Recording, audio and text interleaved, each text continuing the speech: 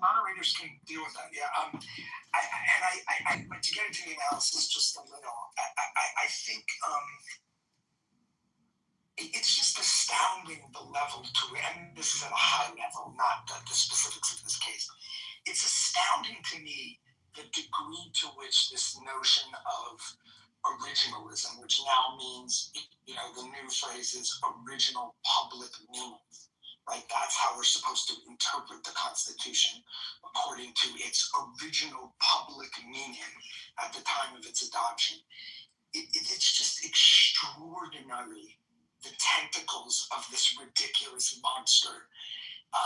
It just creates the most absurd of arguments. The executive order specifically denies birthright citizenship to undocumented residents of the U.S. or undocumented people present in the U.S., even if they're not residents. Children of, right? It denies birthright citizenship. Only someone being born can have, yes. So that built into that is the concept of a person being born. So it's the babies. At the time that the amendment was adopted, the concept of an undocumented person didn't even exist. And so you just get these Alice in Wonderland arguments that really, if you just take a step back, they just don't make any sense at all. Trying to argue about the quote-unquote original public meaning of the 14th Amendment and what that means with respect to a category of people that was not even a coherent concept at the time that the amendment was adopted is just, it's the same thing we saw in the abortion case. It's the same thing we've seen in the Second Amendment cases, where you just get this ridiculous kind of analysis. And I suspect there's going to be more than one justice who is going to adopt the position that was urged by the Solicitor General today. But I don't think it's going to be a majority of the court. I cannot see 5 justices ripping birthright citizenship away from, I guess, what's estimated to be, 150, 200,000 people a year. And furthermore, as was mentioned in the questioning, several justices, and this is a theme with the Trump regime and their strategy at the Supreme Court, several justices asked the question, now you're only asking for us to say that it's legal to do what the executive order does, which is only prospectively, right? It doesn't apply to anyone who's already born. It only applies to future births. But, said the justices, the logic of the government's position would apply just as much to people who were born last year or 5 years ago, or for that matter, 80 years ago. And again, all you get, and this is true in some other cases too, it was true in the abortion jurisprudence as it developed, is, well, that's all we're asking for today, right? And you really don't get any answer to the very, very scary question. The logic of your argument, if we accept your rationale of why you win this case, that rationale applies just as much to someone born last year as it does to someone who hasn't been born yet. And I just can't see a majority of the justices opening the floodgate to that possibility. Not only that it will mean that children born here tomorrow or after the decision can't be citizens, but that it could then be applied next retroactively to take the citizenship away if the number is 200,000 a year. Okay, if you go back 10 years, that's 2 million people. I don't know if the number's consistent, but you get the idea. So just on a prognostication basis, I don't think they're going to win, but I think there's a good chance they might try to go narrow, just for lack of getting 5 justices to agree And unfortunately, I just don't have enough time to get into the substance of the arguments on both sides. Maybe at some point, later today or on another day, but I'm just in the middle of a lot of craziness. And then I just wanted to mention very briefly the other case, which is even in some ways crazier, at least it's just as crazy, which is essentially there was a case argued, I think it was only a week ago, but maybe time is compressing for me, where the government is basically arguing that because there's a federal law establishing an election day, right? The basic constitutional background here is states get to decide on the manner of doing federal elections for Congress, for president, but the federal government can decide the time. And basically they argued because there was eventually a federal law setting a national election day, the Tuesday thing that we're all familiar with. States can't accept absentee ballots that come in after that. And to listen to that argument, it's just nuts. And the case, this is my last comment, I have to go. The case was about a jurisprudential concept called preemption, right? Because federal law trumps state law, there's this idea of preemption where the feds can come in and legislate in an area that sort of preempts all state laws. So, the feds might set some sort of standard for something, and it essentially means that the states can't come in and put in a different standard. Preemption means we've sort of occupied the field with federal law, states, and it was actually a preemption case. They were arguing law setting a national election day. That's all the law does. It just says it's got to be this date. Preempts state laws saying that absentee ballots that are postmarked can be counted for 3 days, or as long as they're received within 5 days, they can be counted regardless of the.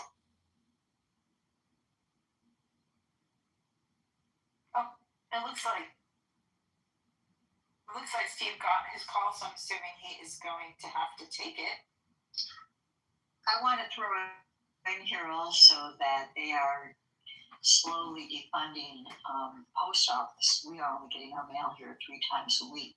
So when you talk about sending it and postmarking it on the right date, they're not necessarily going to get it within 5. Have you heard anything about what they're going to do for military? Doesn't the whole military mail in? I have not yet specifically, but I think this is worth a specific roundup. I was sort of trying to get to this, but I know that the military I would assume the military are, in large part overseas, so of course they would have to do mail-in ballot. Yeah, the military and it's military and real absentee ballots aren't exempt from for now. What is a real absentee ballot? A federally approved one, or if you're really out of town, not we all vote by mail. Mm-hmm. So if you're a senior citizen, you couldn't be in the town that you vote and you just mail your ballot in. You have to go to the polling station. Well, from what I gather, yeah, and I've been watching this rather carefully as I'm a senior citizen. And as far as I know, yes, but I believe that our state is going to prevail on this because we're run by Republicans and we've been voting by mail for 20 years. Well, I think you're the state that's promised to do the first legal. Yeah, I mean, our Attorney General kicks ass. Well, I think what this means practically is that for anyone who has friends or family or knows any senior citizen, the very concrete thing you could do would be to maybe help them get to the polls. I think we haven't heard from Larry, Andrea. Larry, you came up on stage. Would you like to speak up? Welcome, Larry.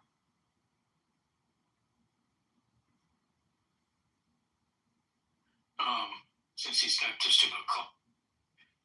I heard Trump stormed out of the Supreme Court when he heard the the arguments being dismantled by his appointees. So I think that to piggyback off of Steve's great comments, he wasn't happy with what he was hearing, and he particularly wasn't happy with what he was hearing from the guys that he's installed on the court. So hopefully that's a good sign. That's a good one. Wait. Okay, well, we are at time, Andrea. Anybody else would like to have any closing comments before we shut down the room for today? Pearls of wisdom. Make sure you have a big belly laugh today about something. Watch something funny, call somebody you like, but chase some joy today. Mm-hmm. We have to. It was good to be with you all today. Thank you. We have to win 26 or 28. Otherwise, this MAGA trend might continue for a while. But I think if we win 26 and 28, MAGA will be in the history books. It'll be a weird read. And watch the hell out for this flu and COVID. And it's not just seasonal.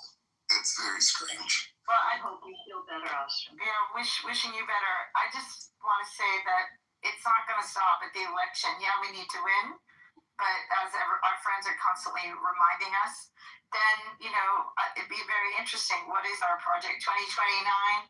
That'd be a fun room to have. And also, we have to do the hard work of how are we going to get the prices down for people? And what are the other, issues? We need some sort of AI initiative to wake the whole country up to it, to be shaping dialogue and outcomes there. What are we going to do? Should we have a big, New Deal to revive the economy? What are some really simple things that we should get through that about 80 to 90% of Americans agree on, like ending Citizen United or ending term limits and ending insider trading in Congress, but you know what I meant. With basically the tax filing season upon us, if you aren't already doing it, I would recommend volunteering at your local library, help people fill out their tax form. For a large portion of people that are not able to do it themselves, usually they're getting refunds. So just wanted to recommend. Force time to be a poll worker, $300 a day in New York plus $100. There's also a good link for where anybody senior or lower income can get free tax help to fill out their taxes. I can try to find the link for that. One thing, anyone who's connected to donors or people that would like to give to something worthwhile, there's a number of organizations that are going to be preparing to help protect elections, fight any issues that arise in the elections, and or maybe could look at helping people get there's groups that are helping young people who often need guidance and support to get registered and get their IDs in order and advise college kids when they have questions. So there's so much to be done, including the regular traditional GOTV organizations, and of course the real small organizations on the ground, like Parafight used to be one of them, but others that'll be turning out the vote. So lots to think about. If we're plugging charities, I would also encourage people to at least look up Doctors Without Borders, because especially with USAID funding minimized under the current administration, those workers need help and need frontline support. No, absolutely. All right. Well, I debated between closing out on a really positive "Let's All Love Each Other" song, or going back to 1992 to an Ani DeFranco song that really speaks to the issues of who is a citizen. So I'm going to go ahead and I'm going to stream that, and then Andrea, we can shut down the room. We'll be coming back together on Friday. So happy April 1st, everybody. And here we go. Pull it up. And here we go.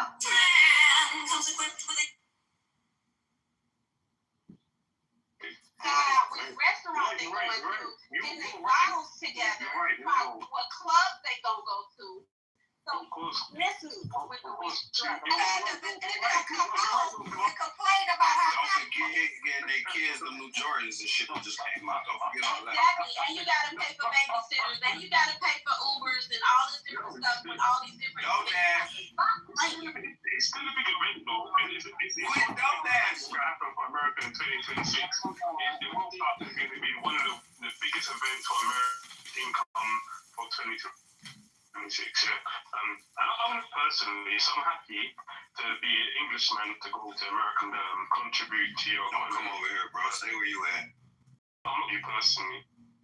Yeah, I'm talking to you. So, you said it's hard for you to put food on the table, or you just complain For a lot of people. Exactly. Oh, we got tables in there. We got to pull our table in there. Eat on his bed. He I make cold told him eat on his bed, on his pillow. He don't got no table. It's hard. Yeah, cool. Money. Yeah, you look like You're complaining for other people. That's from that question. But you know, as far as what you were Why saying, you complaining for other people? as far as what the sister was saying, I've been saying it, and I'm going to keep saying it, that I like Claude, you might like ChatGPT or another, but I truly believe that with your creative black mind and working with the AI, be able to come up with a substantial way to market yourself, create good business, and make good money. But it won't start until you start prompting. It won't start until you start working on it. And you've got to start working on it now. And this is high time to do it. By the end of the summer, you'll have an operable business if that's what you want. And I think that it's all out here for you. Creating LC, creating the C Corp, creating some type of entity for yourself, opening up a bank, creating a Stripe account, and putting things together, cleaning things up, doing your YouTube, doing your Google research, and network with the right people and put it together. I know that you can put something together, and not everybody is hurting. And so it's time to start networking. You've got a lot of people that are here and there, and I think that you just got to get going and get your roll on. And if you do that, I believe by the end of the year you could be a millionaire. Can I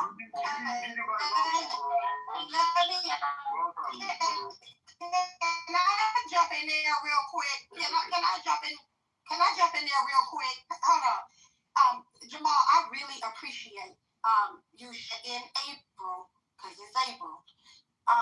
Someone could create a business, a LLC or a C Corp, to your point, and then go out and get funding, and then that business be profitable to make them $1 million. I'd like to see that business model. Anybody has You don't that have in it. anybody that has that in the works, please DM me. I will give you my personal phone. I'm still talking, Jamal. I'm still talking, Jamal. I will give you my phone number for you to call. Jamal, can I finish? I will give you my phone number for you to call me, because I like to see what you have. I like to look at that business model. I may want to invest. Here's the thing. If you have a talent, okay, if you have a, harvest that talent, but don't just harvest it to get into business. Many chefs that I know that go out and restaurant but have no business acumen. The two are not synonymous. It doesn't Can automatically. you say that Yes, again, Steph, please, real quick? Yes, I said I know many chefs that have went out and said they were going to open a restaurant and failed because they have no business acumen. So all I'm saying is that there are many levels and nuances to running a business. That's not to discourage you. Do your due diligence. What I was speaking specifically had to do with how you gain more money to survive and thrive not in the long term, in the short term. And that's why I brought up, again, other little services. Why doesn't I get a logical response back to What's that?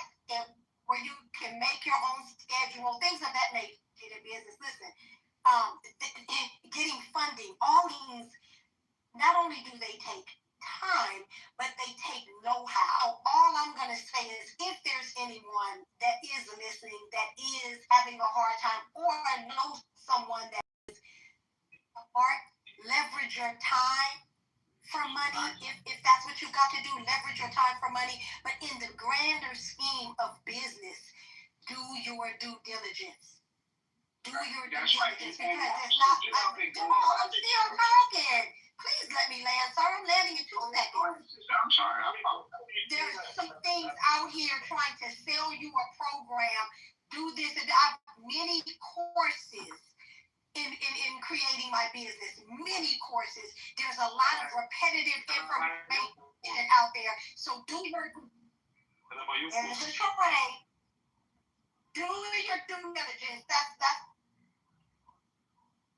Has anybody? Watch us not get a logical response to nothing she just said. Well, I mean, the first logical response is you got to get out of your bed and have some get up and go. I've been working since 3 o'clock in the morning.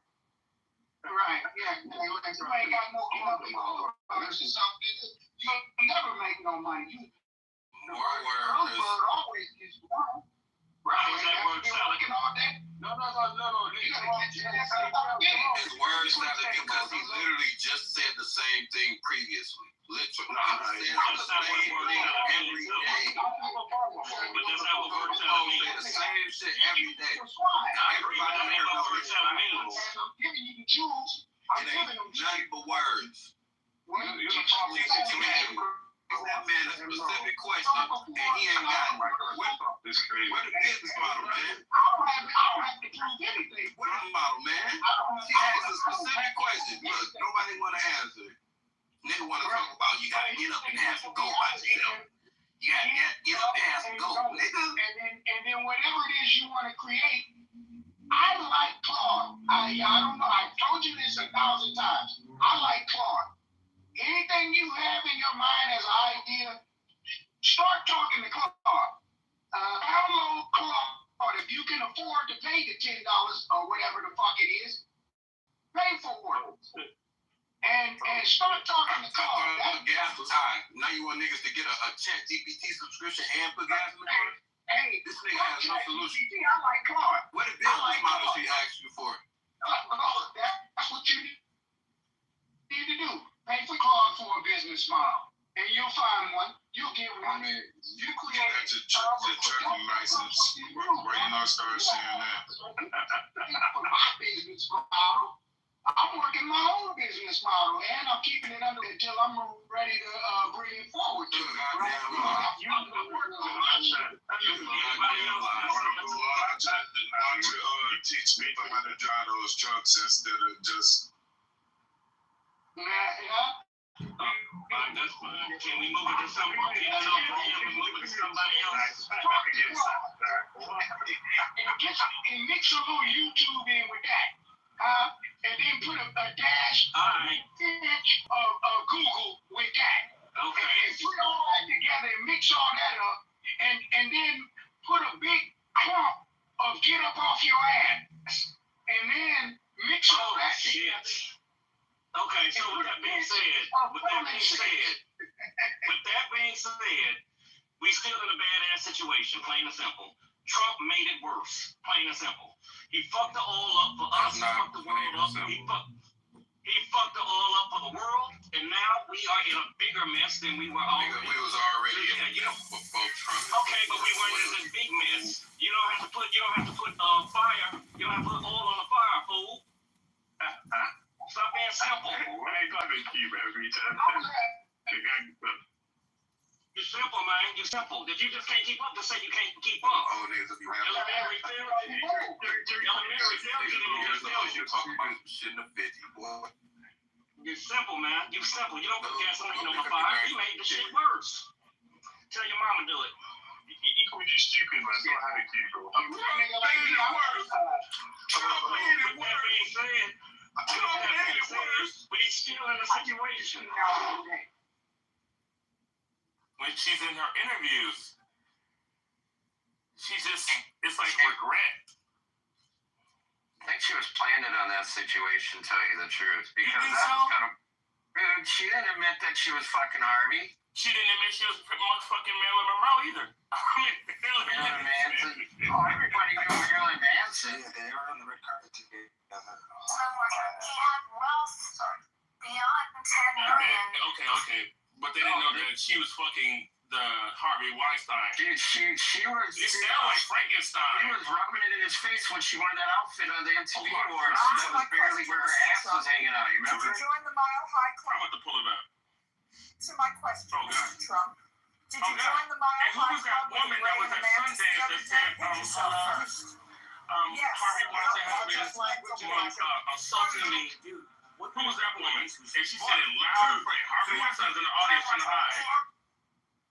And here's another thing, though. You gotta understand. So, Harvey was basically the fucking scapegoat. There's the scapegoat because guess what? Guess who's had two daughters that were interning for him? Obama's daughters. Oh my God! This is when Obama was being looked at for the Pizzagate.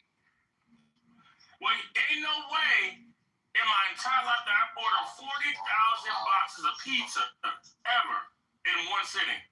Exactly. So when Pizzagate dropped, guess what happened right away? Misdirection, the Me Too movement popped, right? Remember that? Who dropped? Okay, so Pizzagate was coming out. Pizzagate was being like a conspiracy or whatever. Remember with the guy who shot up the pizza joint? The guy who was one of the Rothschilds. He was one of the Rothschilds. He looked like Luigi from Super Mario. His name was Luigi. I don't know. It was something else. But anyway, so the guy shot up the place, and that was the main focus. And the names were supposed to get out, the Clintons, the Obamas, and all that. Guess what happened? Harvey Weinstein, Me Too movement. He's a fall guy. There you go. And guess what? His two daughters were planted. Because look at Obama was giving Harvey an award. Look at all that. Oprah was hanging with Harvey. And allegedly, I heard that Beyonce and Jay-Z were hunting children in Africa. What was the relationship with Harvey and Jay-Z? Well, okay, Band Apart was actually a music production video company as well, besides movies. So guess what? Harvey put a lot of money in production and stuff in a Band Apart. Well, it's a music apart because I deleted all my Beyonce and Jay-Z shit. Anything affiliated with Rock Nation.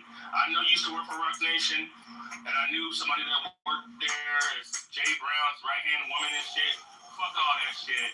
I know. I just feel like going, but it makes you not even want to do music anymore. And then you have to put it in perspective. I know what you know what I'm talking about, Shannon. Yeah. When the artist comes to that point of like, you gotta put that on the album. You know what I'm saying? And the purpose is the children. I'm doing it for the kids. Yeah, well, you know what? You have a pretty good manager. She's pretty down to earth, and you know, and so yeah, she wouldn't be Dude, my boy wouldn't be messing with her if she wasn't cool. You know what I'm saying? Look, let me tell you, they call her Skinny Monkey for a reason. She don't play no games. No, but she's a badass, dude. She's very well known in the industry, and another thing is that Chad and my boy, they were like, yard noise. So, I mean, she was repping them. So, I mean, and Chad is a totally down to earth dude. What's going on with Chad and Pharrell? That shit going on with him not getting credit for all the motherfucking hits that he I'm getting messages on that shit like daily when that shit pops up because my boy, like, dude, my boy's around Chad like almost every day, dude. Chad moved back to Virginia Beach, by the way. Okay. Wow. Yeah. And Pharrell was in court and couldn't even sing a note. I mean, he couldn't even tell you what the notes were or progressions. Nope. Isn't that crazy? That's like DJ Khaled. DJ Khaled looks like a retard at the fucking production computer, dude. He's like one or two fingers, like, dude. I'm like, what the fuck, dude? I'm like, dude, what? It doesn't even. It's like. Did he pop a Molly before he got to the session? I don't know. I don't even think he's the one that makes the music. I think he's just the guy that they make him look like he does. I'm sorry, but that dude does not look like he knows how. These big producers hire other producers under the camp like Darkchild did, and then they produce it. They come up with it. They bring it to him. Then he adds his thing to it, and then he puts his name on it, and they sign the agreements that hey, I'm the producer, main producer, like Timberland. However, these are the other producers underneath it that added the stems. So you guys are talking about all the alien hybrids in celebrity world. Yes. Okay. Because I'm gonna tell you this much. I've been writing. You want to hear what I wrote? Yes. Yes. Hold on. Oh, this drink is good. First made were the angels, and you better believe that angels are real. Demons are angels cast out of heaven and bound down to the earth, and the evils of this realm are real. They will deceive you to believe that they aren't here, but they are here. And they are after your spirit, your soul, your aloosh. Many consider them alien. They mingled and meddled and slept with man's women and gave birth in Nephilim. The giants amongst man. And giants are real. Goliath was real. And David killing Goliath with a sling and ordained king by God was real. God is real. The orb of light that levitated and shot off into the sky, then disappeared, was real. I saw it. I was there. I saw it. Opened my eyes. Man bore witness to the supernatural creator of all timelines, all dimensions, all parallel realities, synthesized and crystallized into one thing in the entire multiverse, and all of the infinite multiverses. It was a man, Jesus Christ. God. It was a man. To the Jewish intelligence community, who stood up to the Roman military-industrial complex, who stood up to the authorities and spiritual wickednesses, sacrificing his own life for the kingdom of eternal life, conquering death to walk amongst us yet again, is all real. We are at war. It's an ideological war, a civility war. The spiritual war is real. The strong will survive. The preservation of the human race is dependent on its capacity for resistance. Resistance to the stripping and mining of your identity. Resistance to the comforts of technology designed to control you. Now is the time to free your mind. The artificial wombs that are being built in fields are really there to harvest every ounce of your energy. For the human body generates more bioelectricity than a 120-volt battery and over 25,000 BTUs of body heat combined with an advanced form of fusion. The elites who worship machines possessed by demons have found all of the energy they need for their technological revolution. They will be sold, some for family, some for organs, some for science, some for slaves, some for soldiers. But the most valuable will be kept in the basement, for they will be keeping the lights on. They will be sold as batteries. Their technocracy is enslavement. Their transhumanism is really an illusion. This illusion is a psychological matrix designed to keeping the war effort appearing to be paralyzed. pulling the wool over our eyes, putting in a tremendous amount of effort into poisoning the water, poisoning the air, putting chemicals in our food, vaccinating liquid metal mercury into our bloodstreams at birth.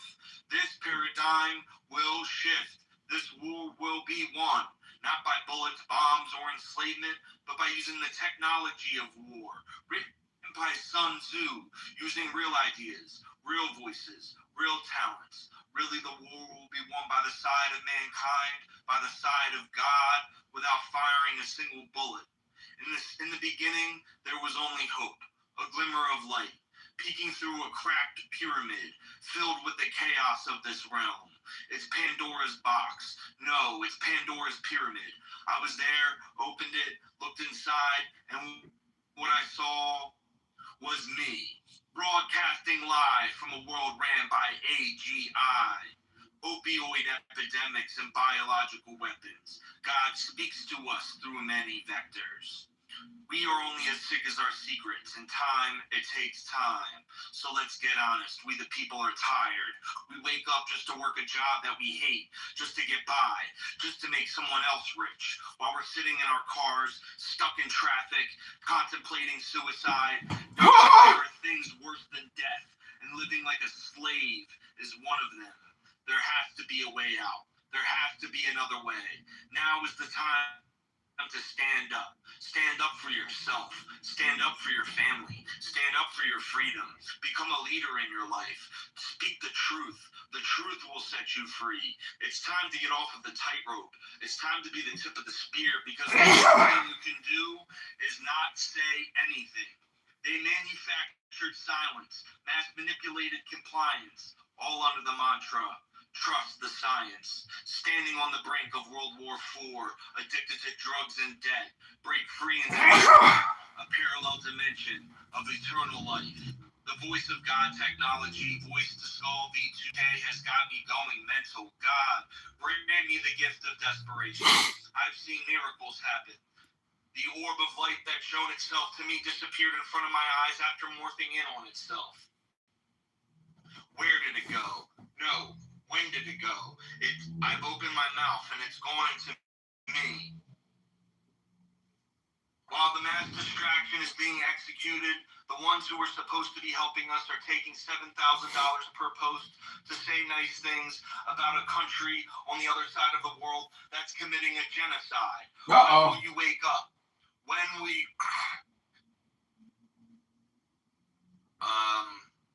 Don't listen to me. Listen to God. He's screaming from the rooftops. Open your mind. The nature of reality is not defined by your ability to bend the world to your will. It's definite. It's defiant. It's infinite. It's God's will, not ours. Through struggle, we find strength. Through hate, we find grace. Every moment that goes by is the divine expression of this order in the universe. Be here now. Be still. Thanks for letting me share. Hooray! That's pretty dope. That was dope.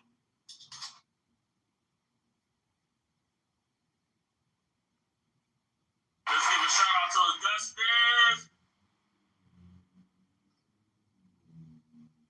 Thank you. Yeah. Looks like I lost some people though, but it's all good. That's me. Augustus. Look at my PTR. Tell me what you see. 1 second.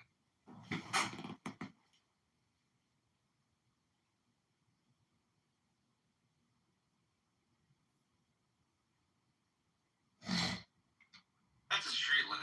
No, it's not. Yeah, it is. No, it's not. Is it a UFO? Yeah.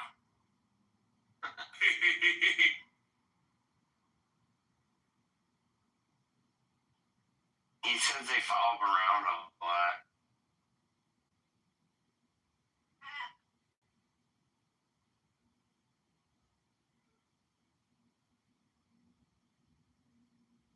Check this PTR out, y'all. So I looked at the sky, and the sky, it looked like a firework, right? And then out of nowhere, a ship just manifested.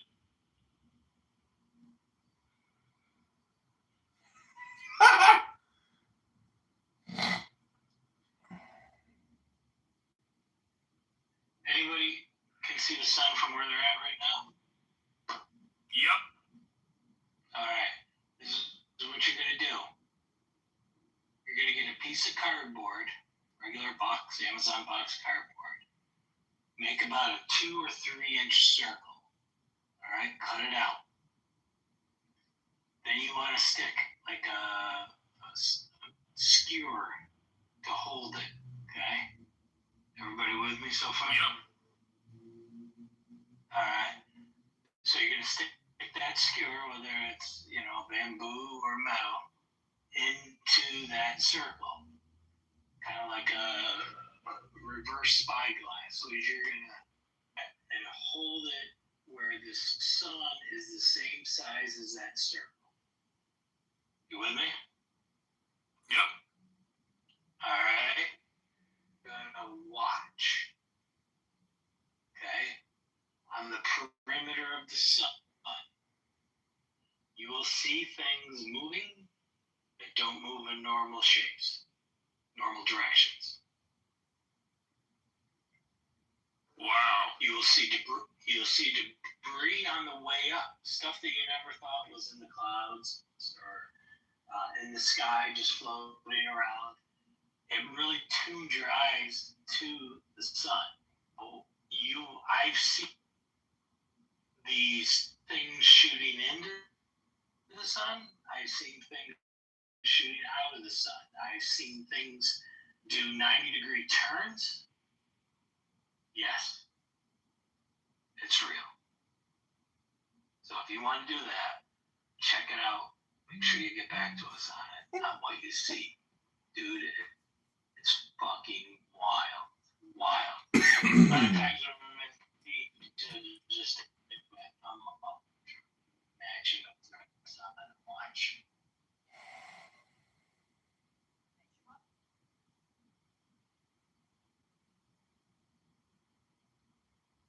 What's crazy is to see shit moving slow, darting, moving fast.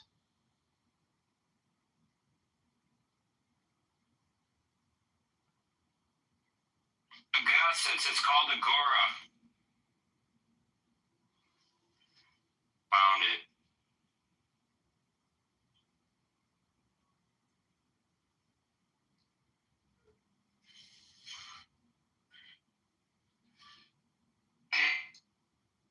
I play that link I put in there of Anna Pauline back and forth talking about hybrid.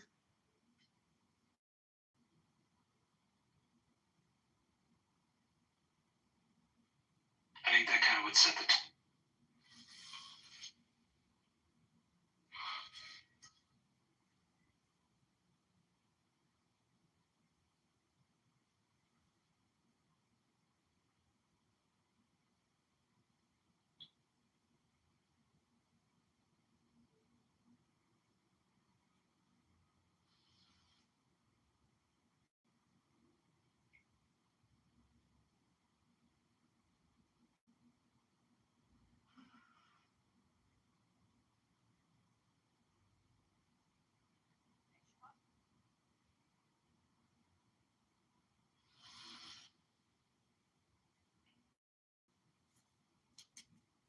Yeah, we got to get back on topic.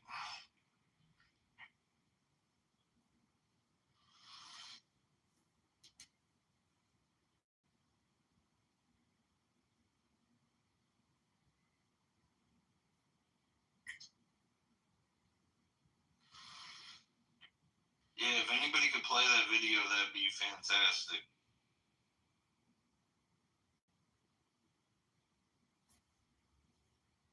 What's up, Most Post or High Post? Yo, what's going on, bro? Thanks for joining the stage. Yeah, let's get back on topic.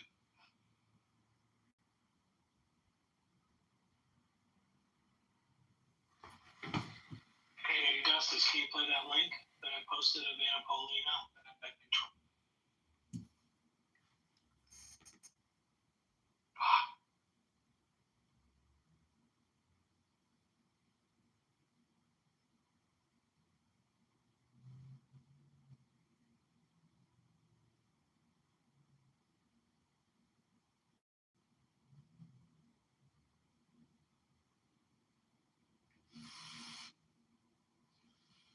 What'd you say? Post the link. If you play the video of Anna Paulina talking about hybrids back in 2020. Yeah, I gotta make a call real quick, and then I can play the video. If someone else can play it, that would be even better.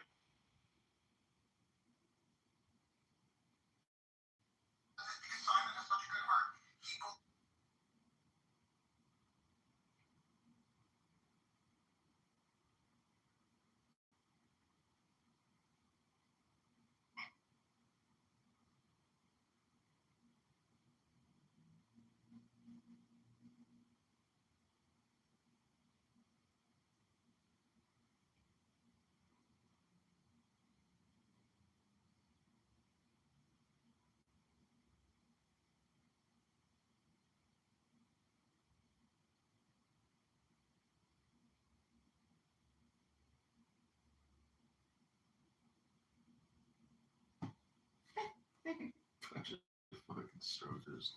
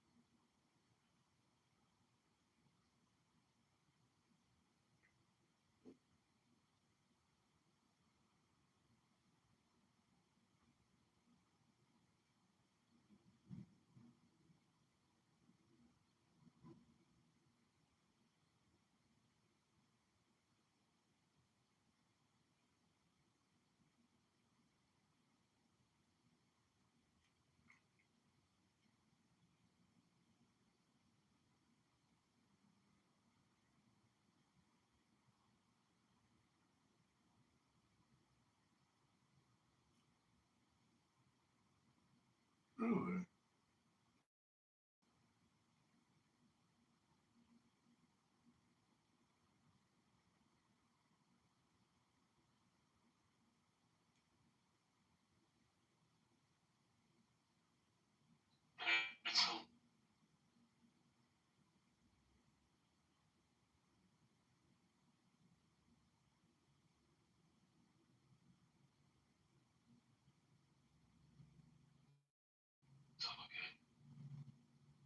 So why do you think the release of Boyfriends. Matt Gaines talking about disclosure on hybrids living among us, and another post corroborates the entire story all on the same day?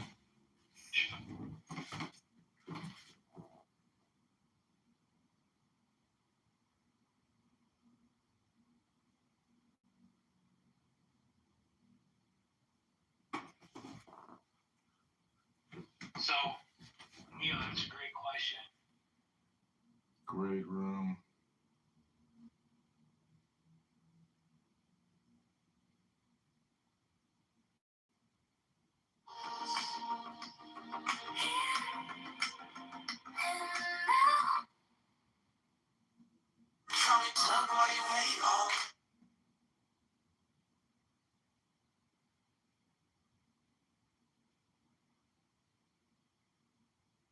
They said it's in the books on the top shelf, hidden in the codes of the star belt.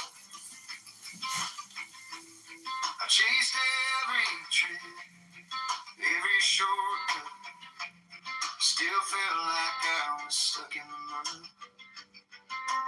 And then my granddad laughed and said, boy, lean in. You keep asking what, but not who you've been. Secret wisdom of success.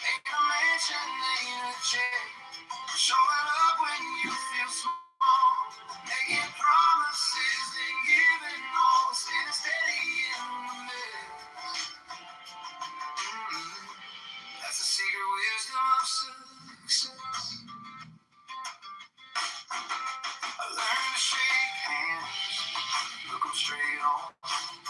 Say I don't know yet and still stay strong. Turn a late night long to a listening kid. Count my blessings more than the money I give.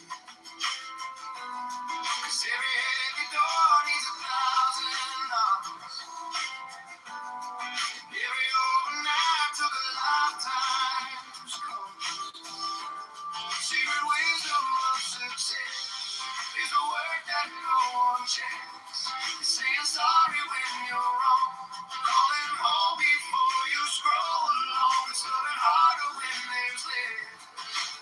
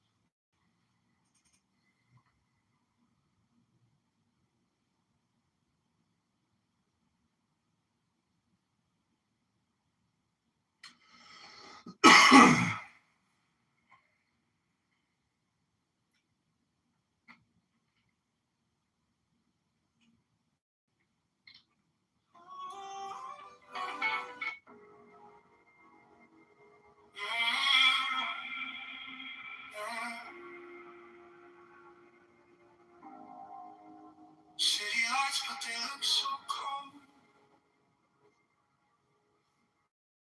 Every promise already sold. Running circles inside my mind. Dreaming of a free time.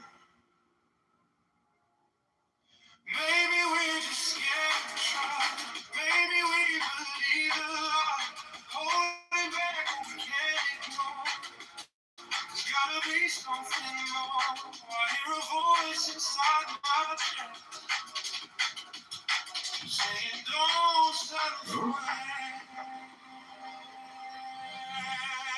I'm craving change. I need to feel something real. Not just talking. I wanna give more than all this empty spin. I'm craving nights when hope ignites, hearts that rise and take control. If we're falling, we can stand together. We can change it all.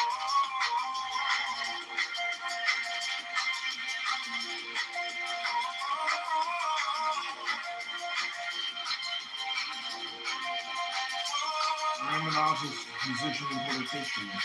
Coach on Libertarian Liberal for Republic of Chicago.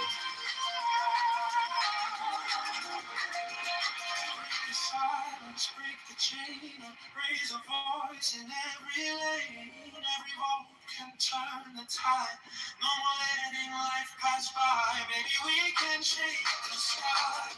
Choosing how we live and fly. Building dreams we can't ignore. There's gotta be something more.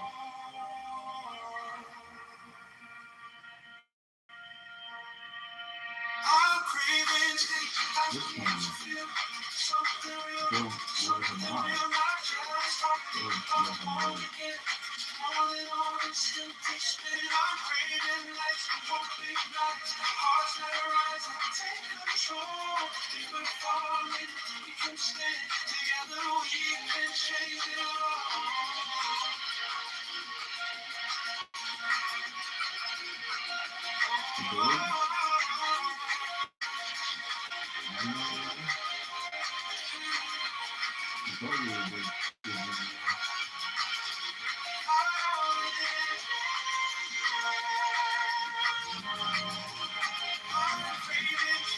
We won't pretend this is not how our story ends. We'll take the risk, we'll cross the line, just to know that this choice is mine. I'm not one of Charlotte's and Brandon Circus Times.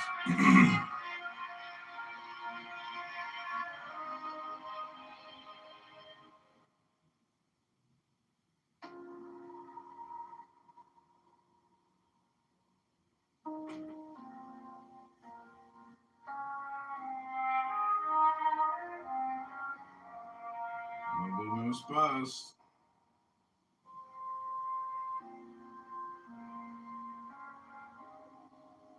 City lights, but they look so cold. Every promise already sold. Running circles inside my mind. Hello? Dreaming of a free time. Hello? Maybe we're just scared to try. Maybe I posted on Instagram in the comments section on this very liberal Democrat Chicago account called book called the Shy Book Club or whatever it is, and I'm getting roasted by Chicago residents, claiming that I'm a ghost, I'm a spook, all kinds of stuff. But I'm just writing back, hello? Hello. So we are about to engage in the book club. That's right. No, this is not a mystical sorcerer, magic, thalametic, Freemasonic, mystical association. These are just books. And I'm just a bald guy reading a book. Stop using me as your evergreen totem pole of catch all projection. I didn't do this. I'm just a man recording you saying all kinds of shit. So I recorded Deep State Patriots earlier. They're back, unfortunately, and they'll be back this Friday. And we are going to record them this Friday. Back as well. Who? Diego, Diego's back! Yay! We'll hit. They were in the masculinity mansion talking about the Jews. Did you hear Tim Robbins yesterday get roasted by the Viking warrior? No, I didn't. Holy shit. It was beautiful because Tim Robbins, he can't stop talking as he's getting roasted, and Viking is just mercilessly roasting him. And Tim Robbins is just like mumbling this Irish like mumbles shit. It is so honestly, it really.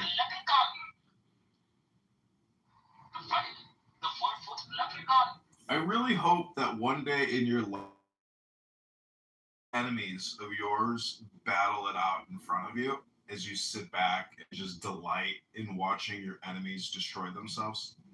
That is truly fully automated intelligence. That's when you know that you've achieved a higher state of intelligence. And it is so delightful. Full automation. See, this is the thing. Most people don't know that their brain is fully automated. They think that the brain isn't completely and entirely fully automated. That's what it is. Some people are just the ashes that, come from the phoenix bird, It's true. I keep my ashes, and do you know what I do with them? Smoke them. You can't smoke ashes, bro. You could try. Sometimes you can get some of what's left. But no, I use my ashes in magical operations to accumulate more power, prestige, and dignity. Just a joke. But I do save my ashes because I think, it's technically you. You consumed what was on that ash. It is now a part of you, and that's what remains, is just ashes.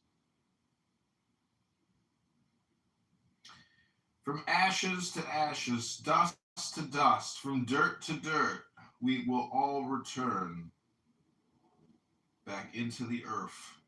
When's the last time you read Ecclesiastes? A couple of weeks ago, or a few months ago. Well, chapter 1 hits hard, especially that one verse. Those won't remember the ones in the past, just like the ones in the future won't remember you in the present. Mm-hmm. Yeah, Marcus Aurelius says the same thing. You're basically just in the Dhammapada, the sayings of the Buddha, it actually calls men and women foam. That to me is like one of the funniest analogies for a human, is foam. Or a bubble. Oh.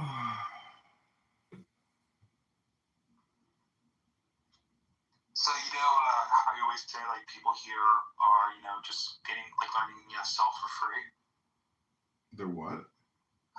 My wife, ESL. Oh, yeah. For free. Yeah. Yeah, my wife actually gets paid, to teach ESL. That's her job as a professor. So she's the one that she's right now tutoring a student for $120 an hour. So. Damn. Personally, which is it's pretty good. Damn, that's amazing. Yeah, and like it's really like word of mouth, communication, hypnosis, where one person will then like hypnotize another person by saying, "Oh, this person's a really great professor," and so she's building her clientele right now, which is fantastic. Like she's teaching at a university, but then after like the classes and she then contacts the students saying, "Hey, do you want like private tutoring, to continue your education?" That's great. Well, I got a nonprofit dedicated to just that. It's called the Chicago Book Poetry and Meditation Society. I'm the founder and president. And no, it's not just an income and tax shield. It's an actual passion of mine. So that little begonia flower, she clipped you, didn't she? It's crazy. Yeah, her and She Wolf. If it was them, it was genius. I did not see it coming. I didn't see it coming. The fact that they came in there and like said prohibitive things and then blamed it on me, and then Clubhouse is like, oh, okay, this is a bad actor, delete. But it was only because I let them speak that they had the evidence to delete me. So you can kill with a word. Yeah, Bind It in Time. Time Bandits. Yeah, that's a good movie. It's a pretty good movie. It's been a very long time since I've seen it. So what are the books of? What are the books for today? What books are we getting into? Well, yesterday we read What is Zen by Watts. We read Wisdom of Insecurity by Watts. We wed the Kabbalah, the Mystic Quest in Judaism, and then we also have Sylvia Brown, The Mystical Life of Jesus, an Uncommon Perspective on guess who? The life of JC. Christ consciousness. Right on. Tells me. You know, it was only because of a black man. I got baptized by a black guy, the YMCA.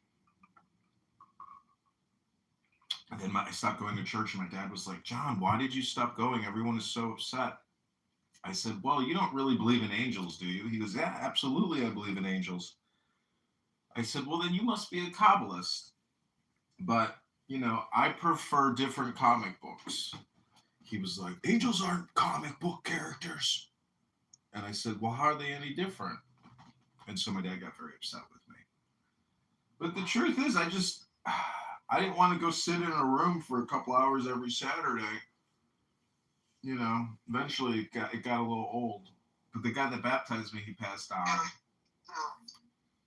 know, like the best option is like not to actually go to like the sermon portion of like church and just go to like the actual Sunday studies, whatever. Mm-hmm. Yeah. Like that's where you get like real sort of like gleans of wisdom from other people, like their own interpretations of the Bible. That's I prefer that to the actual sermon when I'm just like, you know, being sort of like talked to for about an hour. It's not really worth it. Well, we would watch videos of the founder of the church. His name was Ted Armstrong, and my dad would sleep and fall asleep, and I was so embarrassed. I was like, I can't believe we come here and it's like so disrespectful to the you know, to the preacher or to the pastor. Anyways, eventually I stopped going. Like I have a similar thing with like my dad, where like how he treats like customer sort of like employees and stuff. Mm-hmm. Where you know we go to like a restaurant and like he doesn't think that he's above them, but he wants like perfect service, and I'm like, come on, Dad, like these people are getting paid like you know like less than $3 an hour as servers. You're not going to be getting like amazing service. You should just like kind of lower your expectations, and that's sort of like the way that you're treating them, you know? Mm-hmm. Yeah. I think you can actually really find out somebody's persona by the way they treat, you know, waiters, etc. Because it's really also about awareness. Because I was a server, I went from working at Google, making over 6 figures, to working at a pizza restaurant, making, you know, nothing. And the respect that you get as a server just doesn't exist. People just basically think you're a robot. They have no idea that you're a real human breathing human. They talk to you and treat you as if you are literally just a robot and not a real person. And, you know, be careful who you're rude to, really. Like on the internet, like even making this comment on, like making an insensitive comment, even if it's accurate, can still lead to significant friction. So, especially with like Dr. Adams, how he has that ban button. You know, that he can like instantly like ban anyone. It was given to him by like clubhouse overlords. So he literally has it pulled up. You just press it and like boom, you're gone. if you suck one security head's dick, apparently you can, control who uses a dying app. Yeah, it's called sex intelligence. You're the one that brought it up. You know, Epstein was practicing it as well. It's interesting. I never heard it put that way, but yeah, disgusting. And Clubhouse, what's amazing is like the stupid gold coins and shit. Like I actually spent the time to set up my Stripe account, upload my driver's license, upload my W-2, connect my bank account, and then they just delete my account. All that fucking, it's like, are you guys really trying to run a business here? Because like I'm a power user. I'm a fucking power user. So anyways. It would be nice if it was like something similar to like Cash App. Like when you first start out, like it's just like fake money, right? It's like an IOU. And then yeah, they don't really know what they're doing with this app at all. They know what. See, the thing is, it's owned by like one of the richest men in the world, so they don't really give a fuck if it loses a couple million a year, because the value that it. Haven't they secured like $1 billion in funding already? I think I don't think it was secured funding. I think it was just like, well, whatever that headline was. I know what you're talking about. I don't remember the number, but it doesn't really matter because honestly, X is incredible. Like, but TikTok is also pathetic. The fact that you can't say the R word. Yeah, that's crazy. Like, what in the world? That's like, most of these people are, R words anyway. So it's like you're just sort of like describing the nature of what reality is. And so it's like you're just trying to censor reality when you do that. See, I can understand like getting to a point where you don't actually use any offensive terminology because like that's actually not intelligent. You know? Like, hey buddy, like the nice southern way of doing your insults. No, I guess what I'm saying is there's no real reason to intentionally try to insult people. That is just not intelligent. Even if you're offended by what they're saying, to just cascade and create additional friction is not intelligence. Now, I guess it's possible that it could be used effectively, but honestly, in terms of like personal problems and friction that it can create, it's much better to always try to be super rational and de-escalate somebody else's emotional situation. Yeah, it's like to embody the logos. Yeah. It's very hard to maintain in the moment or to even think about it because you're immediately drawn into the opposing party's hypnosis. And well, it's like what the Tao says, but like, I alone be it. I alone am going, tossed away, waved by a wave, So, like when you're like sort of unfamiliar situation, put yourself in that sort of perspective.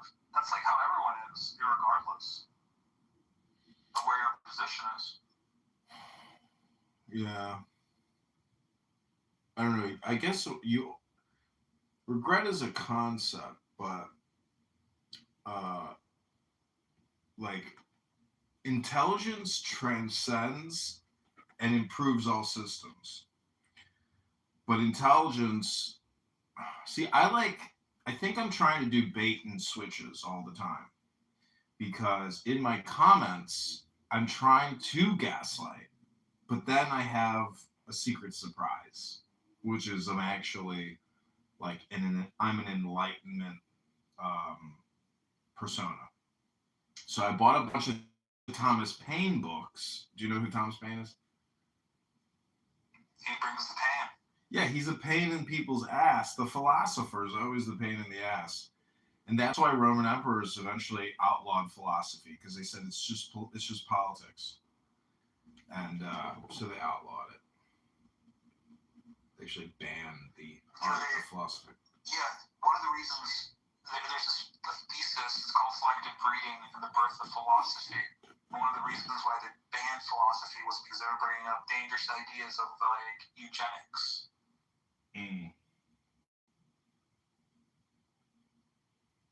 What's interesting too is I think most people think they're philosophers, and so if I gaslight and then they re-gaslight, I failed to note their philosophy, meaning that they're not expressive of it, but also this is like another thing. Like if I take a chick out on a date and you know she's beautiful, she's wonderful, I'm in love, etc.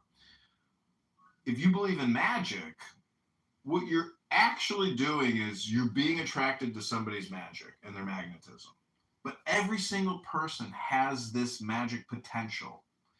And it's not just potential, it's actuality. But it's hard to actually know that everybody walking around on Earth is a magician, a sorcerer, or a sorceress. Well, it's you know, like that's in regards to like the super stimulus, right? People that smile more, that laugh, they stimulate that sort of portion of your brain, and that's sort of like the magic potential that they're kind of tapping into.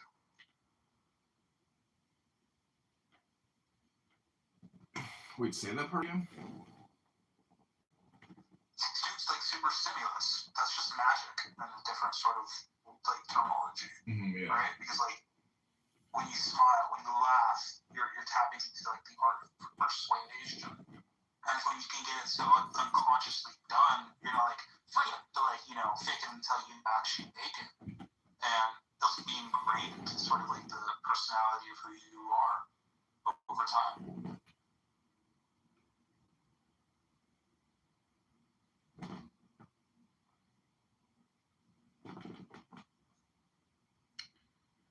You know what's interesting is Sora has these Trump videos of him in like Judge Judy's court, smoking weed, like tonguing and kissing Barack Obama, like crazy Trump videos. I've seen some really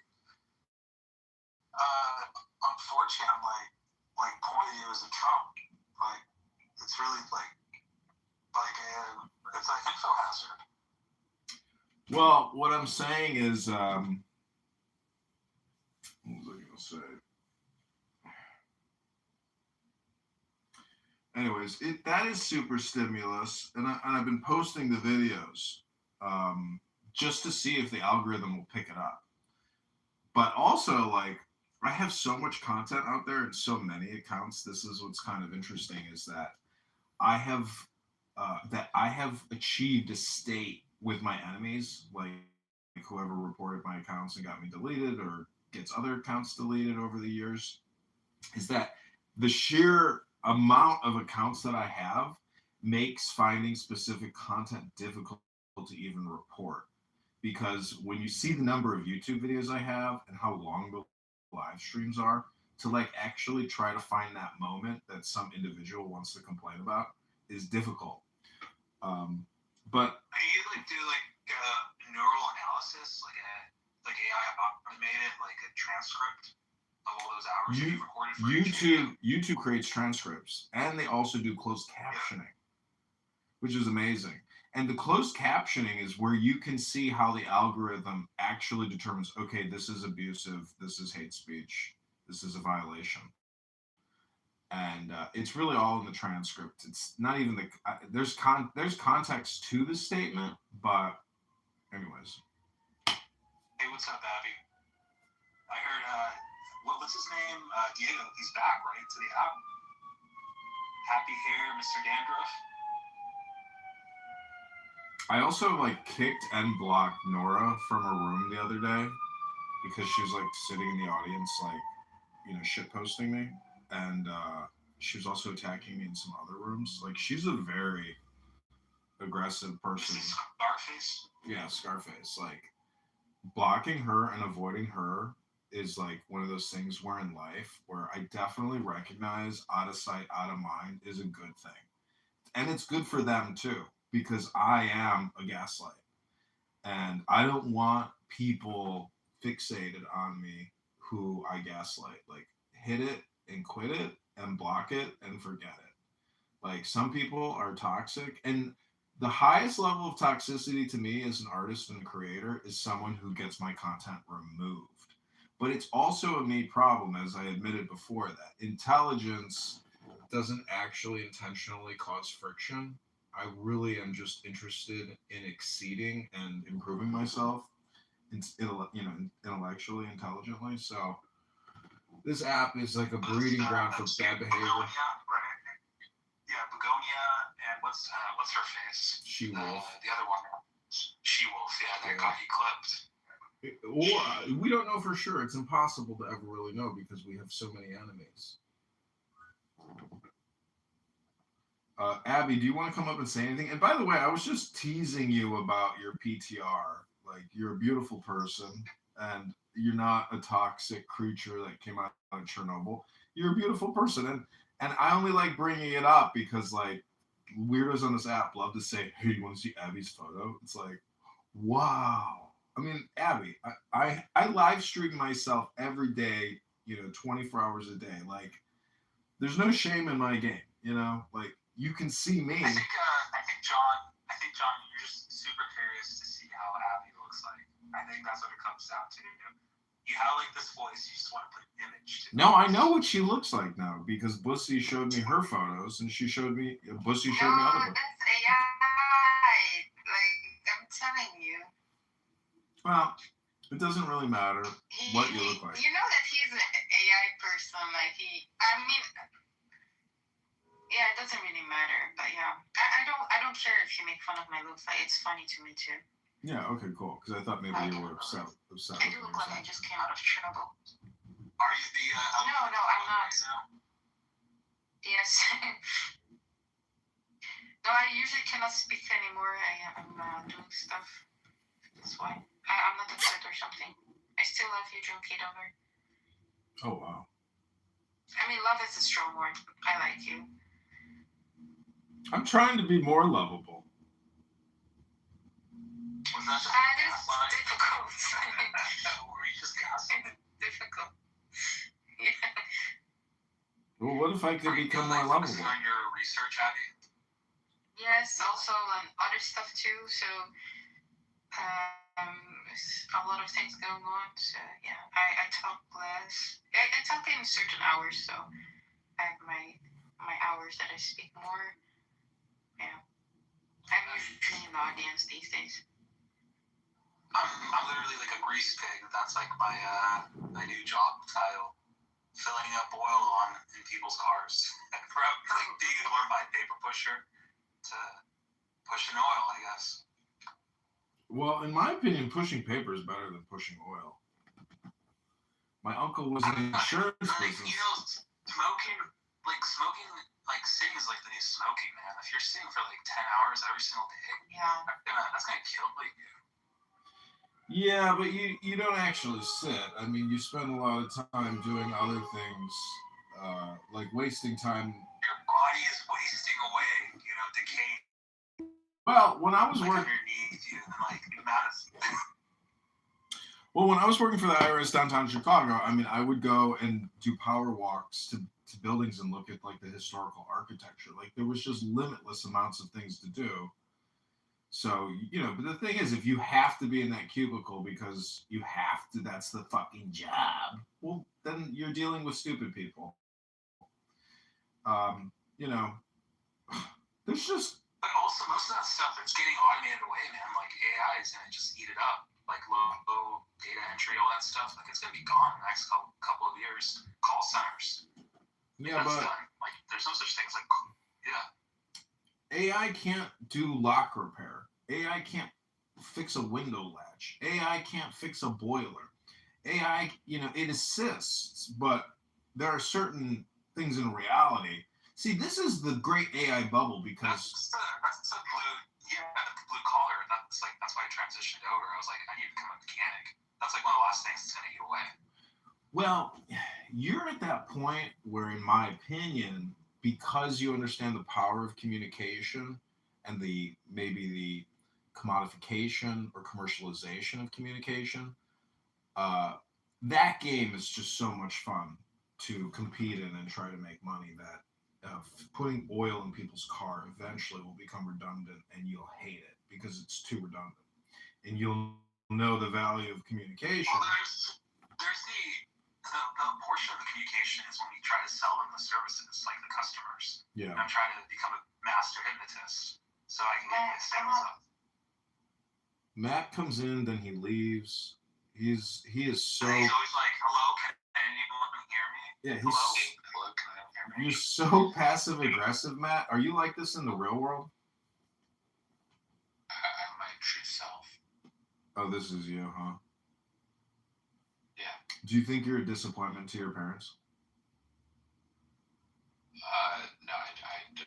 Come on, that's not a nice question. Well, No, it's okay. It's okay. no, I mean, I think all communication is projection, and so I'm risking my own self-esteem by asking that question. Hello? Watch, Matt's gonna leave any moment. It's just gonna, boop, then he's gone. That's what he does. I'm here. Okay, well, tell us about yourself, Matt. Give us a paragraph bio. What would you like to know? Whatever you want to tell us about yourself in one paragraph. Think about it. Go ahead. Yeah, I would prefer to answer like a pointed question about something you would want to know. Okay, tell us about your childhood.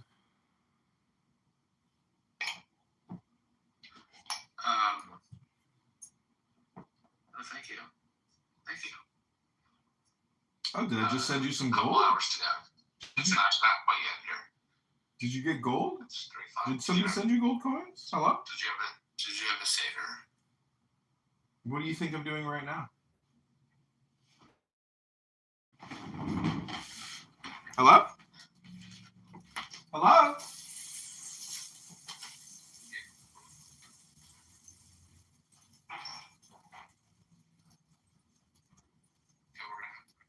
We're gonna have our Passover savers. Your first has already started. Yeah, 8 days. Yeah, I have to go to update that. You crack me up. You really do. Do you know they cut the foreskins of the babies and then they fry it and then it's calamari, but you didn't red lobster?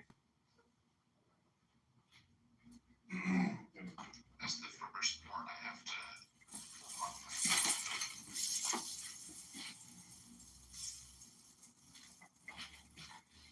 Hello?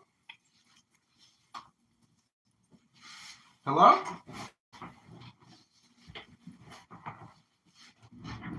Okay, so this is the book club where you can read a book for 10 minutes or 1 minute if you want. You could read a little poem here.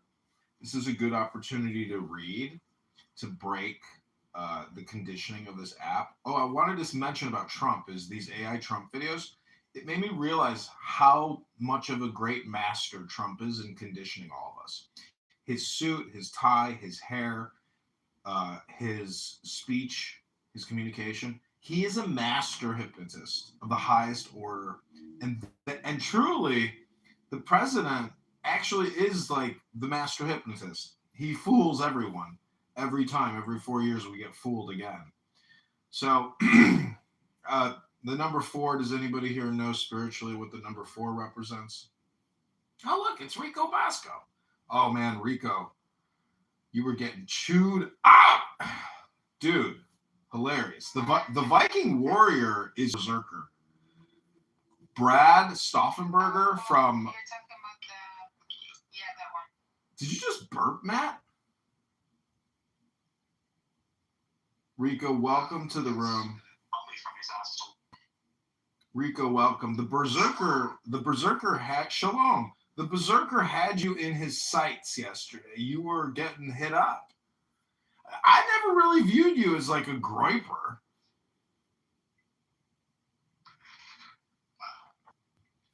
All they did was state the fact that I actually see control as fair Yeah. Isn't that kind of crazy that they're toll keepers on a fucking in the ocean? Like, how the fuck do they get away with that? I can understand the Panama Canal because like somebody had to build that, diversion. But if it's just the open body in the ocean, how the fuck does a country claim taxing authority on a public waterway? I don't understand that. Might is right, right? Might is right. That's what the fascists say. Isn't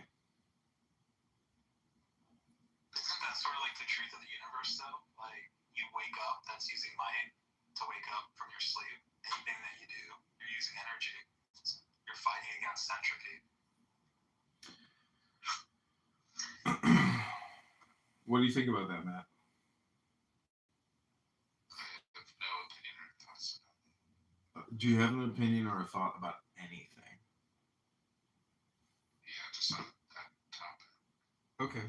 Well, let me ask you this. What do you think about John Kitover, mayoral candidate of Chicago? Got it. All right. Well, this is the book club. And Abby, Matt, Rico, Zen, you can read a book here. Oh, I'm sorry. What was that, Matt? Hello? Would you vote for John Kitover? Would you vote for John Kitover? Absolutely. I'll be voting for myself in the February 23rd, 2027 mayoral candidate, election. I'll be voting for myself. So, this is the book club. Thank you. I kind of want to hear Rico or Matt like read something. I don't think I've ever heard them like actually read anything. I don't read. Yeah, You might have to actually be able to read. You could call it publicly speaking, but I don't think Matt or Rico, despite the fact that they think they're like, cool guys, maybe semi-successful, I don't think they're actually very good at publicly speaking. Have you guys ever done Toastmasters? No, Toastmasters is for people that can't publicly speak. Yeah, that's you.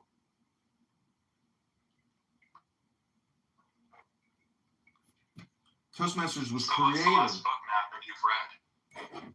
Toastmasters was created for guys like Matt. Hello, Matt.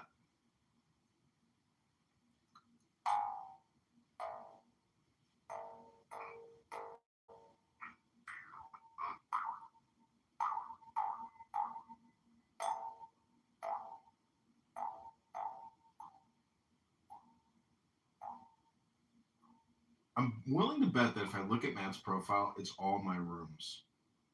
Let's take a look. No? No! Nothing! What the fuck? Damn, you've been in a lot of rooms. Oh. A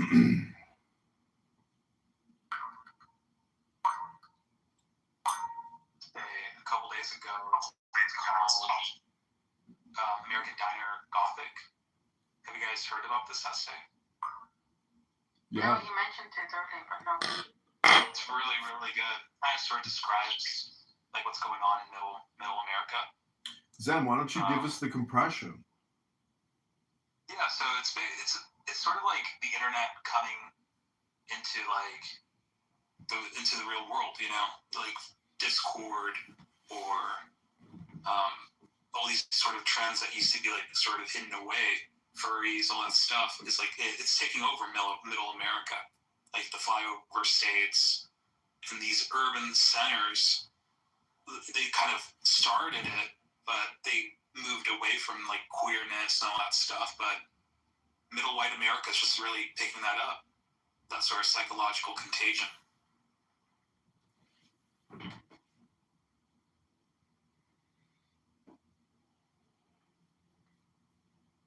Okay, this is the book club. You can read a book here. This is a book safe space. Okay, ladies and gentlemen. You can pick up a book here at any moment and you can just start reading. A book is alive. And it's just waiting What about to... you, Abby? What's like a recent book that you've read that's been pretty good? I have it here. I'll show you. In my opinion, this is actually a great I way. think you'll like this one. It's not the one that I used to read, but this one is a fucked up one. It's of the AI from George Bataille. It's a very fucked up book. Feel like disturbing stories. One book called Blender Babies. It's where like it's like this horror slash it's a horror just a horror like book, and it's pretty fucked up. It's pretty messed up where like these zombies, they need to blend up babies in a blender. Oh wow. Yeah. This is not really horror. It's slightly horror, but it's also not. It's like two teenagers exploring their sexual desires, but it's really written in details and very disturbing in a way. I wish I never read it actually. I cannot complain about the writer's skill that he can go in such depth in describing stuff. So it's very fascinating to me. But definitely like a disturbing book I wish I didn't read. So in the book club, we have one rule. We don't actually talk about the books until we've read them. Oh, we read, yeah. But unfortunately I have to leave soon. Oh, well, that's great. We'll just take 60 seconds. Of it. Go ahead.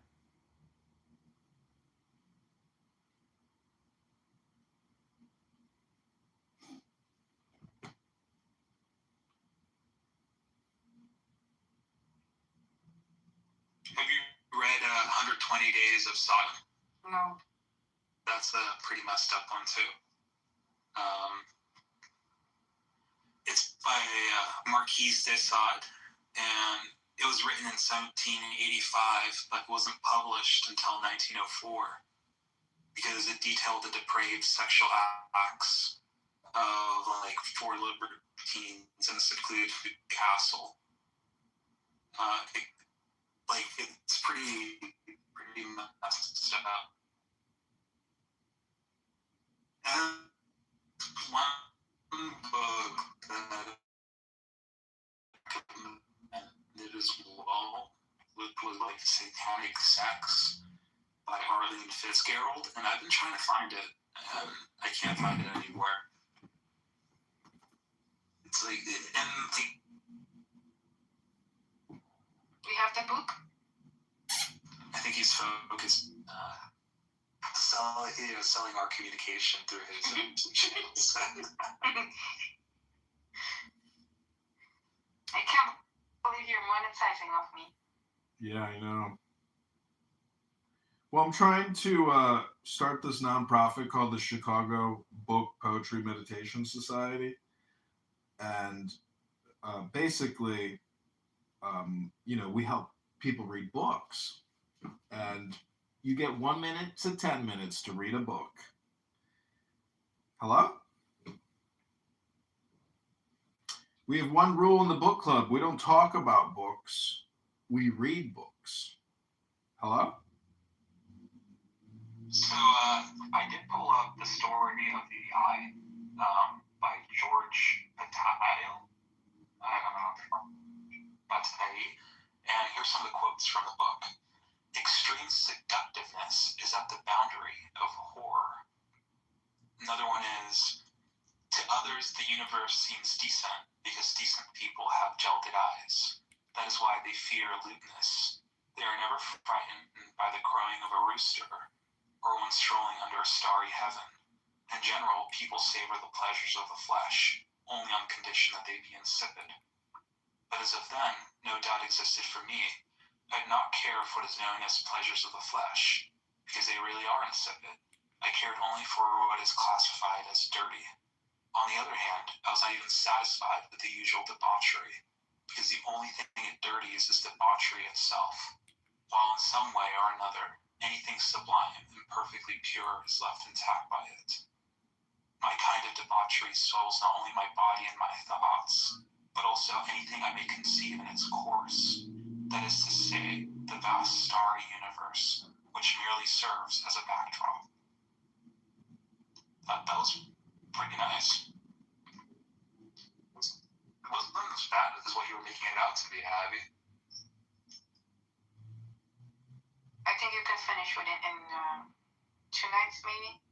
I don't know how long you go usually in one go. Happy birthday, Julian.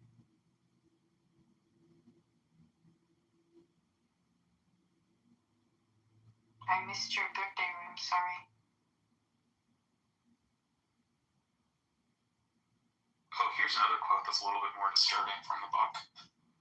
As for the fact that Simon dared to piss on the corpse, whether in boredom or at worst in irritation, it mainly goes to prove how impossible it was for us to understand what was happening, and of course it is no more understandable today than it was then.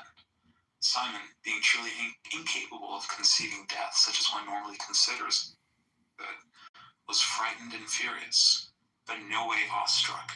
Marcel belonged to us so deeply in our isolation that we could not see her as just another corpse.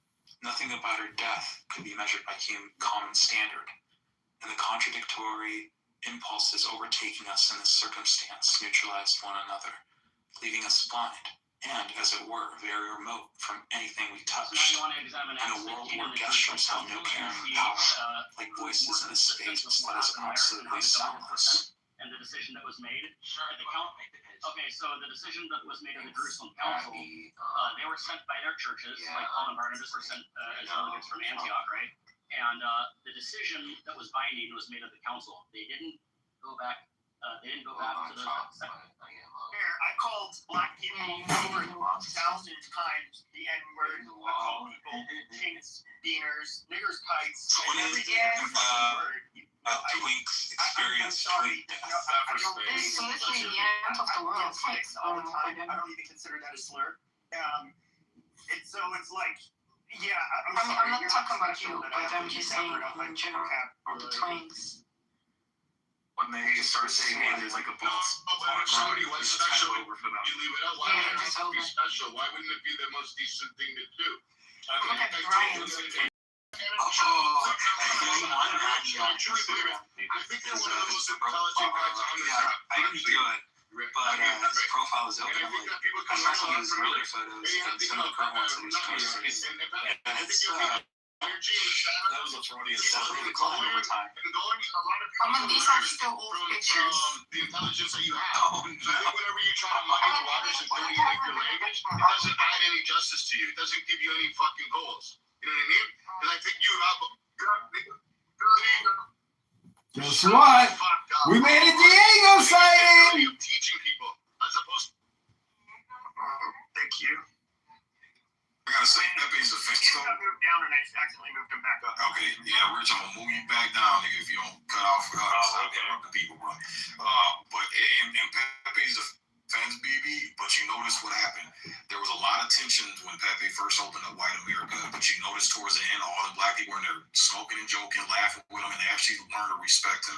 They learned how to tolerate and get past the shock jock language, and then the conversations actually started being very good and very and a lot of substance. A lot of hate. I'm saying, like, I want people don't listen when you're nice and kind and oh hey wait stir up the pot a little bit just to get them into the room, and then you start. A lot of blacks ended up respecting Pepe, and they're like, you know what, Pepe ain't so fucking bad. Yeah, and they should have got shock jocked by the shit he was saying, but you know, you can actually have a good conversation with the dude. He's actually fair. I actually give you a chance to and state your side and shit. So it ended up building we can all hate you together. No, you're right. Even right now with my situation with you, when I came in, it was all hot and heavy, and Pepe was the first one to scream up and tell everybody to shut up and let just me and you have the mic.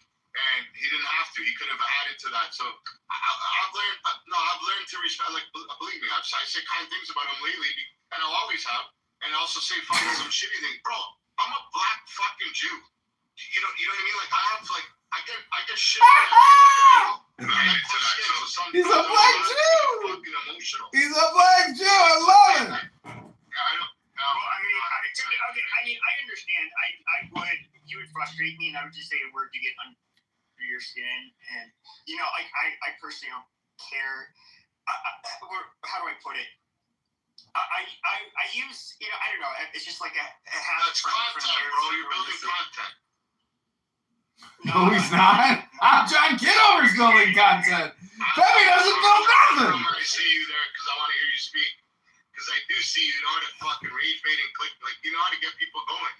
And then whenever it gets serious, you can tell you're getting serious because you're like, shut the fuck up. And then you go on a rampage and it makes a lot of sense. Because there's a lot of people that go on a fucking rant and it makes no sense. For you, it's like, I listen and I'm like, I can hear it. I can. Abby, they deleted 5 of my other Clubhouse accounts yesterday. They took out 5 Clubhouse accounts yesterday. It's time, boy! Points, we've managed to reason civilly and actually come to a consensus on the things that we didn't agree with. That's really rare. I'm basically willing to put a monetary bet that when Pepper meets someone that he is absolutely in love with, there will be absolutely no wording like this that will be coming out of his mouth towards that person. I think some of it's defense mechanism. What if they do their 23andMe or something? I've always had a big mouth. That's always been, how do you put it? Since I was a little boy, something I've it's been my potty mouth. The same thing. You're like that little Johnny in the corner. Me? Johnny? Well, I was like, I how do I put it? I was actually really small at one point. So I'm 5'11" now. I'm like average height, average everything. But I was the smallest kid, 8th grade, and there's me and this kid Ronnie. When we started freshman year, we're like the 2 smallest kids in the school. But yes, I was. This is like going to the observatory deck of a retard convention. Oh, did I say the R word? I meant an R word convention. But we're in the viewing gallery, ladies and gentlemen, looking down on these people, and we're just like amazed that they're spending all their time sitting here having this conversation. But what's the convo about, really? I want to get off topic though. What do you guys think about what's going on with Trump today in Iran? So the latest thing I heard is, so when I started to run the story, and then I had to go, I had a couple meetings to go to, but Trump said they are asking for a ceasefire, begging for one, and he's not giving them one. And then right now, I heard one of the defense or somebody in the IRGC said, hell no, we didn't even have a fucking conversation. I think the second part's probably more correct. They're going to give them a letter. The Iranian IRGC is going to drop a letter in a few hours, they're saying, from their leader. But I'm waiting for it because I have some put options for next week. You think the market's going down next week, Takashi? On certain things. I think defense and oil is going to end energy. Because if the passives are lining up, they're going to be inclined to make some type of retaliation or attack. I am wondering what this is. The weird thing about him going live tonight at 9 is that normally you get like leaks of what he's going to talk about, but I haven't seen anything about that. Who, Trump's going live tonight at 9? Yeah. Oh man, I would love to fucking bet on that. You guys think he's going to engage in a full-scale war? Like it's going to be he's got no choice. They're going to send him peace. Yeah, no choice. I mean, do you think it's going to be a ground invasion shit? Oh yeah, we're building right now, bro. Like all the signs. So they're getting a bunch of troops ready right now. They're doing ground exercises. They're also they raise the enlistment age to 42. Yeah, there's a bunch of signs, bro. Yeah, it's the same shit as 2003. They're waving a bunch of shit. Yeah, they're waving a bunch of sending out a bunch of waivers. That's exactly how it was when I got enlisted, bro. They're just waving everything to get as many bodies in. Well, what'd you say? Like I started off 2.8 and transitioned to 225. You Marine? Yes, 5, brother. Started off do or die. Yeah, I started off 0311, transition 332, and then I just every This is happy. A brain dead Marine. 6170, and I just He transferred. just wants to fit in with everybody. Okay. Just sign up. I was 6283, so EA6B Prowler, Electronic Warfare. And then my tour in Iraq in 07 did FOB security. Got pulled out to a security cadre and did FOB patrol and FOB security. Oh, the EA6B is so cool. I have a model on my desk. Yeah, beautiful plane. I built it right near my house. The ground that's cool. Nice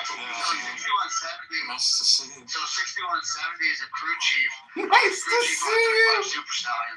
So I went to that route after I did a 2-year recruitment contract. And when I go transition back into 3-4, I ended up talking to the XL, and he was like, "Hey, you want to requal and see if you want to go to Rotary?" I was like, "Fuck yeah, why not?" So my last 9 years active, I was 6170 crew chief on a Super Stallion. Nice, brother. Nice. That's the big boy, right? Yes, that's the big helo, man. Yeah, that's the biggest one, right?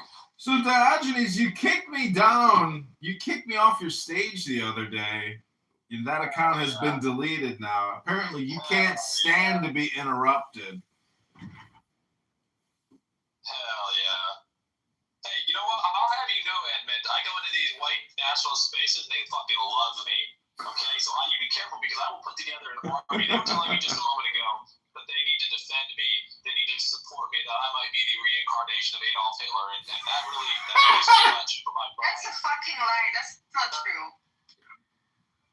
You both are fucking Jewish. Something the Jews you hate. I know. You look just like me.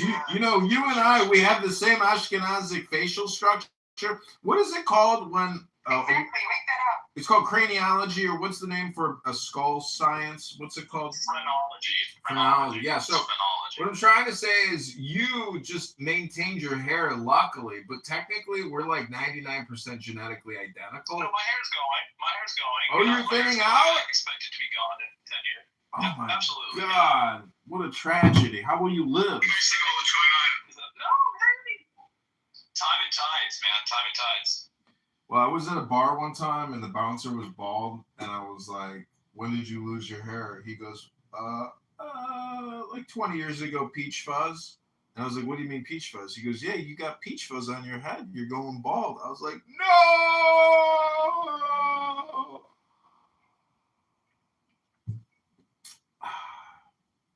So this is. Wow. What were you guys streaming that room? Why was I streaming it? We were just kind of like, we were just roasting some of the speakers there. Oh yeah, there's some dumb guys there. Yeah. That's like the viewing gallery for an R-word convention.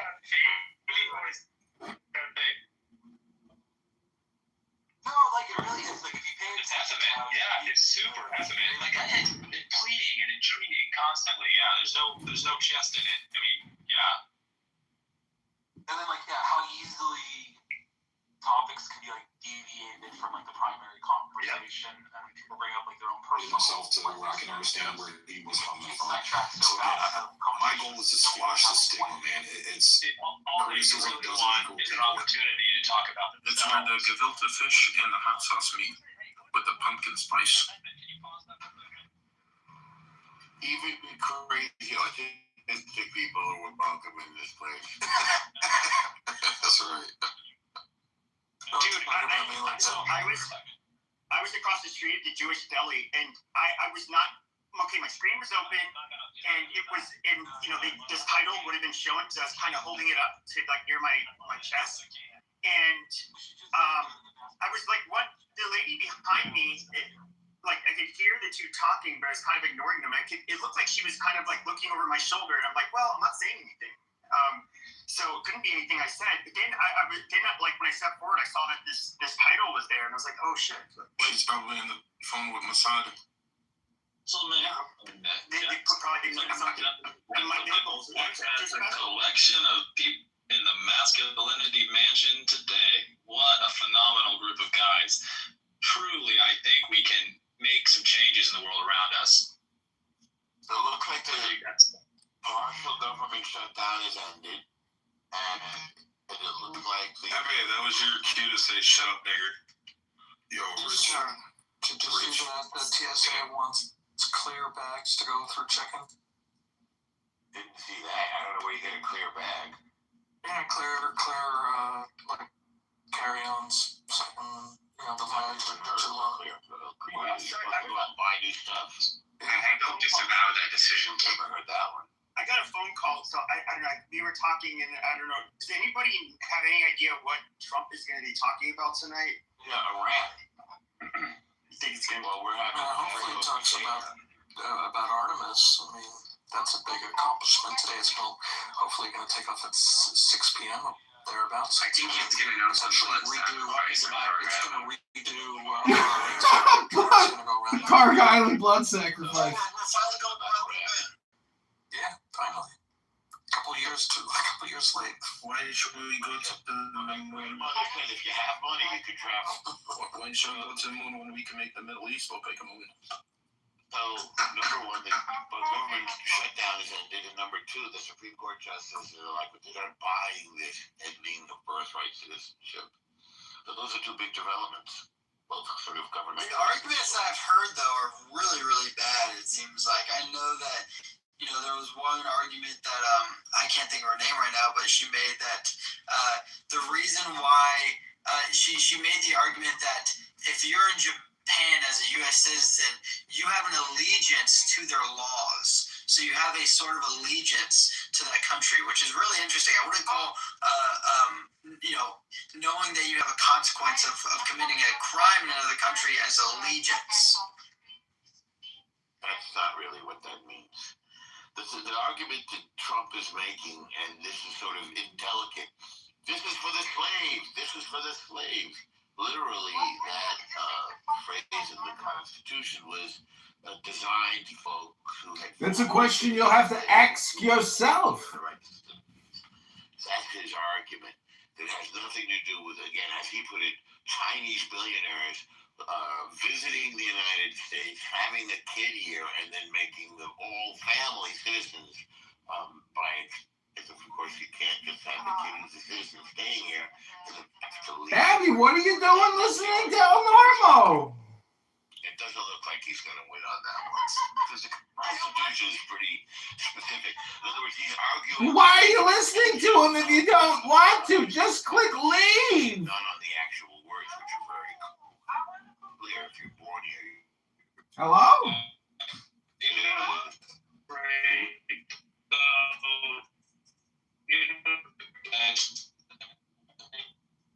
We're all educated enough to realize that the 14th Amendment is not even relevant. It was never properly ratified, and it could not have been properly ratified. We don't need to have useless conversations about whether or not an illegitimate extension of an illegitimate What am I doing right now? is going to say one thing or another. The entire government is illegitimate. If you like to get into the weeds and understand, are you visiting why from another state? Please don't interrupt me. I find it hard as a rule to listen to you whine. It's not a question. I think the term is kvetch.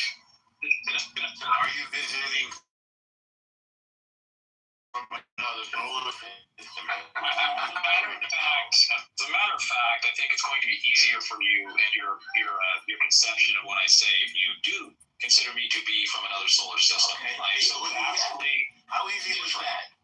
Can I ask you to explain your position? Why wasn't the amendment right? Yeah, I would like someone who shares something in common with me to ask me a question. If there are questions about why the 14th Amendment is not valid, so not you, not Norm. Keegan could say. No, I get why. Come on, why are you exclusionary? Because America is illegitimate. He's an open racist. I am an open racist. Okay, well, I accept your racism, and I. What's wrong with that? Yeah, I accept it. You're willing to accept my racism. I'm willing to help you understand the 14th. Not that there's anything. Yeah, no, I understand the 14th Amendment. My question is, why wasn't it ratified? Correct. Thank you. From your perspective. Oh my God, Katie, your pussy is as sore as your. So ultimately, you have what is called the Civil War. You may know it by some other name. What's relevant is that we understand the time frame facts. You have 1861, the opening of hostility. The Union and the Confederate States of America. Ultimately, the Union, the law. Hello, Kevin. Hey, Hello. This is the argument from Alpha Centauri. Yes, call it whatever you'd like to call it. So the basis for the legitimacy of the government. Let me just say very clearly, if we want something succinct, is that an illegitimate government cannot commit a legitimate act, and that really is the crux of my argument here. And he's not just talking about Israel. I'm not just talking about Israel. I'm talking about the whole thing, the whole time. He's talking about what was once his country. His argument is, once you're a pickle, you can never be a cucumber again. There you go. No, dear, there we don't go. We will not go there. Where we will go is to understand that if a government is illegitimate, its acts cannot be legitimate. And to understand that. So when I tell you that the 14th Amendment is illegitimate, understand it's because the government that sought to impose it was illegitimate. Not only that, that illegitimate government used a process that was not legitimate.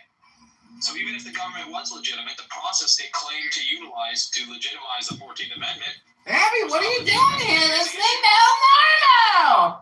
Hey, wait a leave! And the jurists in his party claimed that did not secede and could not secede from the Union. Oh, you must be here listening to your lover boy, Diagonese. The states did ratify the Constitution. They became inseparably party to that contract. That contract to which they were a party specifically laid out the process for the ratification of amendments to the Constitution. After the conclusion of hostilities between the states, who's got an open mic? This is very disrespectful. I'll mute you. Who is it? Thank you. After the cessation of hostilities at the end of the so-called Civil War, the Southern states who were not seceded, this is very disrespectful. I will use this green bean that I have been bestowed with to bring order and discipline if necessary. Okay. Thank you, Norm. I don't know why. I don't even know why you were allowed onto the stage. I'm going to imagine it was a mistake or somebody was bored. But no, thanks. I mean, look, if you if you have something productive to add, maybe we'll give you some time to dry out. Go ahead and put a bow on this. So, at the conclusion of hostilities, the states were still required to send delegates and representatives, House of Representatives, into the Senate, and they refused to ratify the 13th, 14th, and 15th Amendments. And then the lawmakers said, well, it doesn't matter what you have to say because you lost the war. Look it up. I'm not making it up. The ratification process laid out in the Constitution, which is supposed to establish the legitimacy of the state, was not even pretended to be followed to amend the Constitution. So, not to mention that Colorado has a different copy of the 13th Amendment. I don't know if you've ever looked into that. I have looked into that, and I think that it's valid. I've looked into it. I think there's several other areas. But I think what we could agree on, Diego, is that the wheels came off in 1861, and arguing about something that doesn't exist, that is the legitimacy of the government, is a completely fruitless endeavor. There's no point in spending time arguing about what an illegitimate apparatus will or will not do. You have to recognize that it is illegitimate. So whether it works in your favor or against your favor, it needs to be replaced. I don't know why I was given the green bean, but I do enjoy it. I was just looking this up as you were reading it. I understand now. So your issue is that the states revoked, they voted against it. The federal government reseated their governments in those states after Reconstruction, and those reseated governments in the states then approved the amendment, correct? And that's the illegitimate part, is that they were forced. No, the illegitimate part is that the Constitution, was fundamentally violated in 1861 when the northern states invaded the southern states. Slavery was legal in the north. Slavery remained legal in the north. They had just recognized and accepted West Virginia as a slaveholding state into the Union. They had acknowledged that it seceded from Virginia and that it was a legal and appropriate process for them to do this. So, as a matter of fact, the entire government apparatus is illegitimate. We don't need to worry what's going on. It's an illegitimate appendage. Your boyfriend is a sovereign citizen, Abby. On improving our condition, and we'll recognize one of the first things we need to do is explicate what is and is not proper. The language we can use was in the Declaration of Independence itself. It says, what does it say? A decent respect for the opinions of mankind compels us to declare the causes. Well, we ought to do that. We need to declare our causes. We need to draw in stone. We need to etch in stone our causes. But you're pro-slavery and anti-constitution, correct? Absolutely not. And see, this is why I want to make sure you understand. This is why I sent you to. This is why I sent you to the gulag, my boy. Because I would like to ask a question, please. Nothing that I said in any way, shape, or form can go slavery as an institution. It's just a troll. Diogenes, rather than getting distracted by trolls. So let's take the is the ultimate troll. The government has been operating without a legal mandate that there is an ongoing fraud. How practicably do the people take their power back without mass bloodshed? Given the differences in weaponry strategy and the organization state, comparing the American Civil War to. Yeah, thank you, Tuna. That's a great question, and it's a question that I'm sure all of us need to mull over. I can't pretend that I have the single definitive answer, but I will give you the best I can, and that is to tell you that ultimately, we have to create a different system. We have to be able to articulate it.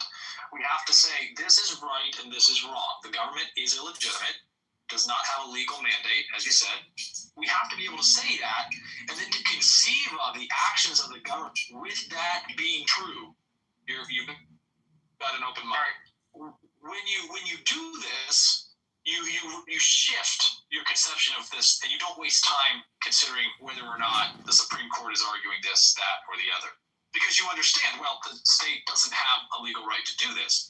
So this is a completely illegitimate act. And so then you're left in a void where you say, well, what is legitimate? And that's what we need to provide. That is how we will create the revolution, when we are able to articulate what is valid. A lot of what we believe, I think, a legitimate state looks like, is predicated on the rule of law. I find very little reason to believe that the law itself, as a tool, is not a great civilizational aid and should not be a basis for our union. I believe that the ideals of free association require that people be allowed to participate or secede as they see fit from a union. Tuna, I saw you come off the mic. Is there something maybe I'm not getting to the heart of your question? You are. It's just raising a sort of bigger question for me. If the basis for a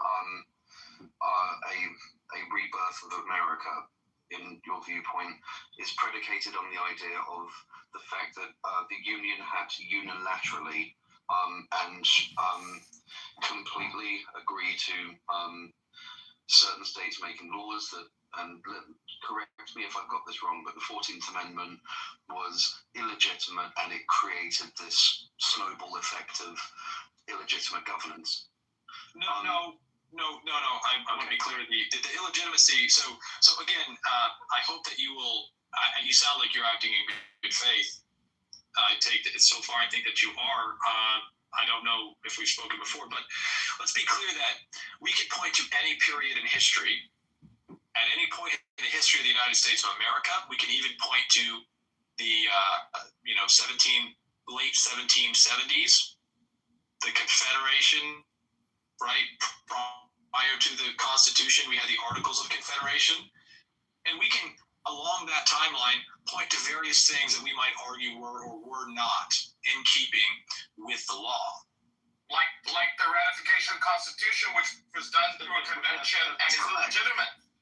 The Constitution itself was fruit of a poisonous tree in that the delegates who were sent to the convention were never given the authority to discard the Articles of Confederation and to redraw a constitution. But my point is not let perfect be the enemy of the good.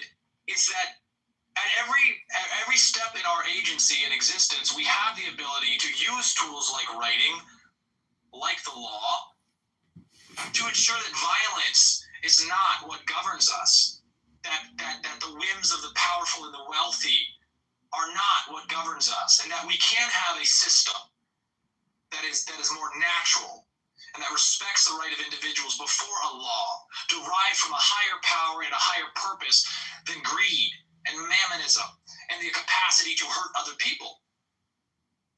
Did you say law or Allah? You can hear whatever you'd like.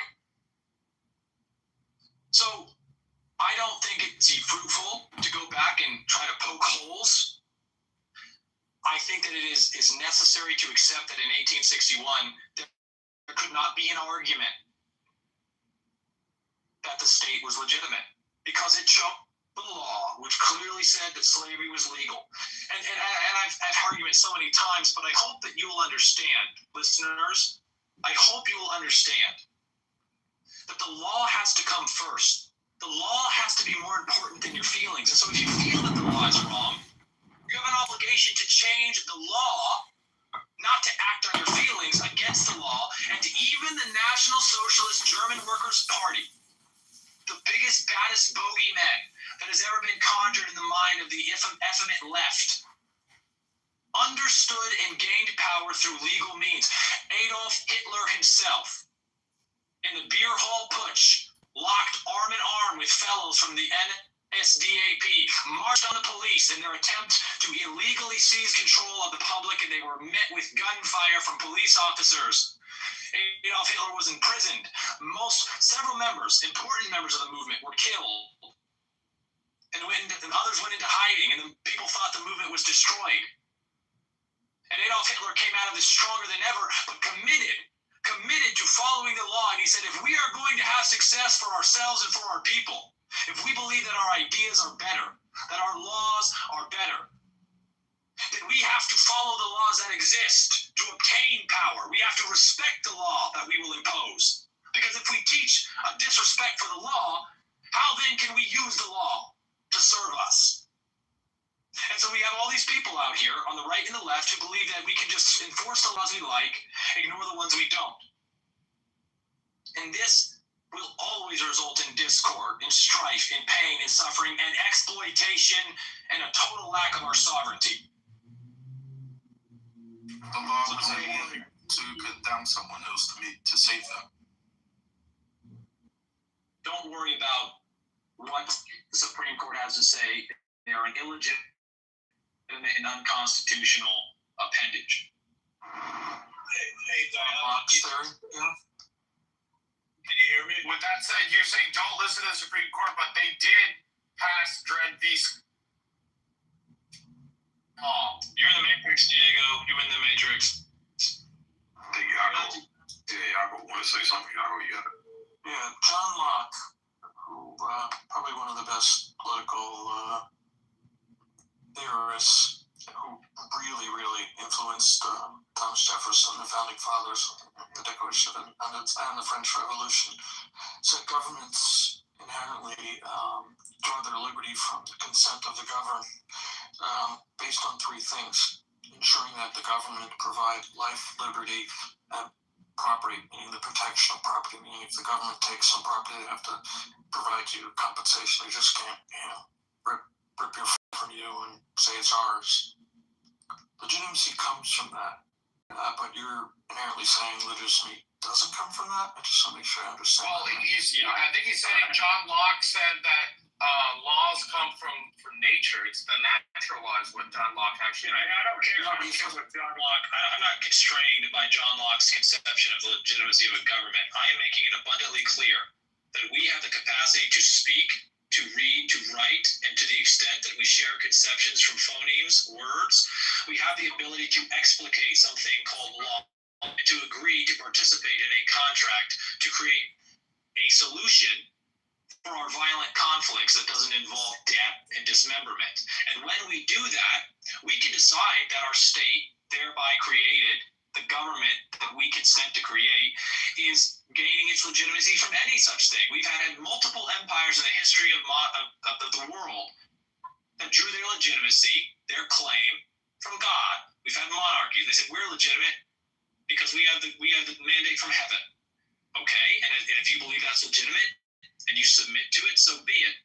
It is maybe a matter for debate, but I think that it is generally accepted that the experiment, the revolution in the United States of America was predicated, nominally at least, in word at least, on the basis that we reject the legitimacy of someone who is not accepting representative government. We reject the idea that someone who is not here and claims something from before we were born can have legitimacy, and that legitimacy must be predicated on something else. They confer and they describe this as the consent to the governed, because everyone has a natural right from God to be free and sovereign and independent.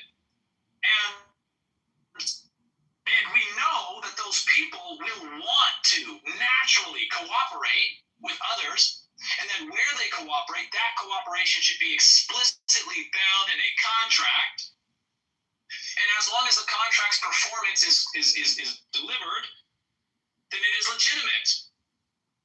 And I'm telling you that the contractual obligation of the federal government created by the Constitution has not been performed. It is not a Democrat issue. It is not a Republican issue. It has just flat out been ignored. We don't have to go as far back as 1861 if that's distasteful for you and you're so ignorant that you can't disassociate those events from slavery is bad. When the state, as you say, fails to provide for life, liberty, and the protection of property or the pursuit of happiness, however you'd like to define it, and you can argue it has lost its legitimacy, and I would agree with you. I don't care how you come to recognize the illegitimacy of the government, but it is wholly illegitimate.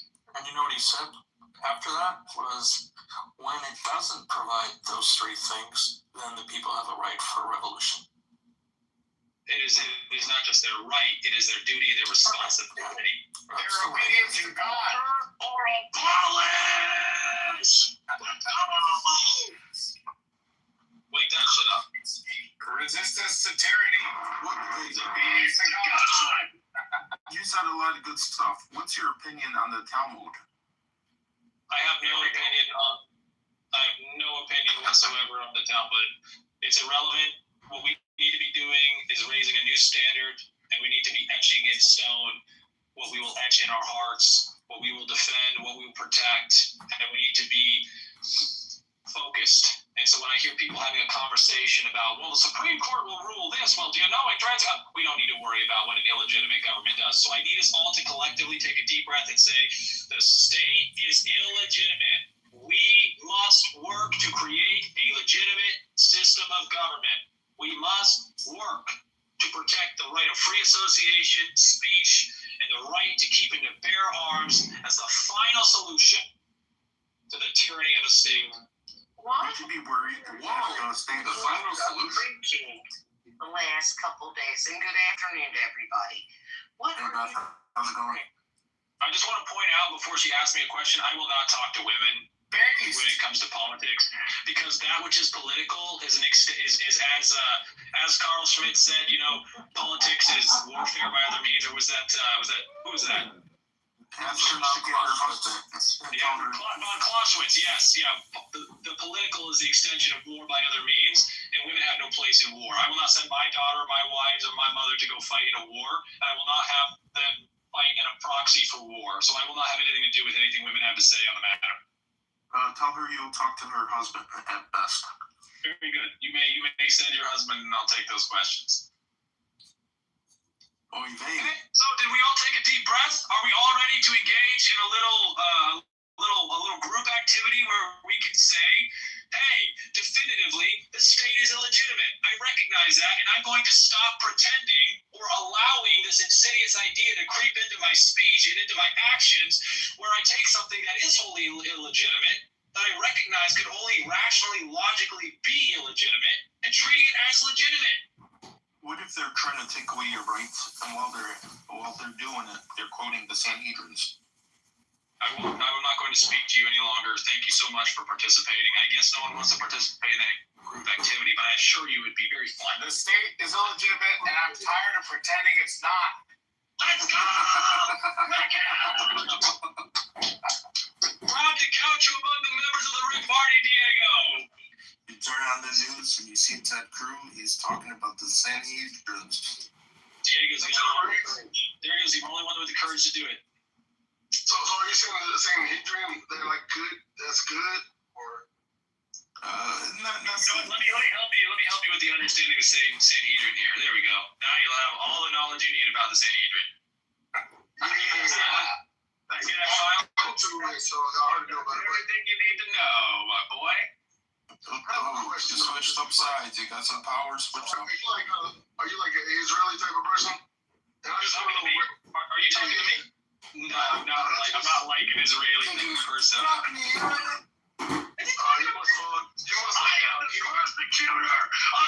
allow any questions, do you? The immunity is there. But when you allow questions, I just want to see. I just want to ask questions about stuff because I don't know which side to take. The United States or the Israelis, so I don't know which one to take. Both of them actually denied. Those are the same side. I'm not really understanding why you see them as sides. They're not on opposite sides. They're on the same side. They're all working in the interest of transnational capital. Let me give you an example of this, okay? In World War II, a necessary precursor to the creation of the Israeli state. My bad. I didn't mean the United States as far as Trump being sucked into the Israel thing. I meant the people who are trying to divide from the Israel thing. So when I say United States, I mean that side of the United States, the people that are trying to disassociate from Israel and Israel. And there's a part of the United States that are in a sense slaves to the Israel base. That's right, my brother. Why don't you get back up on stage? I'm not Superman, I'm not God, but I want to understand your question, Young. I'm not really quite clear on what you're trying to ask. Let me give you a little example, though, that I think will be informative. At least, Diego, you might appreciate this. Do a little research and you'll find out that while English boys between the ages of 17 and 25 were fighting and dying at the hands of German soldiers, a bank vault in London held thousands of pounds of German gold for the Germans. Now, do you see the problem with that? The Germans are killing the Englishmen, but the English banks are holding and protecting the gold for the Germans who are killing them. This is transnational capital at work. That is the enemy that I seek to dispossess and destroy in the vein of the great Andrew Jackson, Old Hickory, apocryphally saying, you are a den of vipers and thieves, and by the eternal God, I will rout you out. Oy vey, who's running those banks? Just say it. How do I shut him up for good? How do I put him in the oven? Is there an oven? Is there an oven? Where's the oven? He's got a point, right? Why does the British royal family have a boil? I mean, he has a point. Well, here's the thing: if you go back to the First World War, members. Chase was a man behind what Diogenes is talking about, and Chase is not a Jew. Okay, so this really has to do with greedy fucking bankers looking to capitalize on both sides and not really being loyal to any side, but enriching themselves and fattening their fucking pockets. Well said, Sig. Wake that up and make sure that everyone fucking hears it, because this is so fucking counterproductive for you to get hung up on this idea. Oh, it's the Jews. It's the Jews. They love it. They don't exist unless you recognize them. And so they constantly fucking interrupt and try to make it about them because they are pathetic, servile little fucksticks who have never been able to successfully establish a nation. They are parasites. Cut them out. You are being actively betrayed by rich fucking white men, rich fucking black men, by rich fucking yellow men. It doesn't matter. The only constant thread is their ability to manipulate your conception of value and exploit you. To get you to send your blood to die while they enrich themselves thereby. That is the rule, and that is transnational capital. I agree. I'm going to say something too also very quick, and then we give it back. I'm going to say this very quick. In the Bible, it talks about the kings and God saying, hey, don't give yourself to these kings. You're going to be selling your sons off, and they're going to have to go to war, and they'll run in front of the chariots. And the kings will have this, they'll do all these things to you. And it's crazy you just kind of mentioned that. And so our whole world is full of this manipulation. Yeah, so that's a good point, man. And that's why he said no kings thing. That's a good ass point. That there also. But yeah. Did somebody say adrenochrome? Are you in the reserves, Diogenes? I'm not. The only way that they could possibly get me back, Diego, is if they have a draft. I've already served all my time. My active time and my individual ready reserve time has already been served in full. All right. Yeah, so I'm not. I got a friend though. I got a friend who just got out, and I asked him. I was like, "You good?" He's like, "Yeah. Unless they draft, I'm good. I already did. My IR time was good too." I was like, "All right." I was worried about you because he was actually stationed. He was stationed with the 33rd MU. He just got out, like literally a month before the deployment. So, I mean, we might have our political disagreements amongst Americans, but I'm praying for all Americans that do, if they end up getting deployed or drafted, because this is a bad one. Yeah, it is definitely a bad one. It is. Look, the state is illegitimate, and if we can get them to wake up to that, we need to create a space for them to object to their participation here. Now, I want you to come up here and take your licks now for being a fucking Trump glazier while he's doing everything I told you he would do. You told me I was wrong. You told me, Diogenes, he's America first. He cares about America. And I was like, Trump is not going to convict anyone of anything. He's not going to convict anyone. I said this very clearly to you. I said he is not going to convict anyone for this so-called stolen election. He is not going to convict anyone related to Clinton. He's not going to convict anyone for employing illegal aliens, and he is never going to engage in mass deportation. And here we are. You fucking voted for him. Because you know what the truth is? You're looking out for yourself, and the military-industrial complex. That's the fucking truth of it. And I hate it, but here we are. And that's to burn. Yeah, and look at, you know what? It's great that Brad jumped into the room, because Brad and I have had a disagreement on the basis that I was willing to criticize the blind participation in the United States military, and most importantly, the approbation and acclaim we unquestioningly are called to visit on them for their continual support for an illegitimate state. As I was saying, Diego, we should try to create a safe environment for those people who are actively participating and going to do the bleeding and the dying. And there are thousands of U.S. servicemen who are dead at this point. The United States is not admitting to you, but there are thousands of dead U.S. soldiers from the Iranian strikes.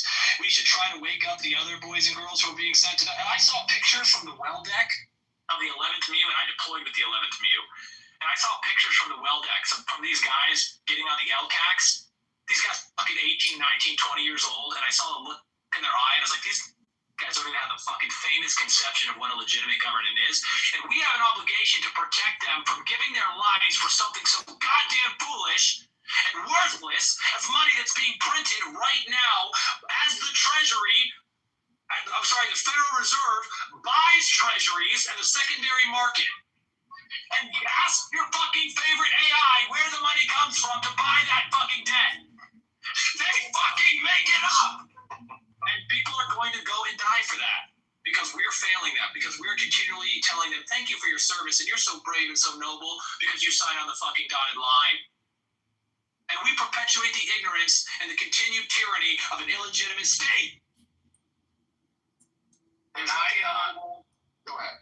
I negotiate with you rather than destroying the federal government for you to be in favor of secession for your own state wherever you're living? Well, so, we don't need to destroy the federal government as much as we need to create a new system. And because what you do, I think all experience in history has shown that what you do is you create a better system. You create a clear system. You create a new standard. You raise that standard. And as you do that, people will join your cause. And then you'll have all the questions answered for you. The path becomes clear. National socialism in Germany, in Weimar Germany, was the only solution. It was the only reasonable thing for reasonable men to do. Far be it from the narrative portrayed in modern media that the Austrian painter, for all of his humble beginnings, somehow touched in something occult and became capable of hypnotizing entire populations. He simply represented the will of the people. And he opened himself to channel the will of a people, oppressed and beat down and exploited to the fullest extent by transnational capital. So I'm not sure I guess it's always clear what all of the deranged ceremony is, but just I'm pretty certain that every claim can be critiqued and dismantled. But one of them specifically that I have looked into before is the claim that British government was holding money for Germans on board. That's a very deceptive claim because those assets during World War I and World War II were frozen as an enemy asset with the label of an enemy asset. So they were not held, or no business was done with Germany at the time. Those assets were frozen just the same way as the Iranian assets were frozen. The bank, maybe. I'm not sure what the status of that gold was, but I will tell you the Bank of International Settlements was very clear as it provided clearing services for Germany. And, when Czechoslovakia was taken over, ask where did the gold go? They said, we just changed the name on the gold. We didn't move? No, it didn't move. We just changed the name on it because we don't really have any allegiance. And it was an American. It was an American, born in America, raised in America, who was responsible for the Bank of International Settlements. You know who made the Bank of International Settlements? It was, I think it was the United States. And they continued to process and clear transactions to ensure that National Socialist Germany could exist and import the things it required for its war industry. So the point stands. Transnational capital is the enemy. And I'm not trying to take a position as I don't want to be seen as criticizing the National Socialist German Workers' Party. I would hope that when all was said and done, they would have come after the Bank of International Settlements. But that history was not to be. But we are here now, and we can recognize that we don't have the ability to express values outside of a totally fabricated currency. And that is the basis for sovereignty. Everything that you buy, everything that you sell is mediated by a create out of nothing. That means that it is worthless. It has no value. And they're printing it right now, by the way. He's on the phone. That's not fair.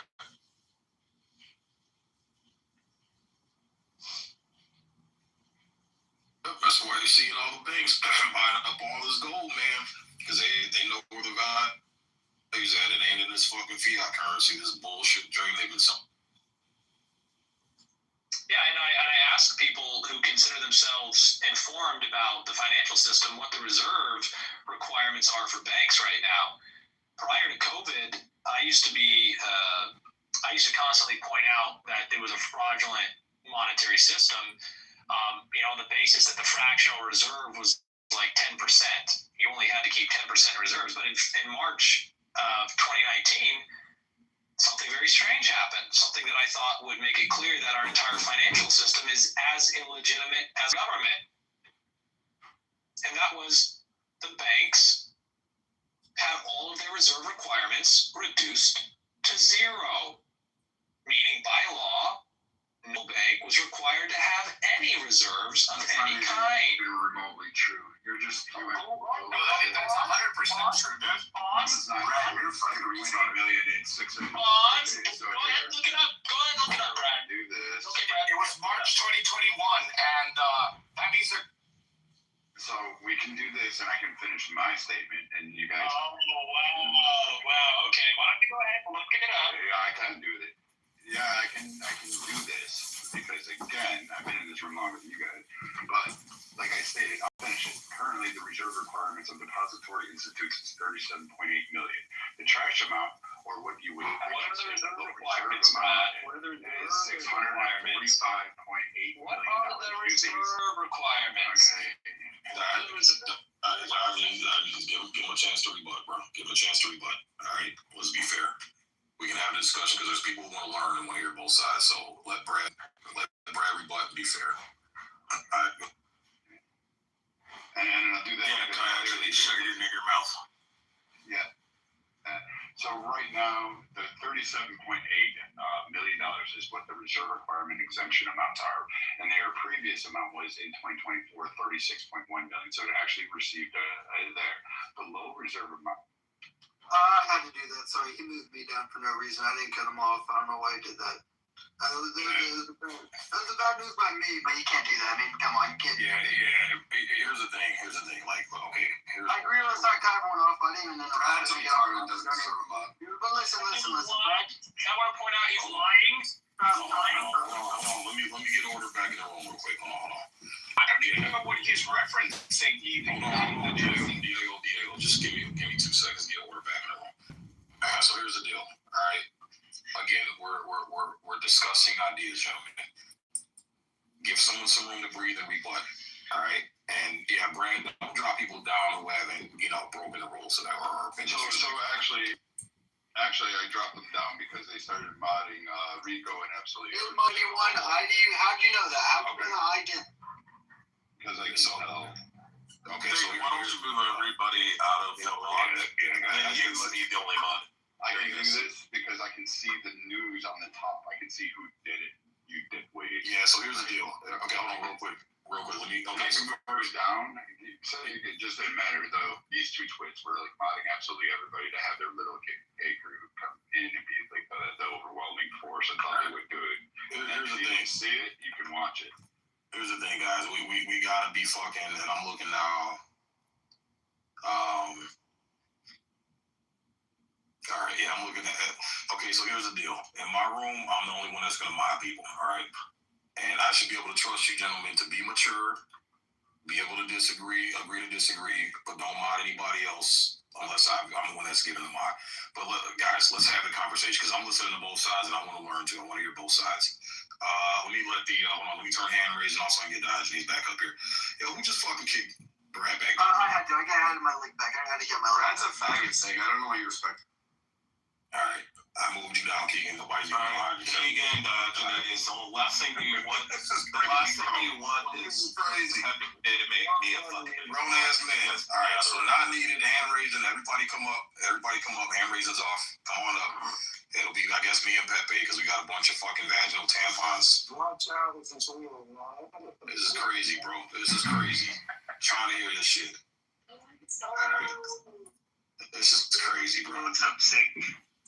What's going on? What's going on, Rick? All right, come back up. Diogenes, come back up, man. What's going on, man? What's everybody on their fucking I want to be clear, Sig, because we'll have conversations after this. Brad got on his stage, interrupted me, and then I let him talk. Diego said something, and he kicked Diego down. He advertised it. He said, "This is what I'm going to do to you," and he kicked Diego down. When he did that, I brought Diego back up and tried to mod him. Okay. For being all right, so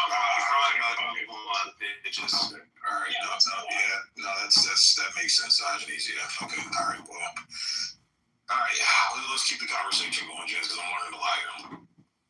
Yeah, here's the point. What Brad tried to do is lie by bringing up something that's completely ancillary to the fact that I stated, which is objectively true. There is a zero reserve requirement since March 2000. I was wrong in the year 2020. I thought it was 2019. 2020. There is no reserve requirement, which means that the money is completely fake. You can argue, oh, well, they said that these reserves exist, but there's no reserve requirement whatsoever. You would have to audit every financial institution right now to verify what they did have and what they did not have on their balance sheets. And guess what? They would legally have to have no value on their balance sheet. That's a fact. Well, and they didn't have it before. I mean, you're just talking about physical dollars, but those dollars are they are instruments of debt. So he didn't have any value to begin with. Well, yes, right. But I'm trying to give them the benefit of the doubt here. I mean, it's one thing to try and point out to those who are intellectually challenged that money, that the primary transnational capitalist tool to deprive nations of their sovereignty, of their blood, and of their soil is interest debt. It's another, or to simply point out that how can you claim that your value expression is legitimate in any way, shape, or form when there's zero reserve requires actively printing money? It's actively doing that. It's right now, as a matter of fact. Basically, what they're trying to claim, I kind of believe what you're saying, though. But they're trying to claim, though, that in short-term T-bills, and it's only to get liquidity control and not economic stimulus. Right. But three. You got to understand. Yeah. They're always, your mic is a little low. I think I heard most of what you're saying. You got to understand. They're always going to have a practical excuse that depends on them being smarter than you are to justify what they're doing. And what you really need to look at is what is the actual legitimacy of their action. Fundamentally, legitimacy is obtained by productivity. Is what you're doing productive, and do other people agree to participate, especially when it comes to an economic model? The entire economic model in the United States is predicated on deception and your inability to conceive of the fact that the money comes from nowhere and is not tied to anything. The idea, if you are to take them seriously to some extent, not the fullest extent, you maintain some healthy skepticism. You're not fully well, but you've got some healthy skepticism. They make an argument about gross domestic product. But gross domestic product is not measuring any real productivity. It includes money that is simply changing hands regardless of whether or not a good or service has entered the economy. And as I said, and you can verify this for yourself, the Federal Reserve is creating money from nothing. It is literally getting on a keyboard and telling the secondary market, give us treasuries and we will credit your account. The money, has there been an increase in the productivity of the United States? No, in fact, there's been a decrease.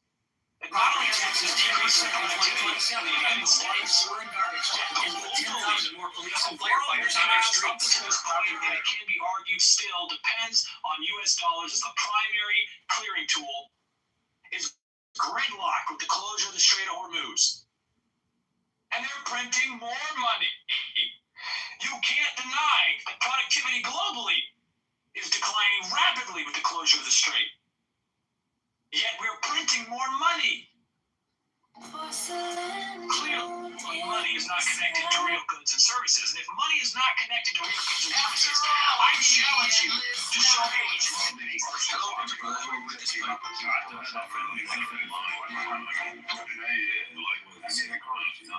Central bank is a key tenet of Marx's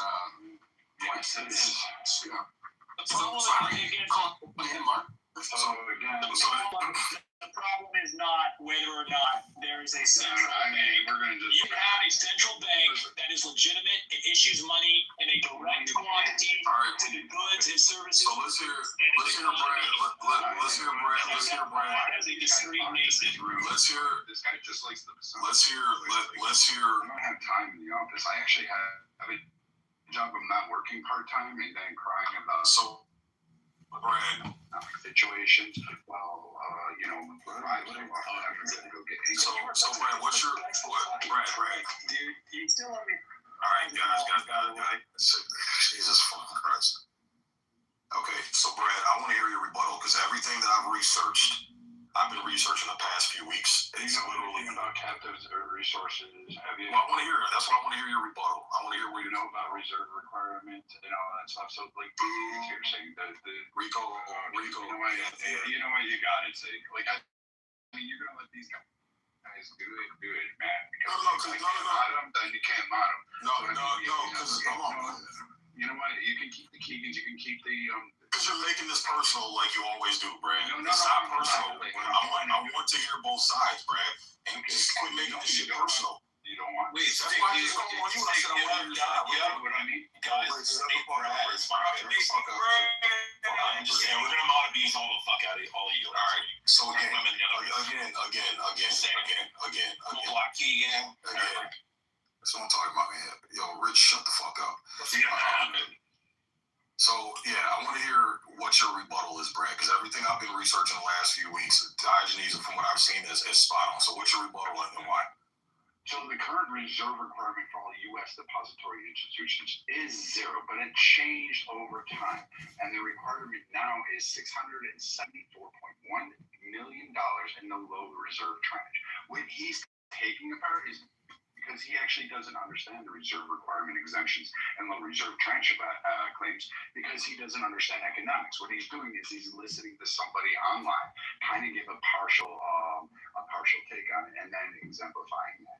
The requirement is actually an exemption that's set at $39.2 million since 2026. So that the issue that he just stated is null and void because he actually doesn't understand economics. Neither do the twits in here, nor do they understand federal regulations or actually IORBs. They don't have anything on this, and they don't understand the ONRRPs that exist within the financial realm. So, I mean, again, if you're going to have that kind of discussion, make sure you cover it from top to bottom and not just cherry pick it up as some Tinder thing and then think somehow or another this idiot's right. Hey, Brad, I just looked it up, though, and it says that there is no reserve requirement. Of course, it does say that, but go on to further. The reserve requirement exemption and the low reserve tranche is zero. However, the Federal Reserve continue to publish its annual indexes and reserve requirements exemptions amounts of low reserve as required by the statute for 2026. The reserve requirement exemption is set as $39.2 million. The tranche is set at $674.1 million. So you can look those up and understand that, hey, guess what? What he's saying is partially true just to try to trick you into giving it. It's like saying, oh my God, look at how evil this person is, but actually not looking at the whole structure behind it. And if you're not an economist or if you're a part-time truck driver who just thinks you can articulate stand up with some Marxism or read it off some Reddit page to try to help facilitate your point without actually reading it yourself and making some conditions like this idiot just did. So, Brad, just listen to me, bro. Hold on, Diogenes.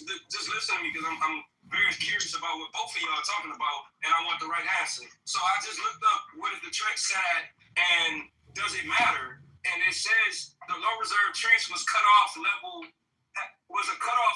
of old deposits, but it's irrelevant. That's what it's saying. That's what it's basically saying. The reserve requirement being set at zero allows banks to sit there and lend out 100% of their net transactions. That's all that means. Oh shit, Sherlock!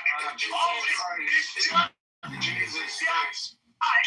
Just the fact that they don't have to have anything on hand and the fact that they're a fucking bank, retard. No, it's partially true. It's partially true, but actually totally factually accurate to say without any doubt that there are zero reserve requirements. There are zero reserve requirements. Zero reserve requirements. Full fucking stop. Reading your fucking hand. You're not going to be so bro. Can y'all stop arguing? Because I'm just trying to learn from both of y'all. Because what you said, Brad, it says what you said in 2020, but it says that shit stopped in 2020 though. That's 6 years ago. So let me tell you what the zero reserve requirement actually means. It's subject only to the capital and the liquidity of regulations. The Federal Reserve currently uses interest on the reserve balance, or the IORB rate, which for those those of you that work in finance or insurance will know regularly because you see that on a daily basis. The IORB, the interest on reserve balances. And then you have the ONRRP, which is overnight reserve repurchase agreements that help set short-term interest rates and manage liquidity in the banking system. The prediction, this kind of changes the way we did reserve requirements as a tool for controlling money supply. So idiots like Denise couldn't figure out how they couldn't freaking go and falsify on debts. They couldn't take out more than they wanted to spend. So they basically changed these requirements to ensure big corporates. And while these guys are spinning and freaking about it, they actually don't know how the system actually works. So they're just spinning this on one approach.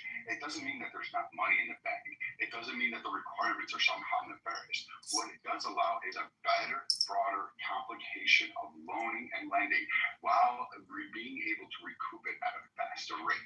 They don't require because he's absolutely trying to respond to my argument without giving me a true line, and he's spreading the horses, and I'm not moving. Well, you're letting three.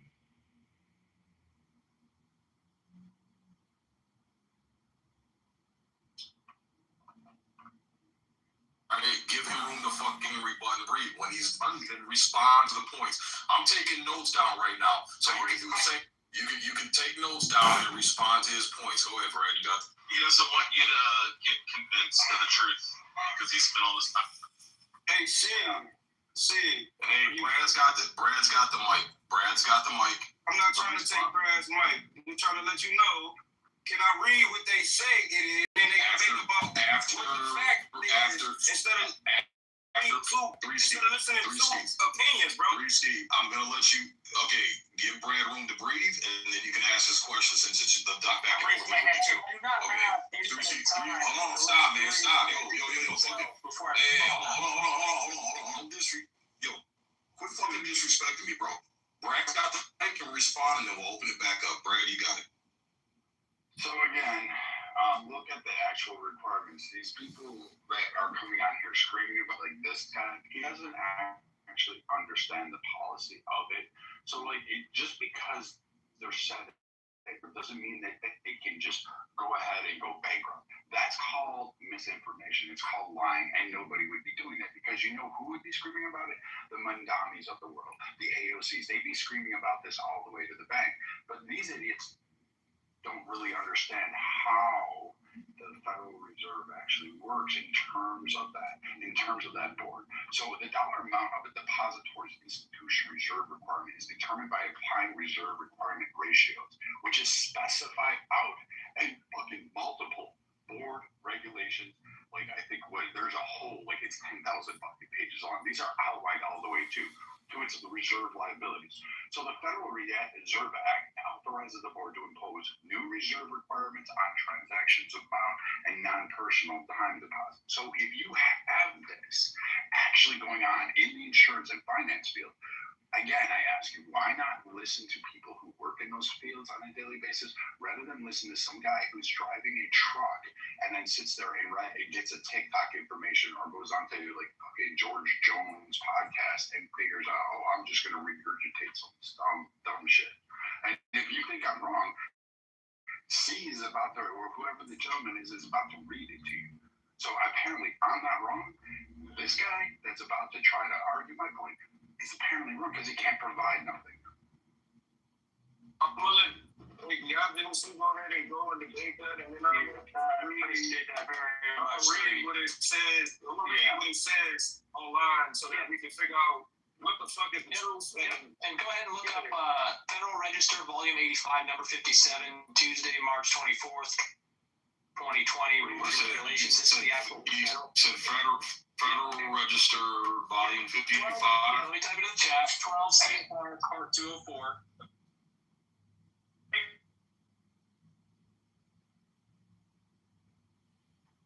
I want to specifically specifically address the IORB. Yes, Diego, yes, and I want you to have the opportunity to do that, Diego. I want you guys to be able to pick apart the horse shit that he just tried to hand wave to convince people. Like, you see how his argument went from Diogenes is lying to, well, Diogenes is partially right to, well, Diogenes is right about that, but he doesn't understand how that's not relevant. You can go read, shut the fuck up, you stupid, insignificant little cocksucker. Shut the fuck up. Now we're disrespecting you, Brad. Okay, so we're gonna let Diogenes respond. We heard Brad, we heard your side. Diogenes, go ahead if you want. I got a few more interruptions. We'll let Diego go. Brad, Brad, look, I'm asking you nicely, brother.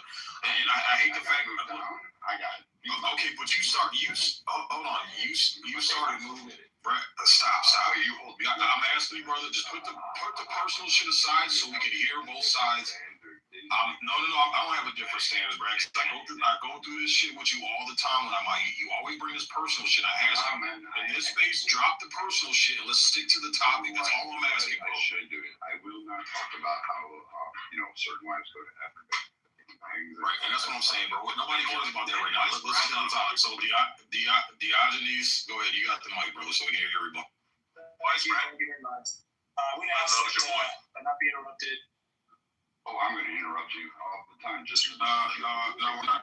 Jesus fucking Christ, bro. Jesus fucking Christ, man. All right, so here we go. Last time Diogenes is speaking. Anybody comes off mic, you're going down to the fucking goo. That's it. Bottom line, that. But I mean, he was able to do the entire time. We can clearly see that Brad went through the stages of denial where he started with Diogenes is outright wrong and he's lying. And then he went to, well, Diogenes is partially right, to Diogenes is actually 100% right. He made a factual assertion, but here's why his factual assertion doesn't have any real influence on the financial system. Great. So we got back to where we started, and we spent a whole lot of fucking time doing nothing. Because the fact of the matter is, the reserve requirements don't exist.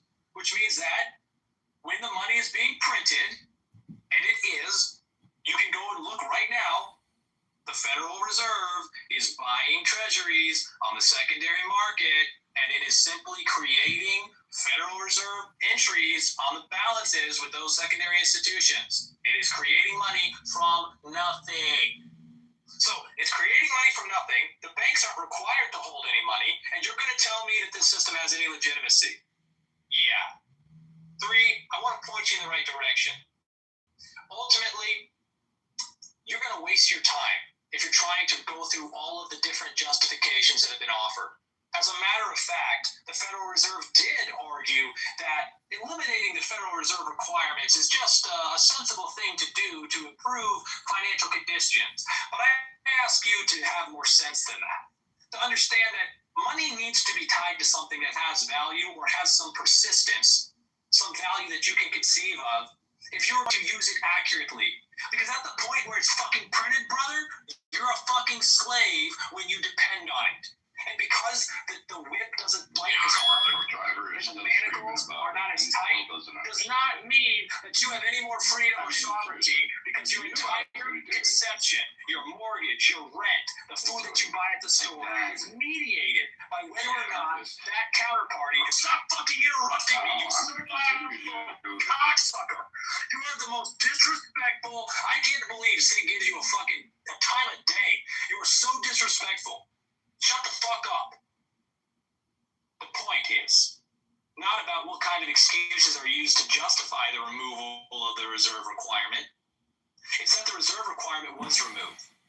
And it was removed because, in essence, they needed to ensure that they could continue to keep the Ponzi scheme going. They needed to continue to manipulate the public's perception of the value expressed in US dollars. And I want us to all collectively recognize that the economy is as illegitimate as the state. That's it. And if you guys want to look into that, you want to research that, cool, do it. But understand that they are not smarter than you. These people who spend all day figuring out how to justify their fraud and exploitation are not smarter than you. They wear suits and they dress up and they're well groomed in the hopes that this will convey a sense of betterness. But they're not. It's the age-old fraud. They're literally just making money that you have to work for. And they tell you, oh, we're making it because we need to make sure there's adequate liquidity. It's like, okay, well then give that liquidity to me, bitch. Because if you understand, and this is an irrefutable fact, that if you have a fixed amount of currency representing a certain quantity of goods and services in an economy, and while holding goods and services in the economy equal, you increase the currency competing for the same quantity, you have just created inflation. You have just devalued the purchasing power for everyone else who holds that currency.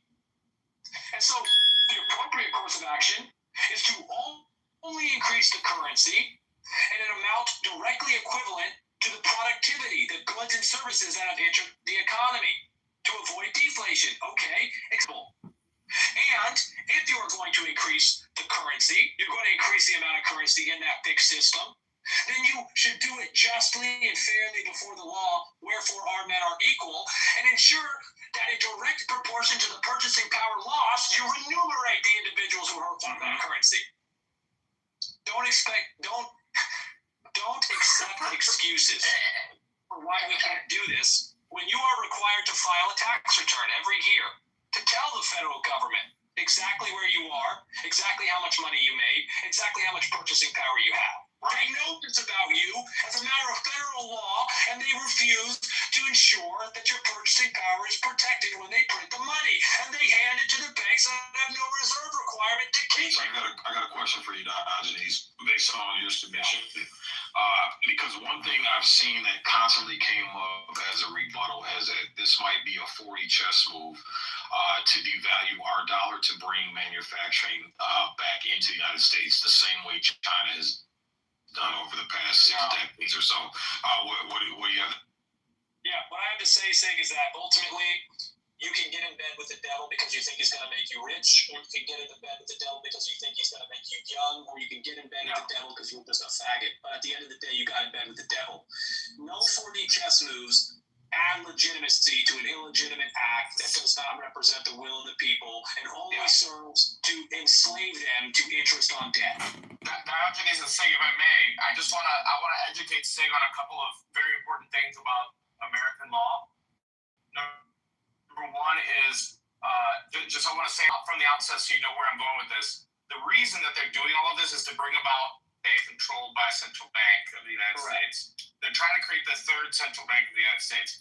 But, okay, the law is very clear. The Constitution, the first article, the first set of laws of the Constitution clearly state what a dollar is, who has the power to set the standards and weights and measures, and more importantly, the Federal Reserve creates these instruments of debt, which are not by any statute money. Okay, 12 U.S.C. 411, they are instruments redeemable in lawful money, and they are illegitimate, or they are void ab initio, because there is no appropriation made by Congress for these instruments, which is a requirement, Article 1, Section 9.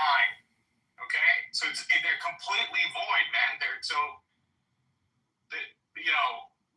It's a complete Ponzi scheme designed to bring about total control on the U.S. population. It's not about making money for U.S. industries or anything. It's about basically laundering. So Diego, how do we, as the people, what do we do about it? What's the solution? How do we fight against it? Well, some people do Plan B. Are you familiar with Plan B? No? No, what's Plan B do? Plan B is it's a thing called Bitcoin. That's one option. Some people do gold and silver. That's kind of like the Plan A. That's the old school plan. But isn't the digital currency just all as far as No. Bitcoin is a private protocol, maintained by voluntary participants, and it's not controlled by a sovereign. Okay.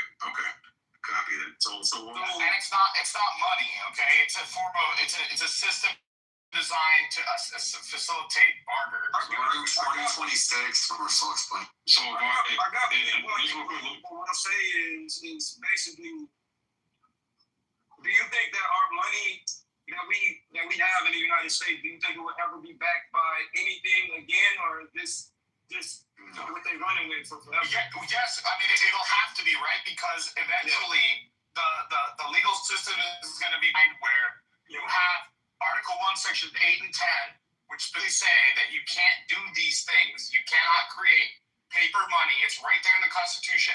And whenever it actually touches the Supreme Court, there's likely going to be a referendum, and they will eliminate the Federal Reserve note. They're going to have to bring back, Treasury notes at the very least, if not just straight up make physical money again, because that's the only thing that the Constitution affords.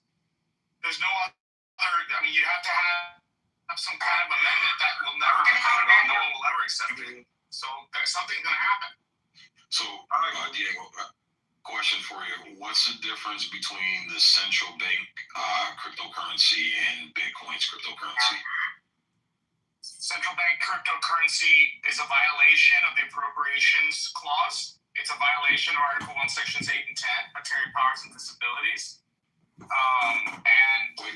You said articles, section 1, what was it? Sections 8, 9, and 10. Okay? Let me tell you how bad the situation is right now. As of May 16th, the Supreme Court passed a decision that is it PB, which is a sub-agency of the Federal Reserve, is now the first agency in the United States that has the legal right to create its own budget and pay itself. Meaning it can, like what Diogenes was talking about, where it can create money out of thin air, but now it can actually fund itself. So again, violation of Section 9 of Article 1, because it's now, there's no appropriation, it just decides what its own budget is and then pays itself with Federal Reserve notes. What's that shit you were saying about the IORB? The IORB is the thing that replaced the reserve requirement. Yeah. But basically, what it does is it incentivizes banks to deposit money at the Federal Reserve because the interest rates are preferable. So it's not true what Brad is saying that there are requirements. There are no requirements. They just have this incentive mechanism that they've installed, and it kind of makes them have a reserve, but it's voluntary. They don't have to do it. Is this the repo market? No, this is what Brad was talking about. It's like it's the interest incentive system that they created to replace the reserve requirement. So most banks still keep some kind of reserve. But if you remember what Brad said, $39 million. Do you understand that just your average major bank in the United States is dealing in trillions? $39 million, that's a joke. That's like saying, hey, put a penny here, and that's a reserve. Like, you know what I mean? A fraction of a penny for that. Looks like it came early this year. Yeah, so I saw Baseball was in the chat disagreeing. Yo, Baseball, what up, bro? Are you able to come up? Because I want to hear your side, because you're disagreeing. If you're able to come up, bro. Definitely, it sounds like you work in the industry, too. I want to hear your take. And Brad, look, man, I love you to death, bro, but you're not being fair right now, bro. And I'm trying to, these men have been respectful to let you fucking speak, bro. Because I want to hear your side, too. I think everybody deserves to hear your side as well. But you're not being fair, Brad. No, first off, Tweedledee and Tweedlefuck, the guy who's going to get his wife is getting fucked in the ass by a gangbang, and the other guy who can't afford child support. These two idiots, spare me about your fairness. Don't give me fair. You put me down in the queue so they can sit there and disparage me as well. And then you had Diego, who contradicted himself. It's literally a Bitcoin Ponzi scheme. That's all it is. And then he says, there's no reserve requirements. But it's incentivized. But there are reserve requirements. The 30.9 million, or whatever it was, 35.9. That is actually required per bank, per financial institution. So no, it doesn't need to have any of those set up, but it does need to have a lot more on top of that. And again, if you're looking at only major banks, yeah, but you forget that there's a whole freaking banking network across the country, and you're leaving those out. So the idea that you're going to take and manufacture into fucking Bitcoin, and that's the only solution to go forward, that's absurd. Like you're just investing in trade share stocks. You're not investing in Bitcoin. It's nothing more than a share of a part ownership. You're not doing anything because it has no intrinsic value. It isn't gold. It isn't some consumer mode. It isn't any of that stuff. So what they're telling you is fraudulently false. And if the whole currency system were to collapse in turn, because that's what they're fearing, your Bitcoin is fucking worthless. Because guess what? China would make it mandatory that you have to follow on their coin. Mute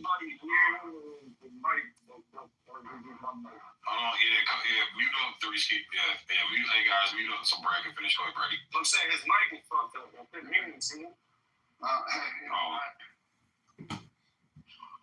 Yes, you can get a little bit closer to your mic, Brad. Go ahead. But I mean, you got the twins there, you know, the two that like circle jerk each other.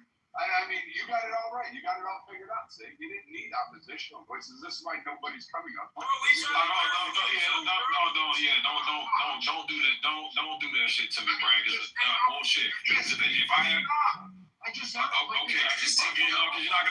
not gonna fucking accuse me of something that's not true. I've been more than fair to hear your side, and I want to hear your side of the opposition. No, you don't. That's why I got 6 notes in front of me right now, jotting everything all you guys have been saying, so I can go do my fucking homework. So don't put that shit on me, but go ahead and finish. Okay. Yeah, you got it, dude. You got your answers. Like, listen to these twat waffles who fucking have been in Clubhouse for 5 years. Tell me what any of them do that actually provides some significant income and how expensive their lifestyles are.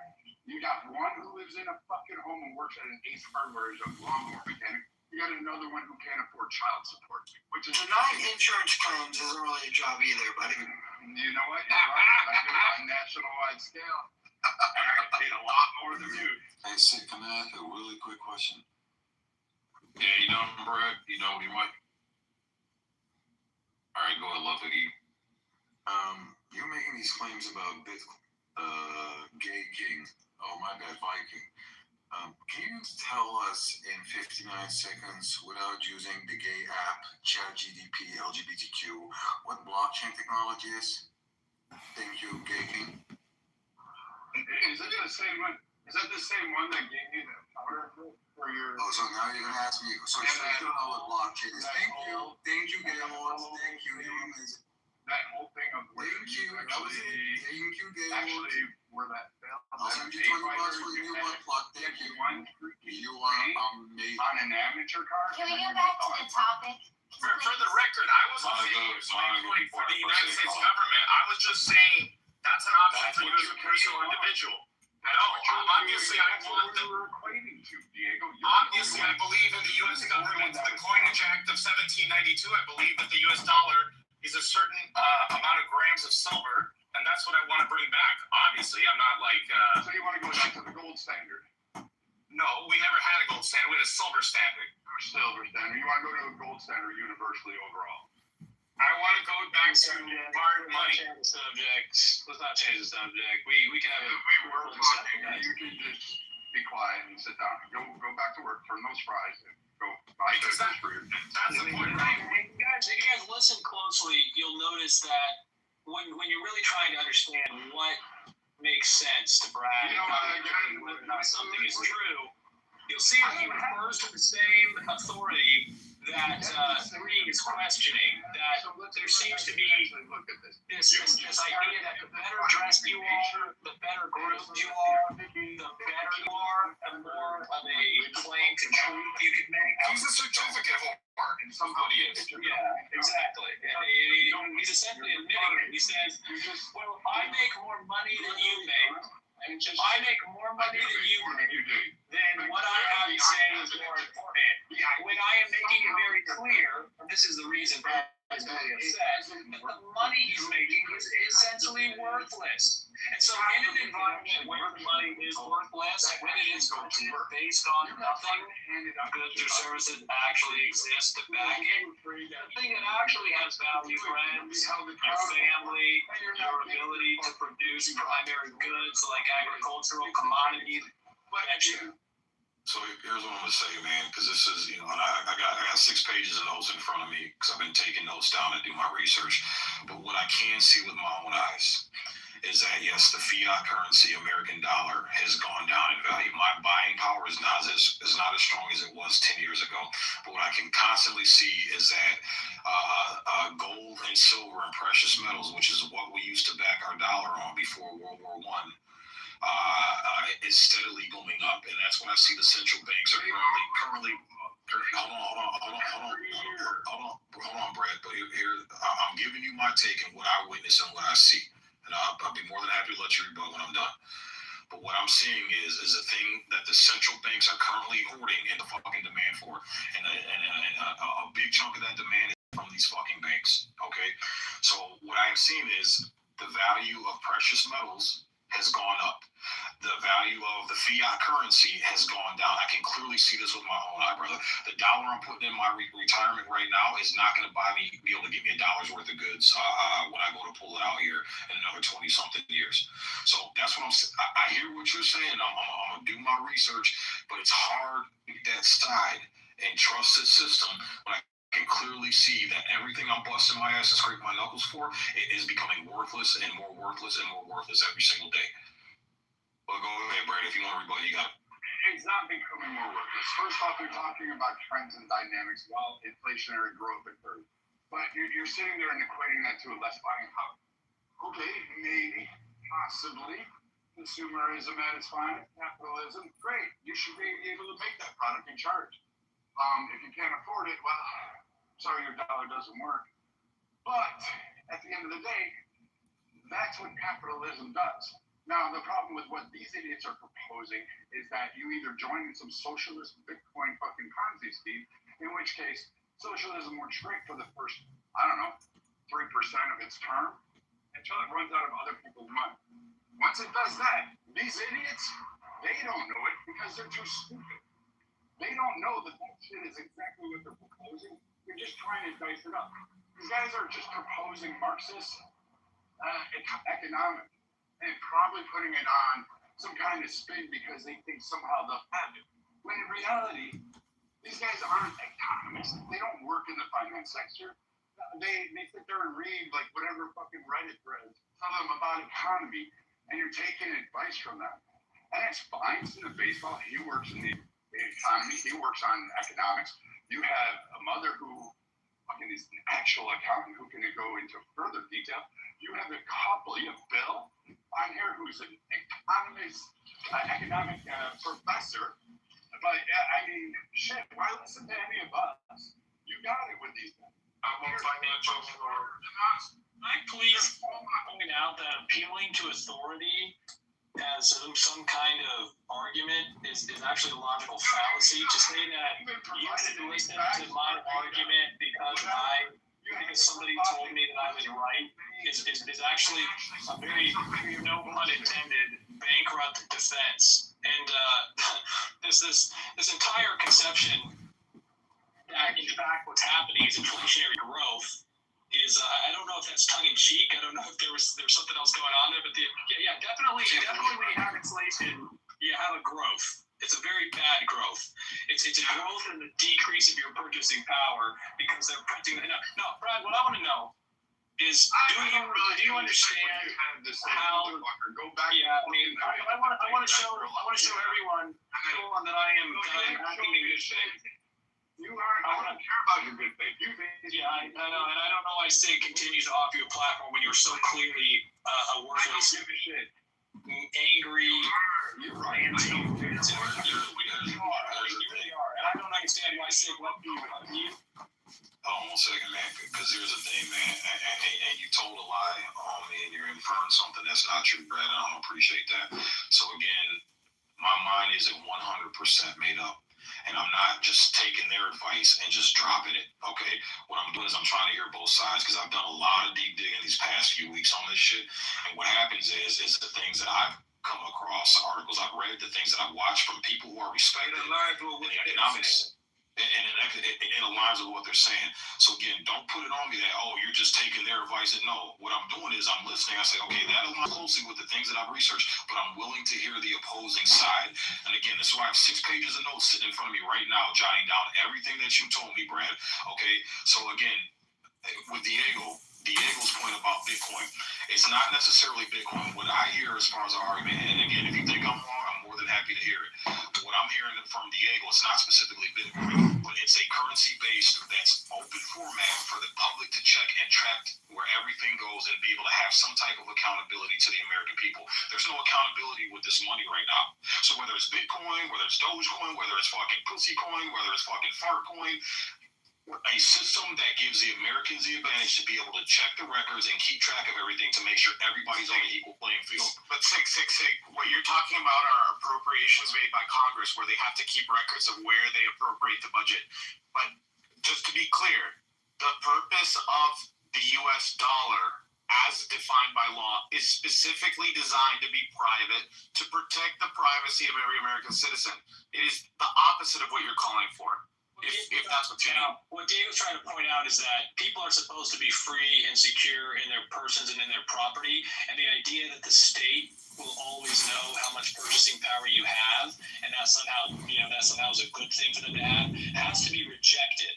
The state has granted itself, the illegitimate state has granted itself the ability, in the same way that the Federal Reserve created an excuse for removing reserve requirements, it creates a problem and inclusion, which always is that we're going to have more ability to determine and control your value expression and currency. We should not accept central bank digital currencies. We should not accept any kind of currency that is wholly and totally controlled, or totally and wholly de-anonymized by the government. They will absolutely use it to prevent you from doing anything that they don't want. We saw what happened with the trucker protests. Nobody was convicted for abusing the truckers that way. They literally proved to you that if we know where the money is and where the money goes, if it goes a place that we don't like, we'll stop it. Your ability to freely express yourself will not exist. It cannot exist, and you're a fool to trust an illegitimate state to properly have that power. The Founding Fathers knew they should never have that power. The only power they need, the only power you should give up, voluntarily delegate to your state and to your federal government, is their ability to mint the money, to create the money, and the person who needs to be transparent is the government. The government has turned that on its head and said, oh, well, we need to know what money you have and where your money is and where you spend your money. When in actuality, the truth is that we are the ones with the power and the privacy and the right. We created the government in that capacity as a servant of the people. We wanted to have the authority to mint a coin for then counterfeit it. Shut the fuck up, let him talk.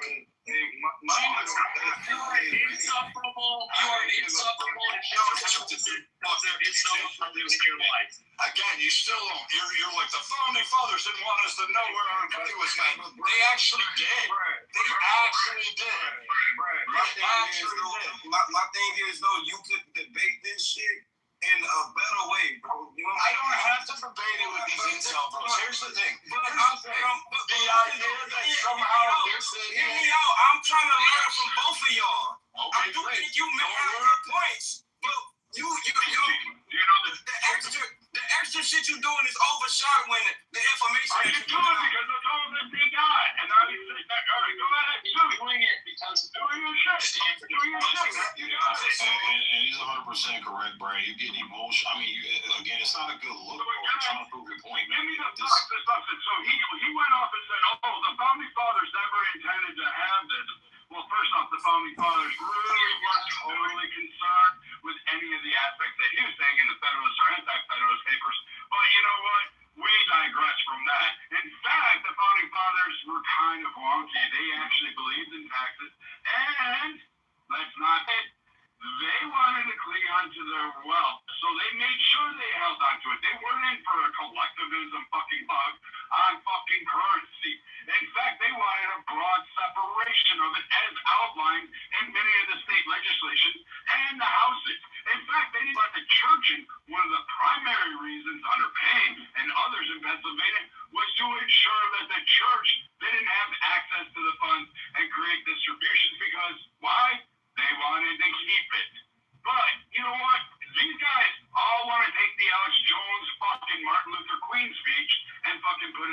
steroids and then tell you, this isn't what the founding fathers wanted. But it's not even remotely true. But you guys are reading this, right? See, you're actually going back and looking all this up, and you're reading their articles, and then you're reading the antithesis to the articles, right? You're reading why decisions were made in our current environment, why the modernality, and why certain taxes even have to remain, and why your buying power is actually decreasing versus what actually may or may not be happening, right? You're actually reading up on those. You're reading economic books in math that grasp an understanding, or are you just reading the sources that these guys pull you from fucking Twitter? No, what I'm doing is I'm looking at respected economists who have a good following, a good reputation.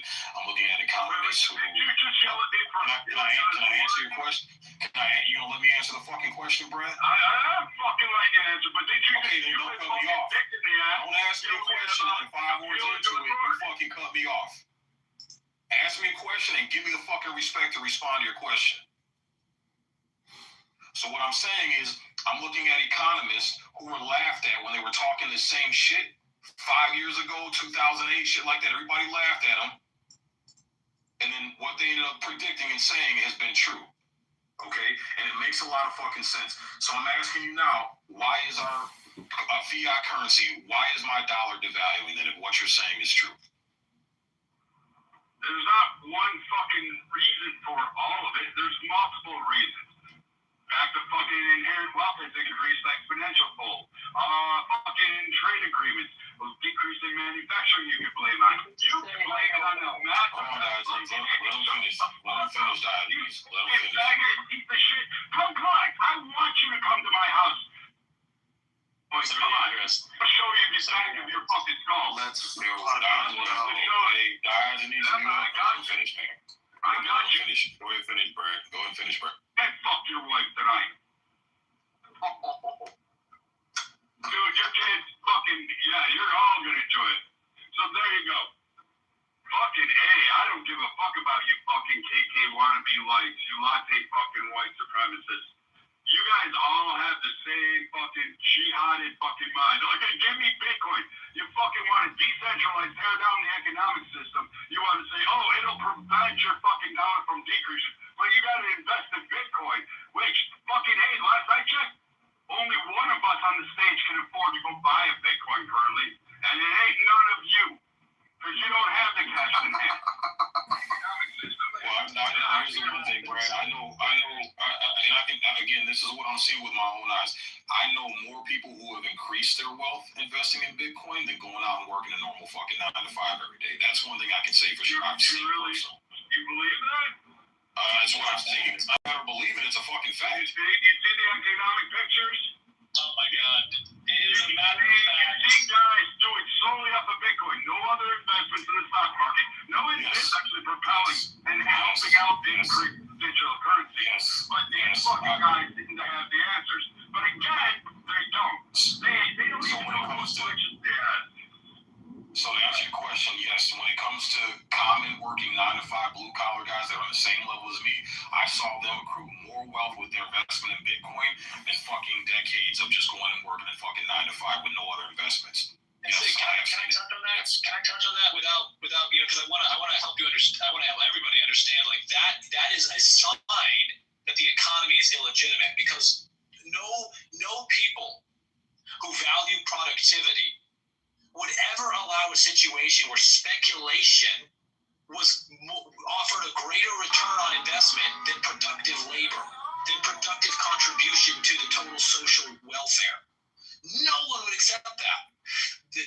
What is happening, what is emerging in Bitcoin, and ultimately what's happening in equities markets, is happening because there is no real productivity left. And you have bubbles in AI and in real estate that are being propped up by circuit accounting at the same time that even more money is being pumped into by the Federal Reserve. I don't want to hyper-focus on the economy. I know it's really important, but it should be sufficient to say that if it is disconnected from goods and services, it is just a general rule that it has to chase fewer and fewer goods when you print more of it.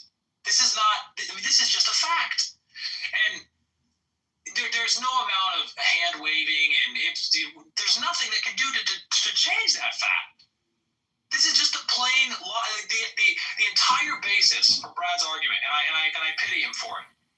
And again, I don't understand how anyone who really wants to understand what's happening and work to solve it could deal with these kind of personal insults and just repeated unnecessary digressions. I want Brad to be successful. I want Brad to have things that have real value.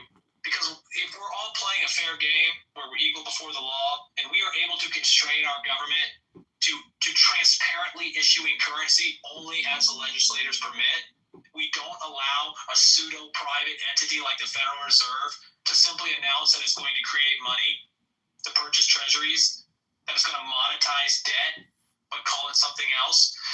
We can actually fight back against the illegal immigrants. We can actually fight back against the traitors in our government. We can actually have representative government with free expression. We could. Baseball. I'm not propping up outliers.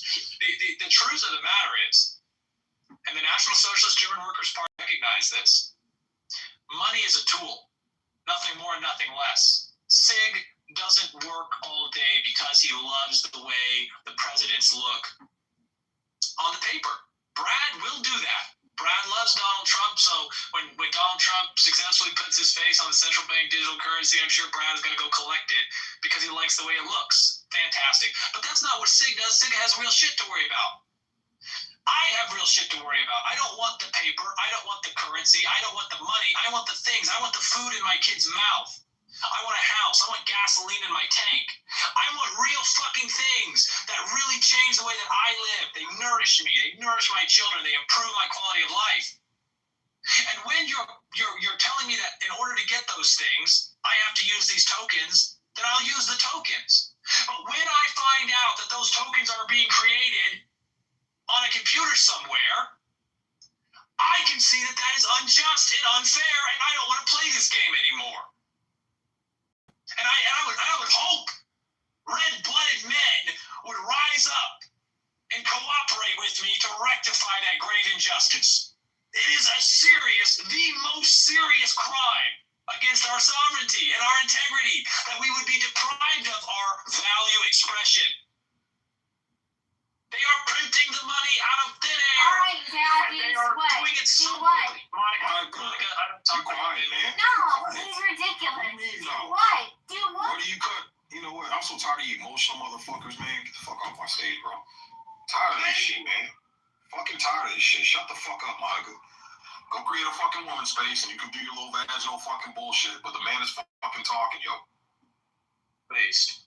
So we want real things with real value. We want wives to have security.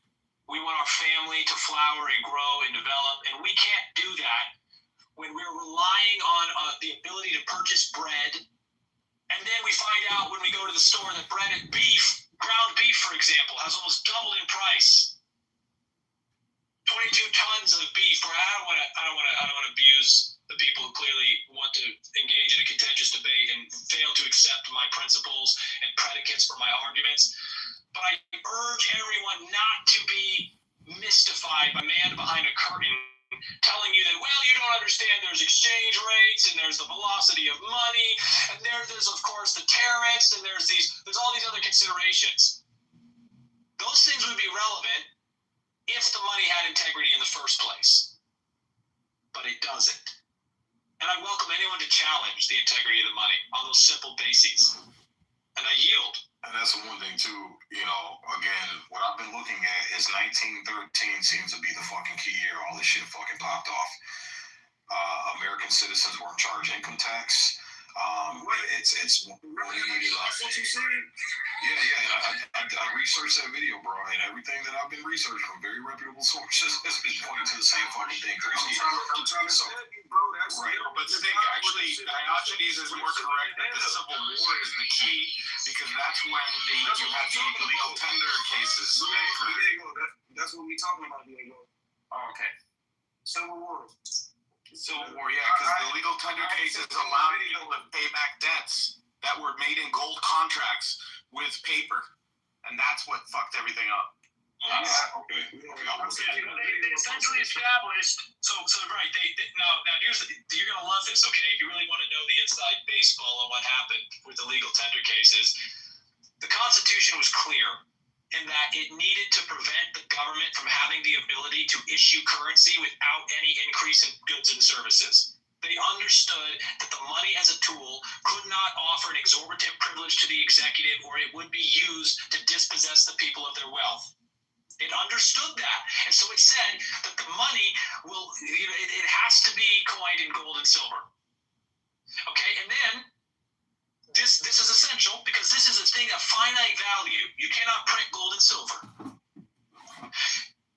We get to the end of the Civil War, and as Diego just said, people had made contracts that they had to pay in gold or silver. Because the Constitution limited the states from recognizing anything but gold or silver as payment for debts. And the Supreme Court ruled on this originally correctly. They said, yeah, we can read the fucking plain English of the Constitution. You have to pay it in gold. And then the union said, we'll burn your fucking house down if you continue to argue that this case. And so the Supreme Court reversed itself. And I think it is the quickest reversal in the history of the 250 outright reversals of the Supreme Court. The Supreme Court reverses itself and says, oh, actually, you know what? Yeah, no, you totally can. You totally can pay the debts that were made in gold and silver, which the Constitution recognizes as the only thing that is able to be offered as legal tender for the payment of debts. You can offer paper. That's okay. You have to understand, and I don't want you to get caught up and confused that the issue was, we just need to return to gold and silver. No, that's not the issue. You can use anything as a backing, but it has to be finite and it has to be auditable by the people. The Congress has to be able to verify as your delegate, as the recipient for your voluntarily delegated authority in Congress as a legislator. In the House of Representatives, wherein all legislative acts must originate. All financial legislation must originate. So, what is the solution to this problem? Brad has sick, so brainwashing. I can be able to say no. He's just named pastor. No, it's not. First of all, no, that's exactly what's going on. No, it's not what's going on, and I'll verify for it. So again, let me explain myself. You're gonna accuse me of something. So no, I haven't. Brad tried to make a statement. Diogenes, and I told everybody else to shut the fuck up and then you allow it by allowing them to be. Okay, again, don't fucking lie on me, Rach. Don't fucking lie on me. All of them, including Pepe down. No. You know why? You know why? You could have made your only yourself. I could have moved you. You could have controlled it. Again. So again, what you're not gonna do is you're not gonna fucking lie on me. That's the one thing I'm not gonna tolerate. Ain't gonna fucking lie on me for shit. Cause I got 6 pages of notes in front of me, and I've jotted down everything Brad said. That's why I asked Brad to repeat himself with some of the things that he mentioned and said. So again, I haven't spoken to Diogenes in damn near a fucking year until 2 days ago. This is the first time we've had this conversation about this specific topic, So again, this is the shit I've been researching, and this is the first time I had the conversation. How is it that Diogenes is the one behind my train of thought, sir? That's not fucking true. First time I've had this conversation ever with Diogenes, today in this fucking room. But the things I've researched just happens to be on point with what he's saying.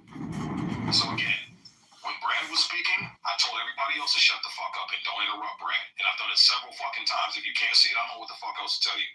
Monica, if you want to come up, you can have the fucking mic, but we're going to fucking be respectful, man. This is a conversation about information and throwing the ideas back and forth. But I don't want the stage to go to shit and drop the fucking emotion so we can have an objective fucking conversation. That's all I've been asking the whole fucking time.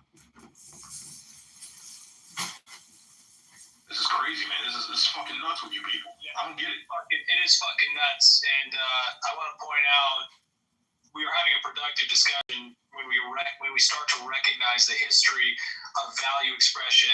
And we really concern ourselves with it because it is a matter of fact that we have to mediate our value expression. I mean, literally and figuratively through the United States dollar. And so if that doesn't have integrity, that calls into question value. Right. And as a matter of fact, the moral decline in this country is directly correlated with the decline in the real value articulated in productive goods and services of our money. And this is just ridiculous. I hate to say this, I think some of you guys are struggling to understand basic principles, and so you're getting upset and you're thinking that I'm making things up or trying to. I'm not trying. This is all basic, verifiable stuff.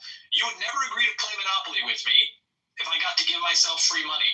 You never would. You'd flip the fucking table. You'd do what Jesus did to the money changers. You'd leave. You'd be like, you'd fight me. You'd say, fuck that. You're not gonna fucking sit there, go and collect $400. You think you're slick? I see the shit you're doing. Yeah. I'm not fucking gonna play this game. Brad is like a court intellectual, is what he is. Yeah, he is. You hear his arguments literally were reduced to, we need to trust the people in the suits with the PhDs. And just ask yourself this. If you can't think for yourself, are you not a slave? Are you not submitting your intellect to someone else? And even a dog knows when it's being kicked. Think for yourself. And if you think for yourself and you're willing to consider that the money is not real, that there's even a remote possibility that the money is being created without any increase in the goods and services available, and you just think through that basic, what has to happen there, you'll realize that you're being cheated. You realize that you're playing Monopoly with a thief or with a liar. All I'm saying is there's no problem with questioning these people. Like, there's no problem with that. Like, if y'all got things that can back up what y'all saying, there's no problem with that either. I don't get where everybody is so fucking mad, bro. Yeah, like, we literally just share information. That's it. Well, Brad is angry because Brad owes me $1,000 because he made a bet that he doesn't want to pay, and then his reaction to saying things that he's not going to deliver on is to issue violent threats, profanity, vulgarity, obscenity, unceasingly. He doesn't have an argument. There's no argument to make. You literally heard him go from Diogenes is lying about the Federal Reserve requirement to Diogenes is only telling a partial truth to Diogenes is telling the truth, but the truth doesn't matter. Here's how it's been explained. I'm actually nowhere near out of my mouth that shit. So now that I have time, that never came out of my mouth that way, and you know damn well it did. So first off, you are fucking lying. You cherry-picked one line out of it, and then thought you could run with it and cook with it. And you even got the Civil War wrong. The reason being is that states were printing their own money, mostly the Confederate fucking states were printing their own money, and as a precautionary tale to prevent any further revolutions, it was actually a genius act to prevent states from printing their own fucking money. And in order to have the states say, hey, the only currency you can actually do that would be acceptable in a federal society under a union would be gold and silver. Not fucking whatever you want it to be, and then label it whatever its worth would be, which would be fucking discombobulated, which would be an economic nightmare, which would allow for fucking states like California to be the prevailing authorities, and New York, and every other state having to sit down there and say, my currency is not accepted anywhere else, but this is all I can make. But you didn't look at that because you don't look at the economic picture. You just like to cherry pick something without actually researching it and then give this long drawn out pontification of fucking Martin Luther Queen speeches and think somehow you own on it. And you don't. You really are retarded. What did you are fucking fucking Brad, what the fuck are you even arguing? What the fuck are you arguing? Baseball, get your ass up here and defend that. Baseball, up here and defend him. He needs help. What the fuck are you even brother? I just don't. What was the genius act you're referring to? The legal tender acts? Was that genius? And how was that genius? And how was that? Help me understand it because I'm confused. Yeah, you are confused because you've been confused. Again, somebody who isn't prevailing in the system, you can tell immediately how they scream about the system that it's unfair. But if you were on top, if you were doing okay, if you were actually applying yourself, you would actually be screaming, oh, it works fine for you. But since it's not working fine for you because you have to endure that, you're not accountable for them. You have to pay child support or whatever the fuck you got going on in your life. It's not anything that everybody has to an entire system for. What you have is a perspective from Alex fucking Jones and some other fucking Naziist fucking parties, and how they determined their economic picture, which you left off, was that at the beginning, prior to World War II, what did Hitler say? Fuck the debt. We're just not going to pay the debt. And that's how they inflated their fucking currency, because they didn't pay the debts were actually owed. That they were penalized under. Yeah, it's absolutely 100% true. And then they went through and said this, and then again, you're going to go on this whole fucking, the Nazi socialist fucking extreme experiment was an economic picturesque, which has no sustainability, which has no fucking bearing, and no measurements, because they basically control their own wealth. And guess what? It went fucking corrupt. But you left that key card on. Yeah, the Socialist German Workers' Party certainly did not go bankrupt, and I think you're conflating the Weimar Republic with the National Socialist German Workers' Party seizure of the apparatus of power in Germany. I'm definitely going to remain confused as long as I try to understand your arguments. And absolutely, the idea that you would continue to be a slave to interest on debt when the state can simply issue the money in direct proportion to the needs of the people to transact and express their values in real terms, that's a fundamental truth that I think every sovereign nation ought to enforce fucking money and their legitimacy on. Doesn't even work that way under the Fed, is what you're saying. So, again, you can we obviously hold on, Thirsty. Let Brad finish his talk. Go ahead, Brad. Go ahead. No, Thirsty, go ahead, because it's like watching paint dry twice. Because I want to hear from both of y'all, but obviously y'all both have different standpoints. So I just want to hear what both of y'all's solution would be to the problem, because we obviously have a problem with this currency and what the fuck is going on with our economy. Well, Brad doesn't agree with that. I just want to hear some solutions.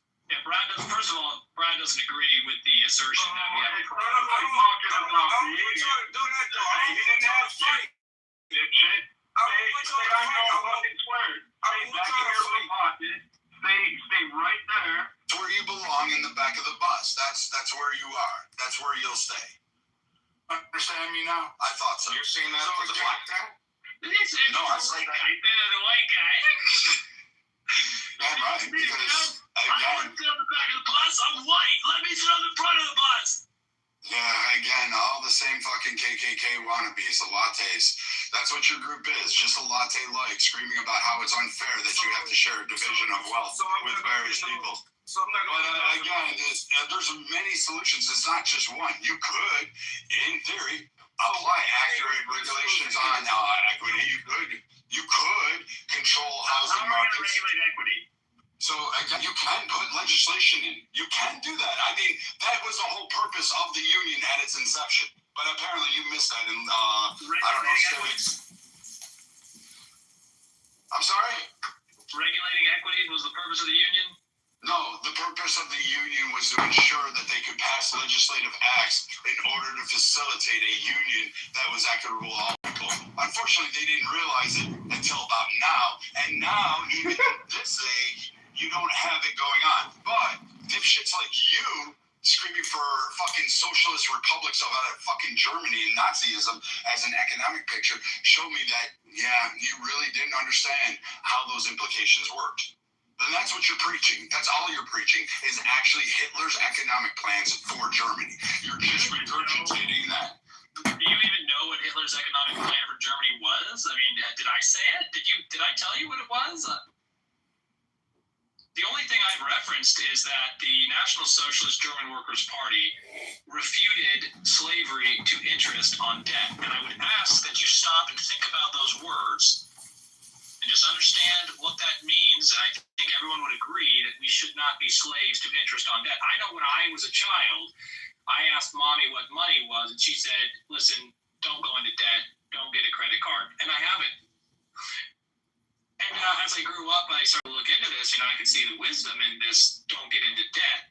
Groucho wrote about this, in Hamlet, neither a borrower nor a lender be, never forget, stay out of debt. The words the father passes on to his son. You own a house, Stagenes? No, I do not. So when we have a history of people who are pointing out the danger of debt, add interest to that debt, understand compound interest, and you'll start to see the problem. I see a lot of people want to glom onto this idea that I'm a socialist, and I don't want to be too defensive here. I absolutely believe that when I work together with others in my community, that we are creating a society, that our actions are pro-social, and a society allows for cooperation and for the product of an individual to be multiplied more than the sum of the parts. And that is a net benefit for the entire community. I encourage everyone to work together, and we should have a currency that facilitates that, not a currency that allows individuals to exploit the Cantillon effect and other money mechanisms to enrich themselves at the expense of other members of the population. And the fact that could happen stands in contrast to the stated law wherefore all men are equal. So I absolutely am a socialist. I own that 100%. And, in the United States of America, unfortunately, we have some socialist programs that are extremely asymmetrical. I'm for real socialism. Socialism where everyone who participates obtains the benefit for that participation, where only merit, only productivity allows someone else to exceed another. Not speculation, not nepotism, not relationships to the money printer, but productivity, real measured productivity. Productivity that values the most essential component of any civilization, which is the ability of its agricultural class to produce real edible energy to sustain us. Money that is not created from thin air, but that is predicated on a real good and service. I will not ever defend a law that allows foreigners to come into the country and more dangerous, allows private interests to exploit the foreign labor, to enrich their own private interest at the expense of the public, because it is the public who bears the cost for all of the public schools that are currently teaching 2 languages, increasing their class sizes, providing health care, providing other forms of welfare to people who do not legally reside in the country. As a matter of fact, I own the fact that I am poor. I am proud of the fact that I am poor. But because I am poor, I refuse to be stupid. And I would encourage some of you to really reflect on that. There is no shame in being poor, and I won't be cheated. I would rather be poor and have my integrity than enrich myself unjustly through speculation and participation in a completely fraudulent system. Can I jump in, please? Can I jump in? Yeah, absolutely, Seppi. Yeah, go ahead. You got the mic, brother. Go ahead. Awesome. Thank you. Be quick. Just because you're poor, I know what you're saying. You're not trying to be stupid. Where I come from, I grew up as a poor country guy, and if you're poor, it's because you're stupid. Why? Because you're either stupid with your money, or you're stupid because you're not being an entrepreneur. Or you're stupid because you refuse to think outside the box to project yourself forward. A stupid man subjects himself to the fact that, he's bad at something and he can't curve it and educate himself to go forward. So, if you're a poor man, thank you. If you're a poor man, that just means you're just a lazy man. Hey, Stippy, I ain't never considered that. Stippy, I got a question. How much do you make a month, Stippy? You're speaking my language. Damn, bro. Stippy, how much do you make Town Hall each month? Fucking hick. Oh, yeah. How much do you make Town Hall? Let's go ahead and establish that the. I made the argument pretty clearly. $41,000 last month. Oh, wow. Yeah. It's usually what Town Hallers makes, about $250,000. Yeah, so let's go ahead and start. Actually, how's your $18 an hour? Hey, man, it's a living. I know, that's crazy. Yeah. How much do you take out in child support? Hey, Hey man, how are your children? Oh, my kids are amazing. They're in the other room. I don't have to leave them. I actually am able to be home with my kids and spend time with them. My old lady didn't take them away like yours said. It's a compromise. Let's get back. You know what I'm saying? Child support, Diogenes. Let's get off the personal shit. Let's get off the personal shit and get back on topic. So Brad had every opportunity to talk, and he. Oh, when he was being screamed over. No, he wasn't being screamed over. He was fucking lying. And then he yielded his mic, and then he yielded it back to 3Ski, and then he got it back, and he said his piece uninterrupted. So yeah, that's a lie, Rich. So again, Seppi, I got a question. I hear what you're saying, Seppi, and I agree with you. A lot of people are stupid with their money. Unfortunately, the problem right now is that a lot of people don't have financial literacy and financial education, right? But still, no excuse. But even if what you said, what you're saying is true, as far as being an entrepreneur and shit like that, again, not everybody's going to be an entrepreneur. The vast majority of people are going to be 9-to-5 employees. And I don't know if you're familiar with Henry Ford's model, and kind of what he did with Ford when he pioneered Ford. He had a heavy belief of taking away the power. I mean, goddamn, bro. I mean, you guys just want to fucking interrupt her or what? You guys have no fucking decorum, no self-control. This is crazy. Grown-ass fucking men, bro. Grown-ass fucking men can't even have a fucking conversation without stupid shit. So, Seppi,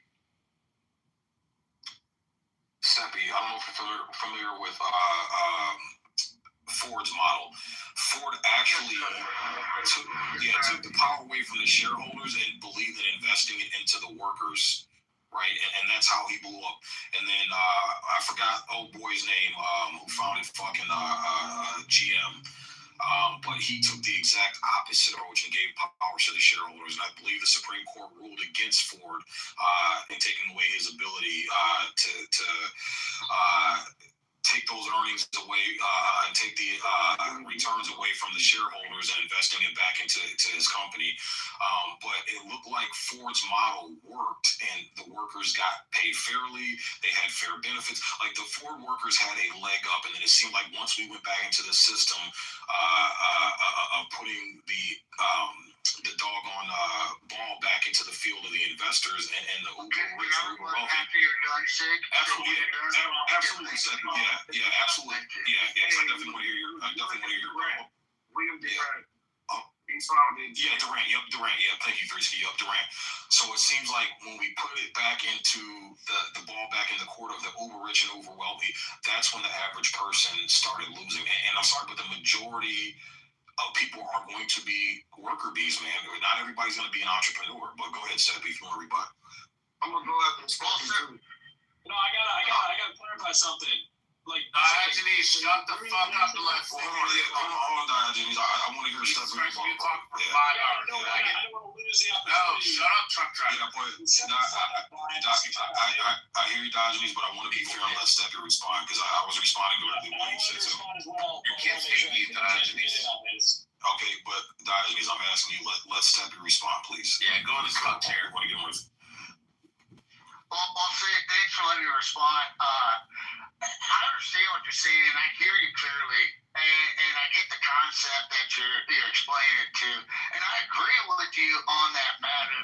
But when people tell me they're poor, but they're not stupid, maybe I'm biased to it. Me and you both were cut from the same cloth, my guy. We both have been in the barracks, serving on them 2 paychecks a month. I had some good leadership roles growing up as a kid. I had good leadership roles when I was in the military. And the thing is, you got to project that out forward. And the biggest thing that I project is you can be a worker bee 9 to 5. But if you're dumb with your money, you're going to be dumb in life. And that's all the way. It doesn't matter how it is or what you do in life. So if you can be the most intellectual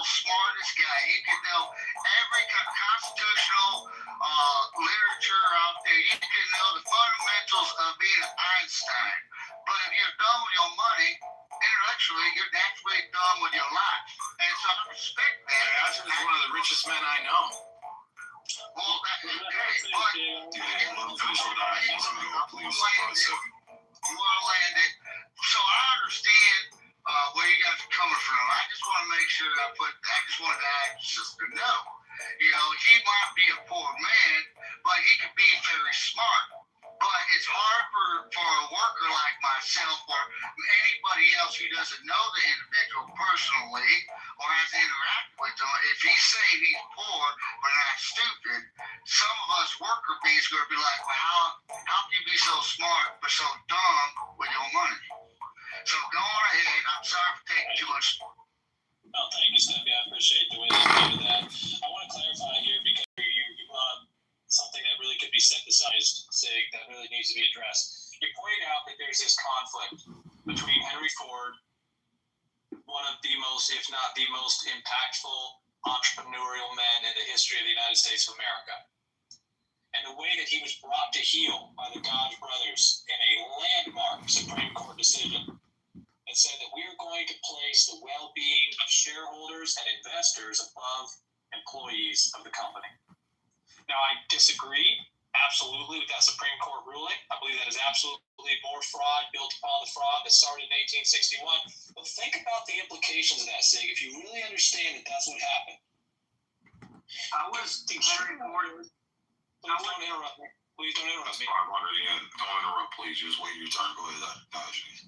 If you understand that the Supreme Court, that there is a fiduciary responsibility to the shareholders first, and those shareholders are getting the money that is printed from nowhere, what that does to the actual value provided to the worker bee, you would understand that the amount of time and effort that we put in every day to feed our families, to feed ourselves, is actively being undermined by money created out of nowhere.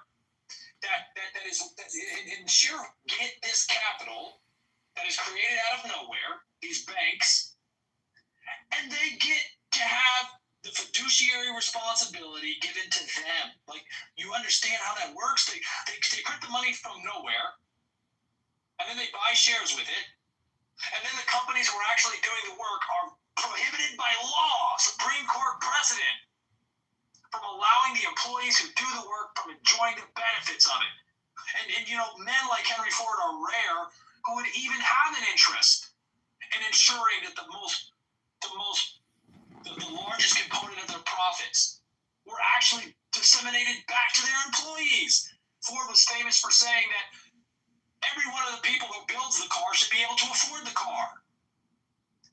And he was sued for this because people wanted to maintain profits without productivity. Ford said, if you aren't productive, you should be profitable. The shareholders said, no, speculation in equities should be more profitable. Not only that, by law, you should be bound under threat of subpoena and discovery to owe your profits to your shareholders first. And it's that simple. That is the game we're playing, and I will not play that game.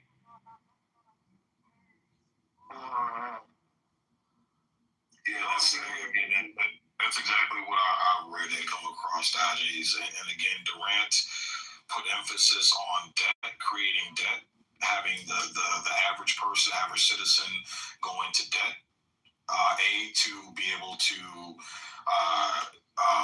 because he was the one that introduced, hey, let's make tiny little insignificant upgrades and convince people that they need to get the latest and greatest, and we'll incorporate the function of debt to allow them to do that. So we're selling cars and making money, and the bankers are also making money off the fucking interest, versus Ford's plan, which is again, productivity equals wealth, sharing the wealth with the people who, you know, keep that company running. They come in every day, keep that company fucking running, keep the gears turning, keep the cogs moving in the system.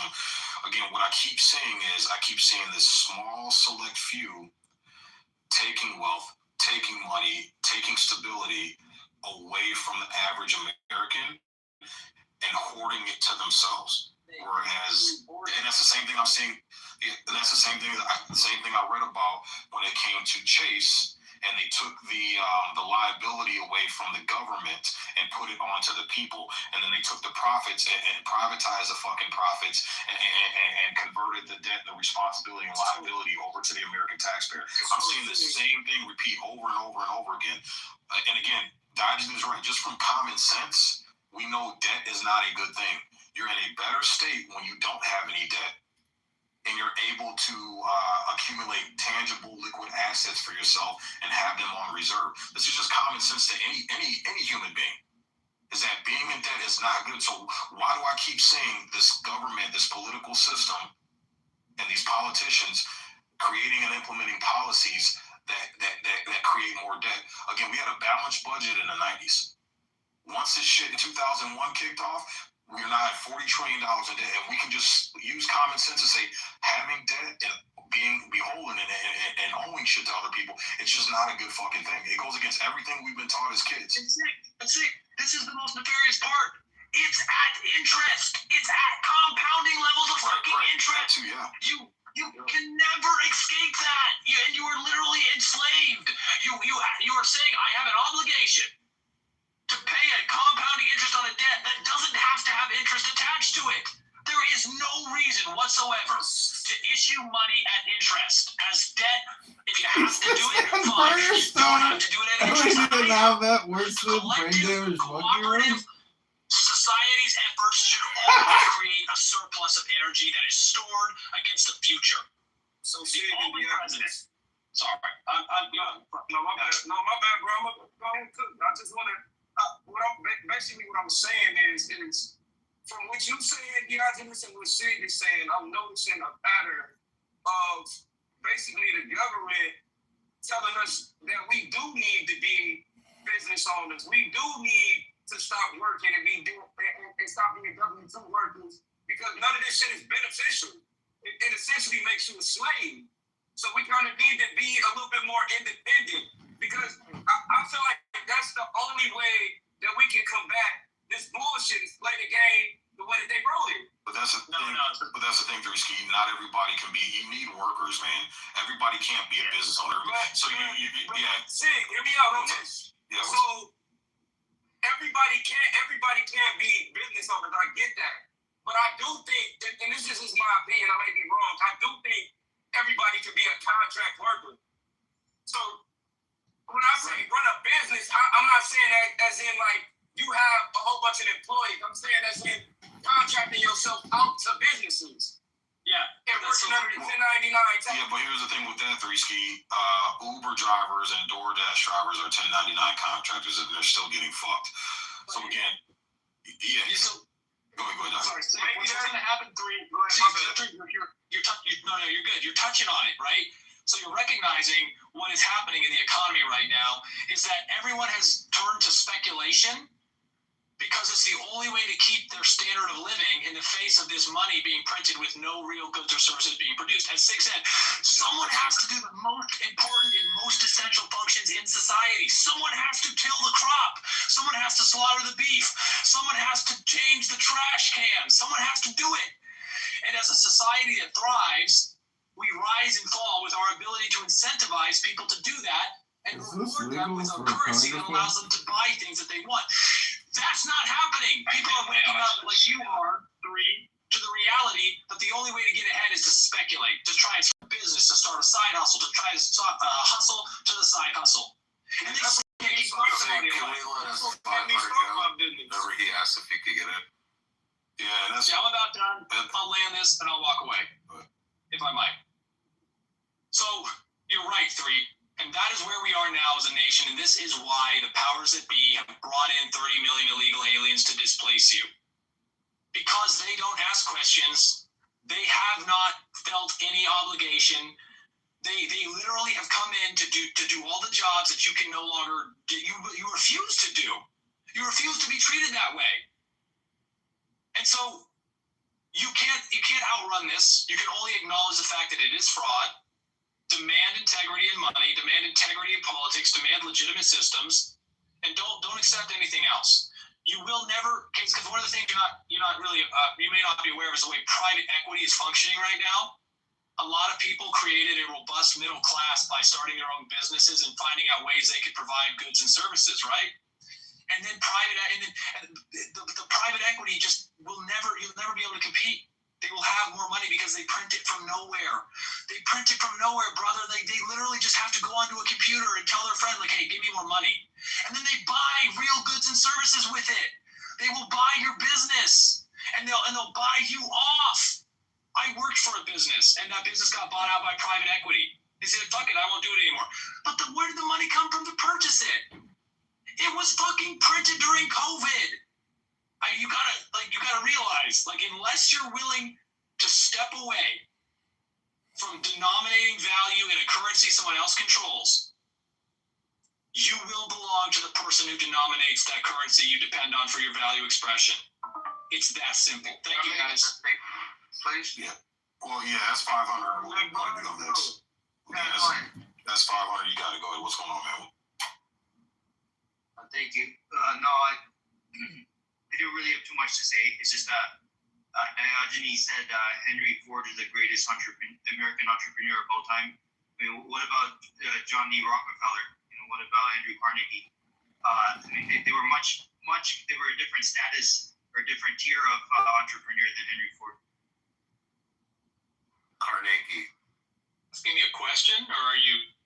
No, that's not a question for you. This statement. Because you're wrong. I mean, obviously it's a subjective opinion. I'm not stating that on a factual basis. I'm stating I didn't say he was. I said he may have been. Obviously, I respect Henry Ford for what he wanted to do for his employees far more than I respect Carnegie or Rockefeller. They were very greedy men. Okay, so pronounce his fucking name right. It's Carnegie. Hey man, do you have an opinion? Do you have an opinion? Sit there in the gutter. Do you just sit there in the gutter and snipe, or do you have an opinion? Do you have an truck driver? Yeah, I didn't think so. You're not a highly paid truck driver. Like, he's a truck driver. Why? What is wrong with truck driving, bro? Right? I literally pull over. Like, I'm not gonna put my finances on. Yeah, don't do it. Don't do it. Like, what the three. You have to recognize that what you were talking about, like 1099s and trying to build your own business, people are desperately trying to justify the things that they have done that are not productive and protect them. When Brad gets angry, it's because his industry, finance, insurance, and real estate should be some of the least rewarding. Things like truck driving, things like primary productive activity. Without truck, our shit doesn't get where it has to go. It doesn't get bought. It doesn't get sold. That should be one of the most lucrative endeavors because it is the most essential to a properly functioning economy. But it's not what is most lucrative. Banking and speculation and equities is more profitable because the entire currency has been fucked. And also, too, those industries, I mean, look at the industries that are thriving right now. Look at the medical industry. Fucking government subsidies, bro. And you know what I'm noticing, too? I'm noticing a pattern of the most thriving industries get a lot of fucking government taxpayer fucking subsidies, bro. I wonder how they'd be hanging on right now if they didn't have all that fucking money flowing to them.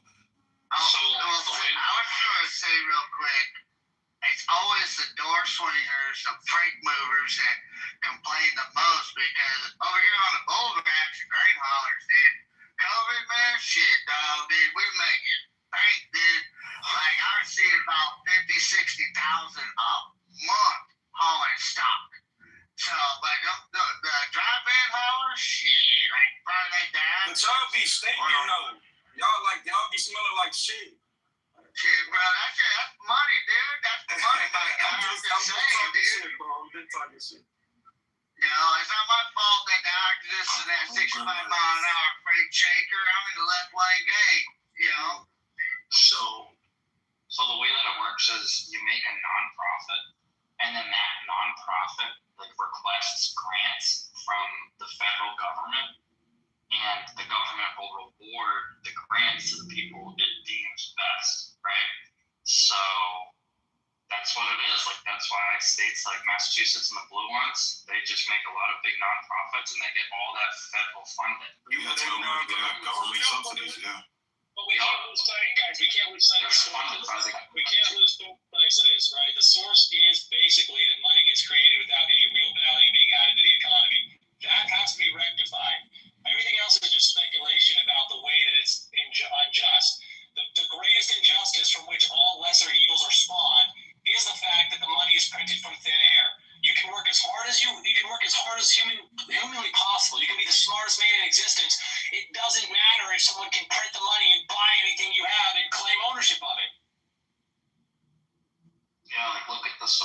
points. With all the hospices, like I'm sure if they just ask, they say this is what we're projected to do, and the government will reward them. You know. And that guy that was doing all of that fraud shit, John Kitover. And these old neighbors helped me win the race. Our campaign was built on community, cooperation, and just a few steps.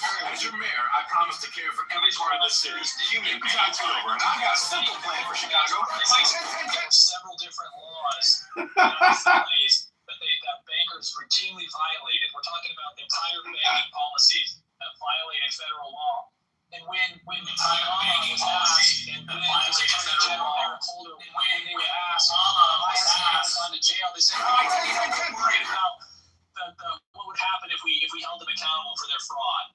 Imagine that. Imagine believing that the system of governance and justice is fair, and that we're equal before the law when you can't steal a $10 sandwich.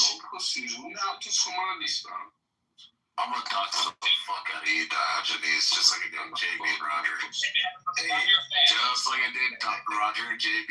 Just wait for it, bitch. All your records, everything. Registries, dockets. Crazy. Wow, I got a question for you, bro. You seem like you know. Never mind. Fuck. Yeah, I just kick him from the room, man. Anybody threatening to dock someone personally, I don't tolerate that shit, bro. Thanks. Y'all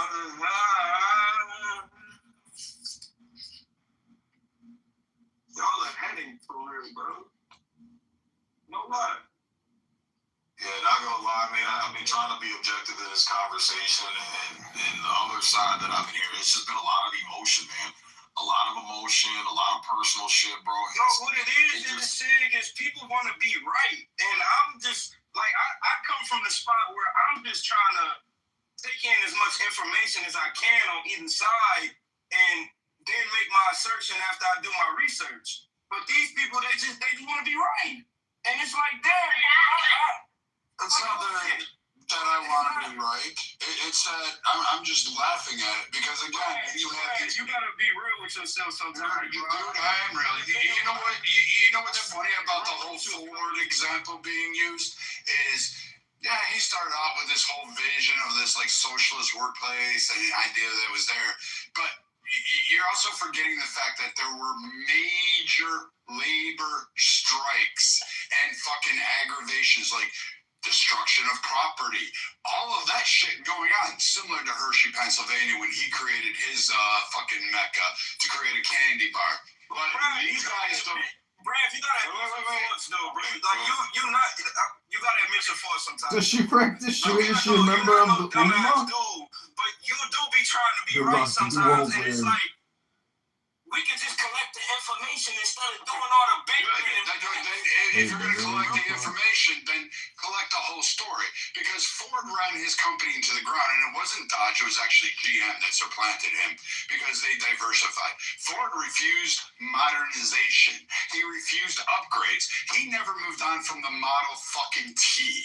He never fucking wanted to innovate. In fact, despite the fact that his own workers, who left him at a fucking rapid pace because they could make more money elsewhere, he thought, oh, no.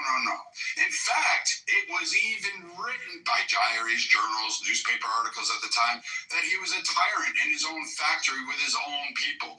So despite the fact that there was a great opening at the beginning, his control over that little economic socialist experiment proved to be almost futile. And Ford almost lost it because I forget the name of the guy, but the lawsuit that actually really hurt Ford was the fact that he lost over the gasoline engine, especially in the way it was designed and implemented because it belonged to somebody else. So that lawsuit was there. Now, to be fair, he did win against the American Licensed Automakers of America or whatever, ABLA or whatever they went by back then, but they actually didn't have a right to do it, and the Supreme Court correctly ruled on that decision.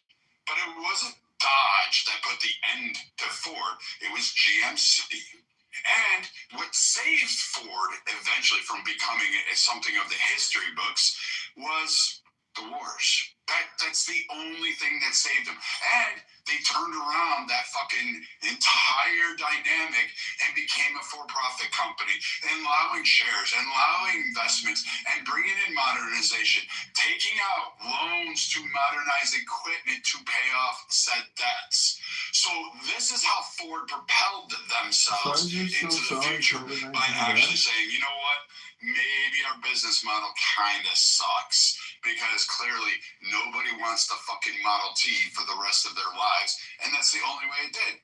But you'd have assets on here saying, you know what, they were a perfect model to show what it was, but that model showed no innovation, no ability to make beyond what was set in there, and you didn't have the opportunities to succeed beyond the scope of what Ford decreed. So what this is telling you is that Soviet Union was a great economic picture. The problem with their models is it's always contingent on everybody else's wealth. They always want to take from you or from that, and they want to use overall everybody else's opportunities to pass it along and, quote, divvy it up. But the problem again with that is, if you don't have new developments, just like Ford, the problem expands and you lose. You lose. You run out of fucking money. Because if you don't continue to develop, if you don't continue to be capitalist, then you lose. So these socialist programs that are, quote, being magnificent, and God forbid you have debt in your life, these models really don't work. Again, Venezuela did it. They nationalized absolutely everything. Where are they at today? Where were they before Trump came in? Nowhere. They were broke. They couldn't survive it.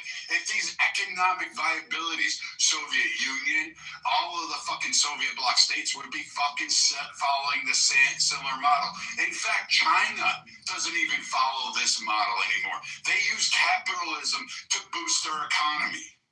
So again, these tired old rhetoric fucking Marxist approaches don't really scale up when you look at the picture. And the examples they pick, they cherry pick certain highlights that sound good, and then they leave off the rest of the story.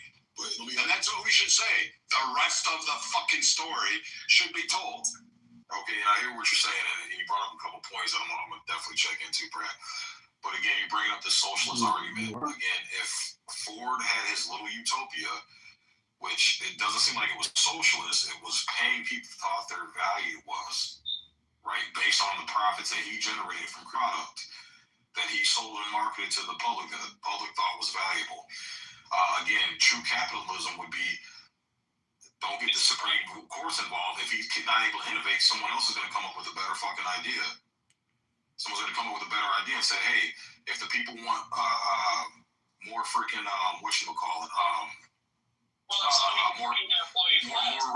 more rapid upgrades, right, at a more frequent rate, then naturally he'll go out of business and his only option is to compete. But again, once we saw the governments get in, then that's when they started going downward. So I'm trying to understand where you're getting this socialist. Understand where you're getting the socialism from. So take it like this. Him and Hershey started with similar experiments. You know about the start of the Hershey candy bar, right? You know about Hershey, Pennsylvania, how it started. Yeah. So it's even a better example of how it goes wrong. So Hershey goes out, develops the fucking candy bar, goes through all these scientists. I think the guy eventually figured out how to add milk to chocolate from Cornell. Some fucking idiot. So it's actually really great. One of the greatest inventions in here. But he figures out how to make the fucking Hershey bar. Hershey goes ahead and builds an entire town, buys thousands of acres on credit, but then sits there and says, hey, I'm going to put all my wealth in this. So I'm going to build the factory. Now I need to build the farm to milk the cow. I need to buy fucking workers. I got to give them homes. I'm going to create an entire city under this social paradigm. Now, when you look at what caused the collapse of Hershey, there were other people, there's competitors. Everybody should agree that competition is fair. No one should have this stranglehold, except for the idiots on here that want to follow Nazi Marxism, fucking socialist programs. When you have this the ability to make money, and he faced competition, the workers themselves revolted. The townspeople revolted. The fucking farmers went up there and they had fucking massive problems with the entire economic picture that Hershey built because he thought his socialist utopia would provide for all, and it didn't. It was not able to compete with that. Shut the fuck up, sit down. So again, I don't give a shit. Dude, you can go shut the fuck up. Go flip those fries. Finish his thought. Go flip those. Make sure that milk gets bought. Make sure that man that's on children is got fucking food in the fridge for them. So again, sample pack of 32 different flavors. This is going to be our first flavor we're going to test. It's a double espresso. So again, when you look at these, the workers revolted. They wanted more of the price because labor was what was important. They were the product. They believed that they were the prize instead of the actual Hershey bar. They quote that their labor wasn't the only one out there. They had farmers, they had townspeople, they had teachers, they had hospitals, doctors, etc., storefronts where you got your groceries, truck drivers to deliver the shit. You had all of these people mixed in together in a society, and you had people saying, my labor was more important to the other. Then internal fighting started, all at the behest of Hershey. And Hershey was demanding, hey, you guys need to listen to what I say. And they demanded a bigger piece of the pie. Finally, the farmers of the cows kind of went on their labors because the cows were getting fucking bloated, waiting for milk to be made.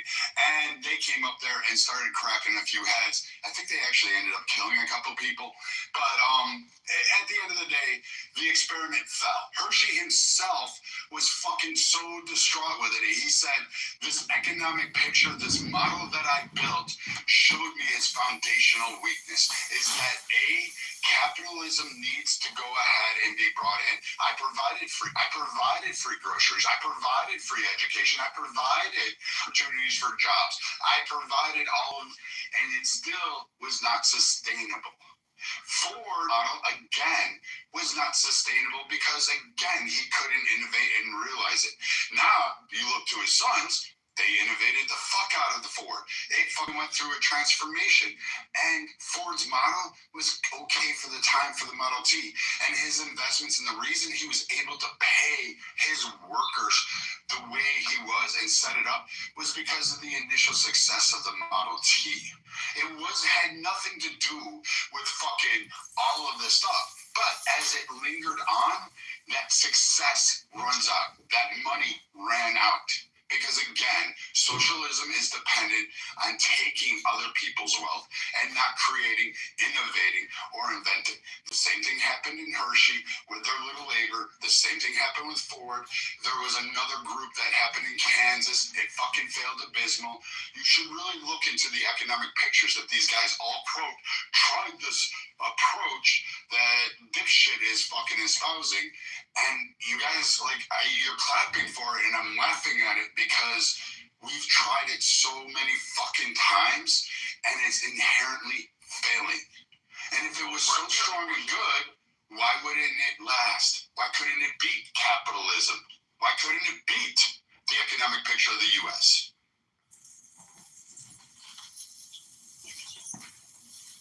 I should have done. Yeah, I gotta keep my mind back up.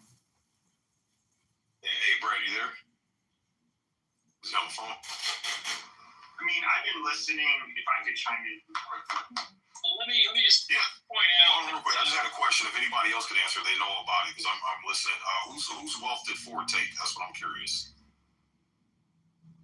I want to point out that I have not in any way, shape, or form argued in any way about whether or not Hershey's economic model works or Henry Ford's economic model works. That was all a whole bunch of great, very interesting opinions. But in actuality, the only thing Ford has to do to inform me is that Ford was sued by the Dodge brothers and never claimed anything about GM's role in anything. It was the Dodge brothers who brought the suit against Ford, and they successfully sued and established a landmark precedent that there was a fiduciary responsibility to the shareholders first. That's the only salient point I'm taking from that example. All this fucking Ford failed. I see a Ford driving on the road.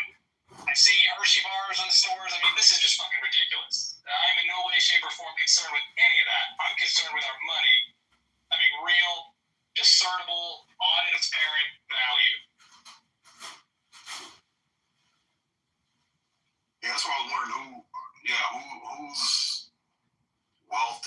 Ford take? Because I've never come across that.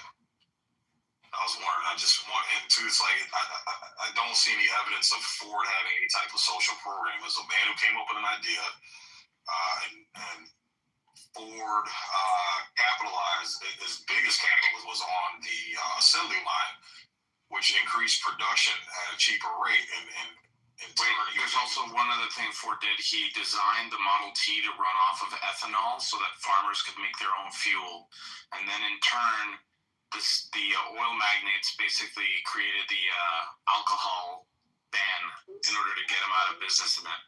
Yeah, the Rockefellers and Carnegies that were being mentioned earlier directly went to war to prevent alcohol from being used as the primary source. So then Ford had to transition because of prohibition to using gasoline burning engines because he had no fucking choice. They literally outlawed the fucking possession of alcohol.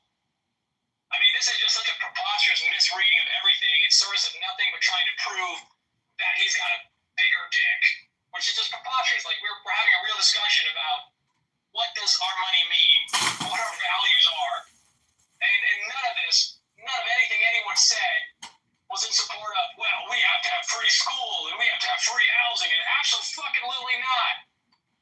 We're talking about that's what I was trying to figure out where the socialism comes in. That's not. That's where I think there is. I'm by no means a fucking socialist. I think they should.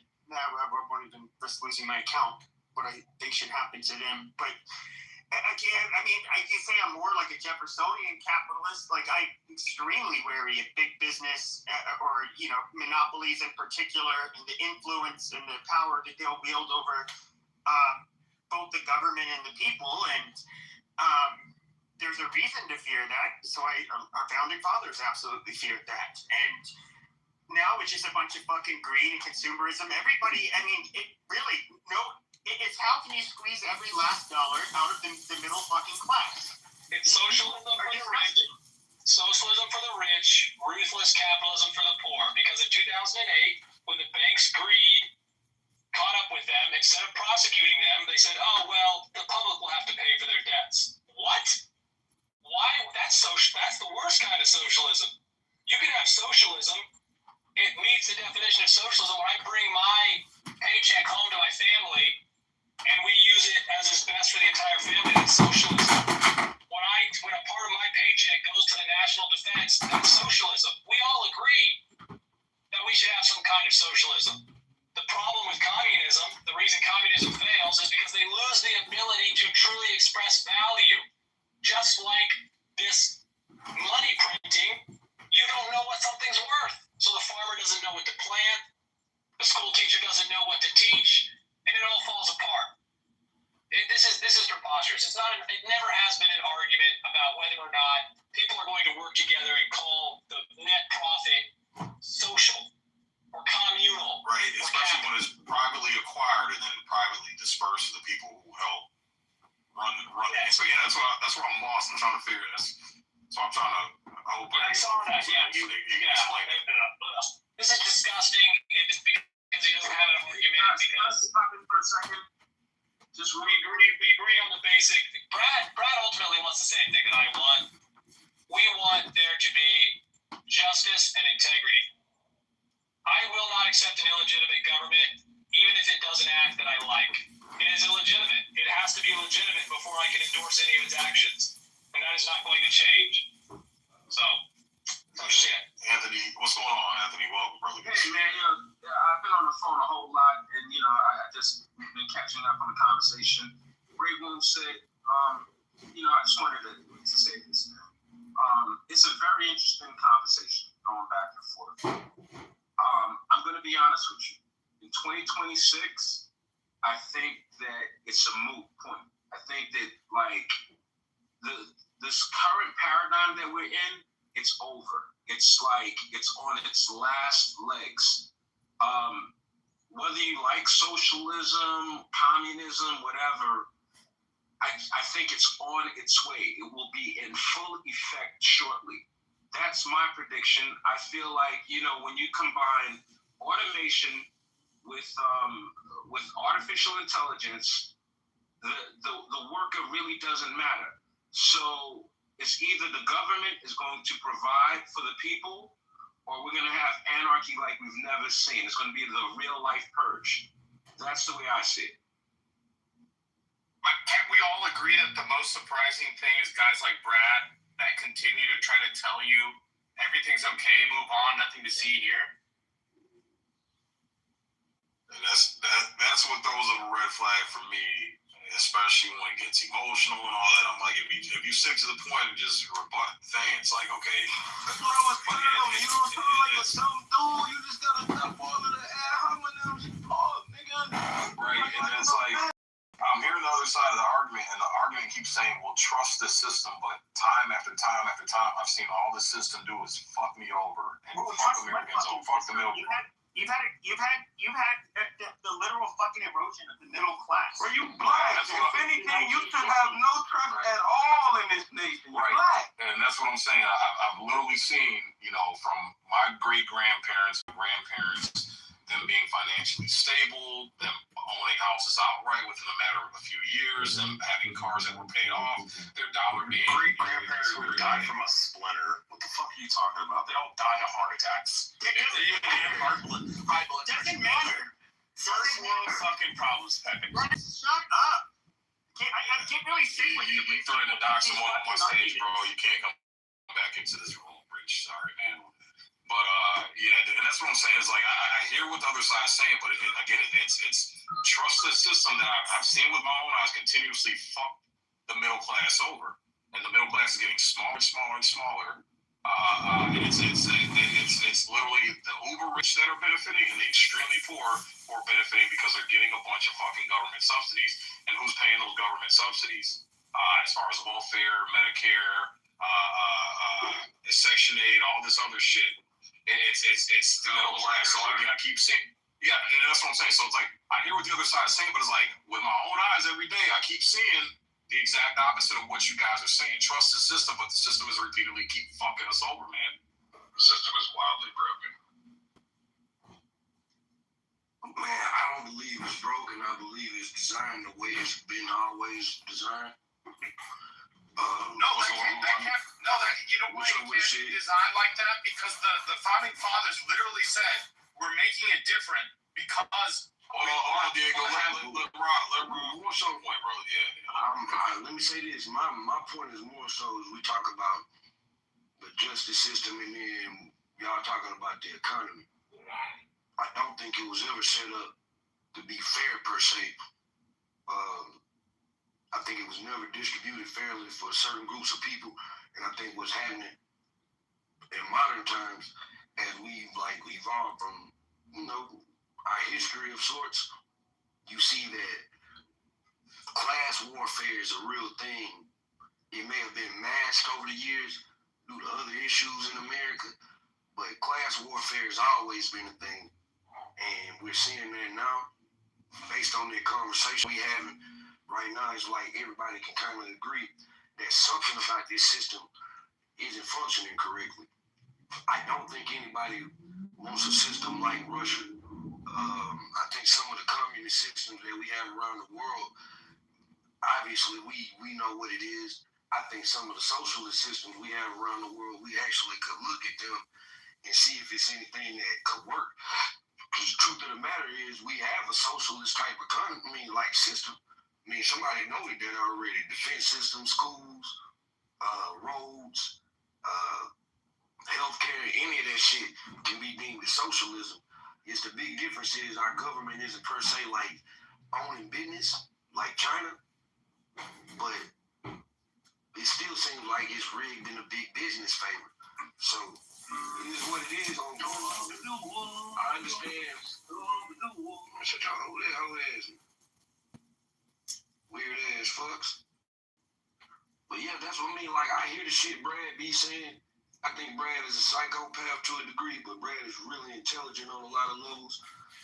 When I hear people talk about socialism like that, it's just like, how do you discount all of the socialist factors in our society and that have been there? Well, that's the thing. That's what we were questioning, and unfortunately, Brad had to take a phone call. Because that's the thing, like, from what I gather from the conversation, Rob, everything the other side brought up were examples of true capitalism. Someone coming up with an idea, exercising that idea, bringing it to fruition, and then profiting based off that without any type of government subsidies or taking money from other people, without them knowing or against their will, or from the public, and then being able to profit off of that and then expand their idea. So that's why I was kind of wondering where Brad was coming in with the socialism theory from the other. There you go, right there, Brad. What? Sorry, I have a call. It was work. Steve? Yeah, Brad. Brad, I had a question because you kept bringing up socialism. Is he going in or is that me? Where are the examples that the other side gave was in compensation for socialism? Because you kept bringing that up. Oh, because their primary example was the Nazi Workers' Socialist Party. Those guys. That's their overwhelming icon. And so when you look at these Nazi socialists, and you realize exactly how their economic picture fell apart, and literally their dollars were worth nothing. And again, war has a tendency to pick winners and losers. You better be the biggest, baddest. In terms of it, Germany had good production. Its problem was its resource allocation, its inability, and again, centralized leader leading it under a socialist framework always turns to shit because their idealism is a stranglehold. You've seen that. You've seen that time and time again. Maduro, fucking dipshit in Nicaragua, Noriega, and again, we can see all of these things continue to go on, and this idea that somehow debt is inherently bad, that's not necessarily true. Charging interest rates, if I go to you and ask you for $10,000 and you take it out of your bank and give it, you should expect interest on that. I hold on to it. If I don't pay you back for 10 years on it, and you're just like, well, you still owe me $10,000, but you're not getting any of that money back. You're basically taking out of your pocket, giving it to somebody else, and then saying, so you lose out on the opportunity to invest it, to buy shit with it, to use that at your discretion. You're taking it out of your own pocket without getting anything back. And unless you're talking about a flat fee, which that doesn't fucking really work too often. So, you want to have interest on these loans. You want to be able to do it, because otherwise, if you just had that straight there, can you imagine the number of idiots just borrow and never pay back and never have that debt? Interest helps ensure that. Yeah, I can agree with you on that. And that's, I think if a private entity decides to loan money out, they have every right to. But what I was gathering, Brad, was that once you start bringing the public, you start putting that liability on the public, I think that's where the point of contention was. In a situation like that, Brad, how much government intervention do you think should be? Let me not say intervention, just oversight of things like loans. How much government intervention? That's why I said I think a lot. I think you should have the ability to redress your grievance in a court. You should have the ability to sue.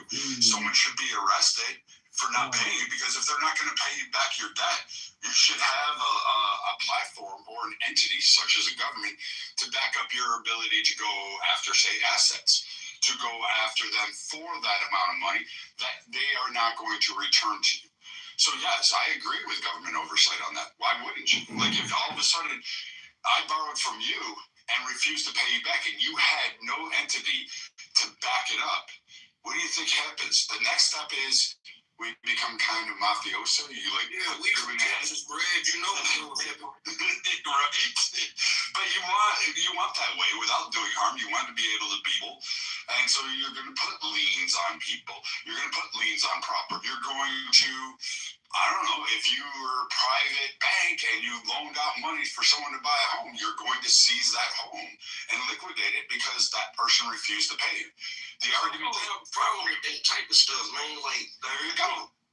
Like, I don't have a problem with the government doing and operating as it's supposed to, which in my mind, it should act as an oversight type thing. Let's make sure the systems are running efficiently. When it's time for us to step in on things, we step in to make sure that things are distributed, justice is distributed fairly, whatnot. The problem is we just have so many cases where it's not.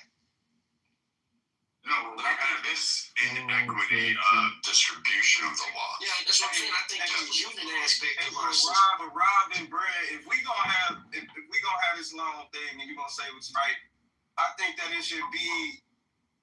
They need to work on it not being so many predatory loans and lending going on. You know what I'm saying? Finger in the head. I mean, well, they've tried it, but in the free market system like it is, it's like, you know, what we gonna do about it? I used to work in the payday loan business, which is very predatory. But at the same time, if you don't have $500 to pay your rent, but you do have a job, you couldn't go into a bank and get no loan, right? But you can run into that payday loan and get that $500. Problem is, with all of the interest and all that shit, by the time you pay it back, you done paid $2,000. So it's like if you was to like compare that to a big loan, that'd be like getting $1 million and paying back $50 million. Well, that's just part of doing business, Bob. Yeah, it is. So yeah, it is predatory, but at the same time, like I'm saying, you fucked off. Well, take it a step further. So let's say this. Let's say I build a hospital in fucking Steppe's backyard. I buy the land from Steppe. I build a hospital, provide services. Sig invest in. He sits there and says, I have $10K to invest in this hospital, and whatever you guys make, I want 2% of profits over the years, or whatever it is, whatever the terms come out to be, whatever we decide. If I fail to execute on that, if it's because I go bankrupt, well, Sig's out of that money. But if I make a profit and I tell Sig to go fuck himself, well, now Sig can actually provide legal actions. He can go to a court because if I'm a big entity and I have millions of dollars and I don't pay him his interest, he has a way to, he can remove me because he's got control. He has some measure of control, and he's also part of the system that's there. So again, when we hear these like broad-based, weird Nazi socialist programs that, you know, labor, I'm all for labor. Yeah, you're all for labor, but you want the overwhelming dynamic to the slice of the pie beyond the share. You're not the product. You're the producer. Hey, Brad, are you familiar with a book called 0 to 1 by Peter Thiel, where he says that in America, to successfully sue a corporation of that size, you need at least $10 million? Yes, I have heard Peter Thiel say this, and then I kind of laughed at him because even when he came on Clubhouse and did his speech, I said, that's not necessarily true. That doesn't always happen because, quite frankly, the way we have our system set up currently, pretty much McDonald's got sued for a woman burning her vagina and a cup of coffee. She became a millionaire. Now, granted, it was really painful. It caused surgeries and she had fucking scarring. That was horrific in and of itself. But the idea that we have lawsuits and you have a way to collect off of that shows that theory isn't true. Personal injury. Obviously, we know that lawyers will do personal injury against big corporations for free. How about that, though? We're talking about regular civil lawsuits, not personal injuries. I get it. And even civil lawsuits, you have a myriad of cases that go through. You can Google civil lawsuits that have been won. The insurance company is a prime case in point in that. We have civil lawsuits all the time against us. Diego, the person that brought up the Dodge Brothers suit. I don't know if he did. Yes, partially. I said that the Dodge Brothers, I got into it, but yeah, the Dodge Brothers sued Ford. I just want to ask you a question because my limited understanding on that. I talked to somebody about this about 2 years ago. That this is like the case that set the standard for like the profit dividends and sharing for like whether a business ultimately is a business at behold like a public business. Are they working for the public or they shareholders? Shareholders, yeah. All right, your opinion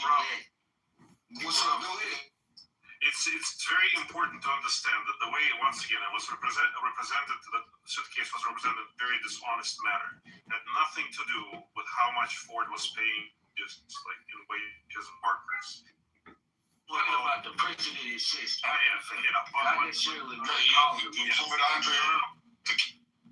case actually revolved around because they just basically didn't get their money from being the investor in order to get paid for their parts. So the way it was represented by the genius guy, I think that's his name. Ford was sued because he was paying good wages to his workers. That's bullshit. It had to do with what the incentive for the profit would be. It's because Ford wanted to invest back into the business and create more business opportunities for the company. What they were arguing is that they're due Is this legal for a congressman their to shares because they invested money into his enterprise and they were waiting for their payout. And he was going to use the money that was that they were that was owed to them to invest back into the company. And that's Andre, you're also forgetting the other part where Dodge brothers or family provided multiple, like literally today it would be billions of dollars worth of parts to Ford to make it, and he refused to pay on those parts. But from his point of view, they took money from Ford and invested it to create the competition for Ford, and that's why he was pissed. And that's how he ended up, writing all his extracurricular books. But Diego, if you're a parts maker, let's say, so the Dodge brothers started out being like manufacturers. They were just parts makers, and they did prefab and fabrication of work, right? And if all of a sudden you're like, well, I invested in this guy, he's the pinnacle, he's got the best freaking car out there, and all of a sudden he's not paying you for your work, your labor, because, you got dipshit saying, oh, he's investing in it, and then he's not paying the money you helped him kickstart his company, then you don't pay that back, so now you sue him, and you're like, you know what, we've got money, why are we making parts for other companies? Why not just create a car ourselves? Wouldn't you do that? What's the question? If you are a fabricator, a parts maker, Dodge brothers were. But they weren't. They made parts for Ford. No, that was part of, that's part of the lawsuit. That was a major part of the lawsuit. They learned how to make the tools from Ford, and then they started becoming a parts manufacturer. You gotta read the history, man. Again, Ford refused to pay for the parts. That's literally, go look at the lawsuit itself. You want me to go look it up so we can look it up. Everybody know that I just do Ford versus Dodge brothers.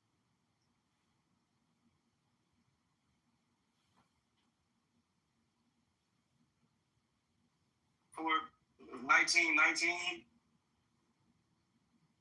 Was that the same case you're talking about, fellas? Yes. 19? Yes. So what happened?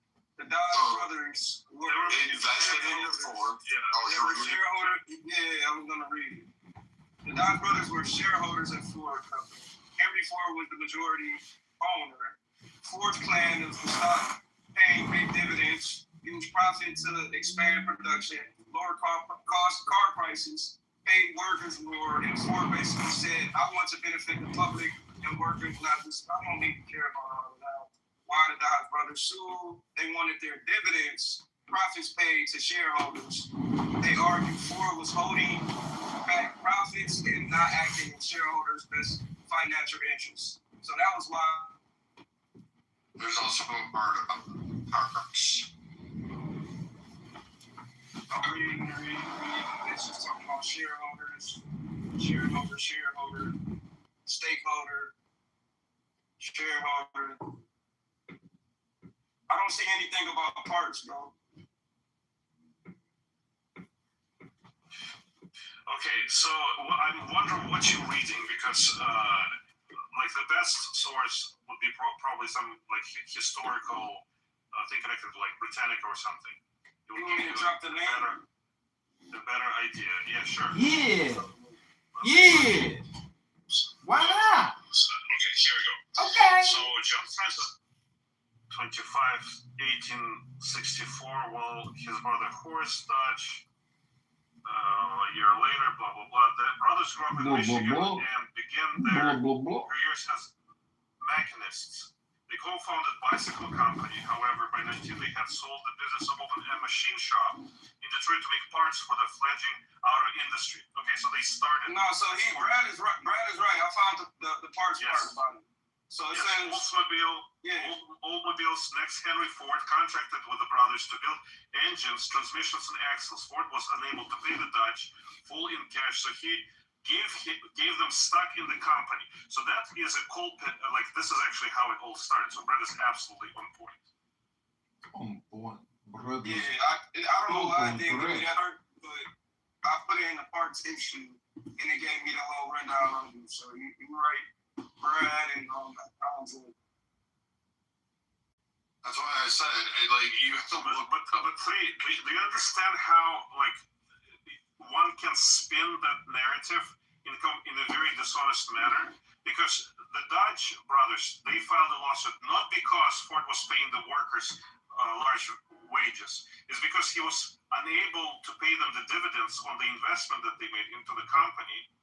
By providing him with parts and later receiving a piece of the action. And Ford just wanted to reinvest the money to build up his business, which is also understandable. You know, like he was a businessman. He wanted like expand his company, but he was not paying what was due to his investors. And in fact, his workers, like, if you go even further in history, or further up in timelines, you'll find out that those laborers that Ford was like, I want to benefit all of society, they rebelled against him multiple times. There was huge labor strikes. And then, of course, you had the Congressman. They made engines, transmissions, and like other critical components. Correct. Excellent. Correct. I didn't mean I was laughing at you. I'm just laughing because, like, it's almost like liberals, they take the cherry pick a little bit, and then they want to, like, make this whole pontification about, hey, you know, this is how lower society should be. Look at what happened to him. No, that's not quite the story. I just want y'all to stop fighting and get the information out. It's liberals and it's both sides. Yeah, it's not liberals, it's demagogues. People who are demagogues, who are, you know, stand on the soapbox preaching for some sort of utopian future, whether it's, you know, monarchy, whether it's Christian nationalism, you know, national socialism, international socialism. They spin the narrative. They take, you know, they do 80-20. They do 80% truth and then 20% of the poison pill inserted into it that will create very specific. Yeah, go ahead. I'm just going to chime in after you. I just want to make a pretty bold statement, guys. I just want the good old-fashioned American swagger days of ride, rank, and bank money days, just chasing your dreams, making your money. I just, you know, be unified together. You know, and that's just where I'm at. You know, I understand what people are saying about young blood. I ain't gonna lie to you. I wanted to because I never got to experience this shit. Where, man, I understand where you're coming from, Stubby, but that shit is it's way too far gone, bro. It's not. Like, you guys are just not understanding. So how do I put this? So the landscape has changed. It's just different. So back in the day, there was. So yeah, I'm going to. So back in the days, like pre-Civil War, for like a vast majority of this country's history, it was all about land. It was all about that. Then it shifted a little bit to the Industrial Revolution. People congregated in the cities. They left all these free plots of the land, and it just did it. It was like some of it was stolen, eminent domain. I understand that. I'm not ignoring it. But the vast majority of people, when they were deeded and passed on these large tracts of lands, they left it. They were like, sell it, I don't care, abandon it, and they went to the cities to go make their fortune in the Industrial Revolution. They wanted to go work for Fords and Hershey's and Carnegie's and Rockefellers and fucking Campbell's and all like Birdseye. They wanted to go work for these guys, and they did it. Con Air, the AC guy, like a fucking genius, literally developed the entire Southwest and South for production and manufacturing, all because of an AC unit. He put it in homes, and that made it feasible for development out here. And there was a race for land. Land is now, for the most part, divvied up. It's still there, but not. We don't look at it that way. So farm ag workers are kind of working. Their lands are shrinking. They're selling them to HOAs, and they're doing their thing. Hats off to them. But what you have now is you have a new age. We've moved on from the industrial age, the blue collar age, where you can build towering skyscrapers and all that stuff and become profitable. And you have that. Wait, hold on, Steppy. Let me finish. What you have is everybody wants the digital world. We are now in the digital world. And that's the new landscape. It's moved from land, industrialization, to now digital. And it's going to be the prevailing landscape, and you need to, unfortunately, figure it out. Now, some key industries will remain the same. Healthcare, a little bit, but even that's changing massively. The finance sector, that's becoming more digitized. You no longer have to go to the offices. Fucking most of Wall Street really doesn't work on Wall Street. Hats off to you. Hats off if you know. You should come down to Austin, Texas, or Dallas, and you'll see that. My homie, a tech guy, he worked for Owens Corner. Been working for them for like 8 years. And after COVID, they stopped going to I understand what you're saying on that. Yeah. So you're just dealing with a new game. You can wish for the old times, and there's still going to be a sector of our economy into it, but it's not the dominant one. And unfortunately, we have to navigate this one. But the only problem I have with it is that it may not be the most dominant one, but it's the most essential. So you have to take care of the most essential people in your nation, or it's gonna fail every time. And I don't think that they've been doing a good job with taking care of the essential people that they need. Well, I just want to interject real quick on what Brad brought up. I'm not contradicting him. He's accurate on it, in my opinion. But the farming community, which that's what I'm in, we just went back to old swagger and hustling roots. Like the HOAs that Brian's talking about. A lot of the smaller farmers have actually transitioned to basically renting land to HOAs because the suburbs and HOA communities are coming in and they're pressuring to buy up land. Well, we're fighting back, and almost all the states are doing it, where we're transitioning and saying, hey, we'll rent you our land. You do all the land development, but you're going to cut us a monthly check for so we can still have. You're seeing it in South Carolina, big in Texas, Oklahoma, Phoenix, all the way up to the Midwest, and even some New England parts where we're straight up renting it out. We'll give like 20 acres out for HOAs, and I think the going rate is right about $1,500 per acre, and the HOAs are actually jumping all over that.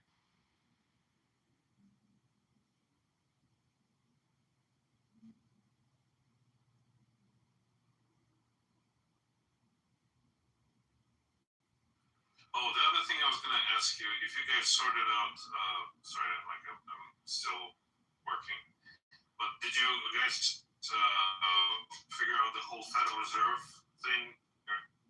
This is what other things the Federal Reserve is using to control the liquidity, like, the constraints that they put on the liquid assets and stuff like that?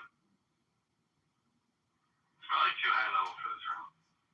No, these guys like the Ricos and the dipshits and Keegans who don't understand it will sit there and say the Federal Reserve needs to end, and that's their only claim. That's all they keep saying. It's the only thing I went wrong. We need to end it, and then we can go back to being a normal nominal nation, because they still believe the Federal Reserve prints money. Well, it issues currency in Ireland. It does not issue currency. When it engages in quantitative easing, it absolutely there's other instruments that the Federal Reserve is using, instead of just putting some sort of reserve requirement in order to control it. Like liquidity requirements or capital requirements would be like, two main ones. And they're still in place, so it's not like the Feds can do whatever they want. Well, Andre, look at that. Like when I hear that, they're not considering the assets. Like even so, if you go and get a job, your Social Security number is an asset that can be used for the Federal Reserve as making money because you're paying taxes, and when you go into federal properties, like. Well, there's a multitude. Even the market is used slightly as an asset in a world platform because when I had a gentleman the other day was very argumentative about China having marketing, manufacturing. It's like guys, I'm for bringing jobs back to America for manufacturing, but you got to be very cautious because the USD is high in value amongst the world. So if we dominate, yes sir. Can I ask you a question? What do you mean that your Social Security can be used as an asset, like a collateral? Yes, as collateral asset. No, it can't. You cannot use your Social Security number as a collateral, but to borrow money, to get a loan out? I don't think so. Well, no, not individually. No, not as an independent. You cannot use it as an asset. I'm saying on the government end. Now, this might be completely fucking ignorant. Just so you know, Andre, I'm probably just the dumb guy here on the platform. No, don't say that. But there might be just some sort of confusion.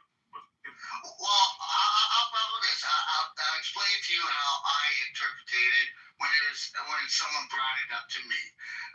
And see, maybe I was led by a fool that made me think like it. But I was explaining after the Civil War, the United States of America was in debt, and that's I believe where Rockefeller came in, so that way the United States can work its way out of debt for being in a war. All right, a civil war, and say that Social Security came in and taxes, and they utilized as an asset that could give a line of credit to the United States. I see what you're saying. Okay, I understand what you're saying now. So what basically it's like you can use your Social Security, your futures and your Social Security as a collateral when you get like a personal loan or a mortgage or stuff like this, and then once for the government. But so here's a but. I think, check me, I might be wrong on this one, but there is a certain amount that is protected regardless. So everything access to that protected amount, which is whatever, like a minimum amount or whatever it is, livable amount, that can be released to the creditors once the Social Security is deposited into your account. Okay, maybe I was misunderstanding the room. I thought you're right. You're essentially right. Not the world, but you're essentially right in terms of using it as a sort of collateral for like a personal loan or like a mortgage or a car loan or something. Okay, well, thank you for a little Andre, I'll push back.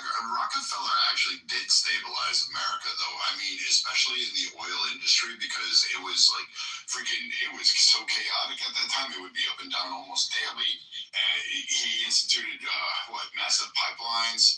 He helped reform some of the regulations. Now, granted, it led to a more monopoly kind of thing, which Standard Oil was then broken up. But still, he helped increase the tax revenue massively. And then he helped America achieve more equitable distributions from oil companies and allowed it. Not to mention, he also did a lot of philanthropic work. I mean, the guy started University of Chicago. So, I mean, he basically, if he hadn't come along and did that for the oil industry, I mean, I imagine it would probably have been done at some point, but I would have shuddered to think that the federal government would have done it at that time frame, which a lot of the people on this stage that were here earlier probably would have cheered on for having the centralized government manage the ability to handle resources and distribute them, which would have been probably cataclysmic. I mean, from what I understand, like what the type of system that's been promoted is the syndicalism, right? It's like the workers who are controlling the people who are making the product are essentially controlling the means of production collectively. I mean, and all you need to do is just like search for critiques of that. I mean, that's essentially like what the fascist economy looked like. There needs, and even they had to do some central planning through ideological means. Like they had to guide the economy and its assets into a certain direction. It's just so bizarre, and like just open any critique of it. Like one of the problems is that it creates stagnation because there's no incentive for competitive nature of the free market. You know, like once you monopolize a certain industry and have like a class of people with a same or similar interests who want their paycheck to come regular in stable manner, there's no reason for them to change anything about this. I didn't disagree with that at all, but I mean, the guys on stage were all screaming for that. That's essentially what brought Soviet Union to its knees. I mean, granted, they did have like central planning, but it was ideologically inspired. And this sort of competition that was even at the early stages of the Soviets, it was sort of like a puppet competition. Well, like again, I brought the examples of where that same similar attempt was attempted by private industries. Hershey, I brought it up. Hershey, fucking Ford are two prime examples. Like early Ford, not new Ford, but for Henry Ford, the original, where they fit under that ideology.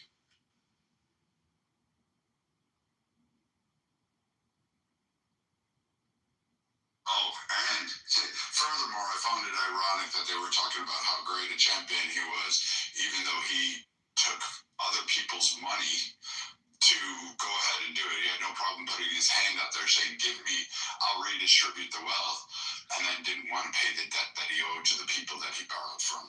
That was ironic. And then people screamed that there shouldn't be interest on loans. But we're seeing socialism at its prime in New York City with that mayor. He promised so much, and yet what has he actually committed to? Oh, he's going to start seizing properties. So he's going to take people's private assets, which are properties. Now, he's already claimed it. It's a policy in New York City now. So now he's going to take people's properties if they don't follow the rental paradigms or the way they can sell it. And the city now can buy or take it from them at whatever price they determine to be fair market value. That's ironic. So some poor schmo goes ahead and buys the place, and now some dipshit in New York wants to be able to just go ahead and buy it because they're in the government and they can just take it from you, and that's your whole life savings rolled up into one. Fuck that. Like, why would anybody want to do that? Well, because brother, it's very easy to spend somebody else's money. I mean, it's very pleasant and there's no strings or responsibilities attached to it. It's great. You spend somebody else's money and you can do it as much as you want until it lasts, actually.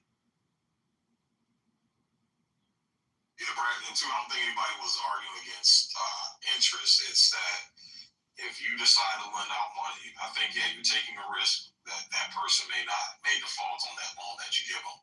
So I think the reward for you taking that risk is that interest, right? No problem with that. But in the case like the subprime lending with the housing crash in 08, is that when you have the government take taxpayer dollars and say, hey, if you fuck this up, we'll bail you out.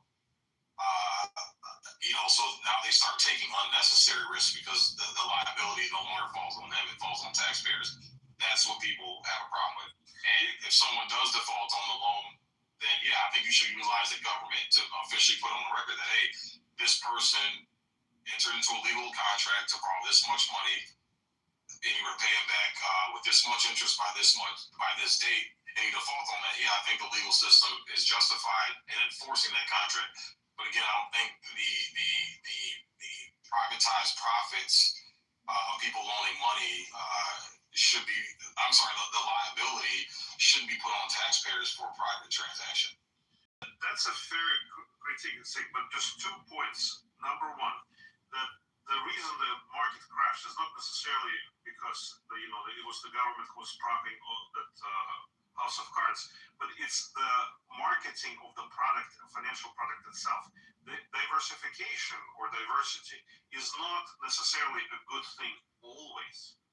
And what they were doing, they were just getting subprime loans, like kind of chopping them up into little parts, making huge packages out of them, and saying that 1,000 people cannot all fail simultaneously unless the economy goes under, which is exactly what happened. And it was just kind of a snowball effect. The bubble burst, and the whole thing kind of unraveled. And another thing I would like to say is that is not bad. That is good, especially if there is, if there is confidence of the loaner that you are capable of getting it to them at the end of the day.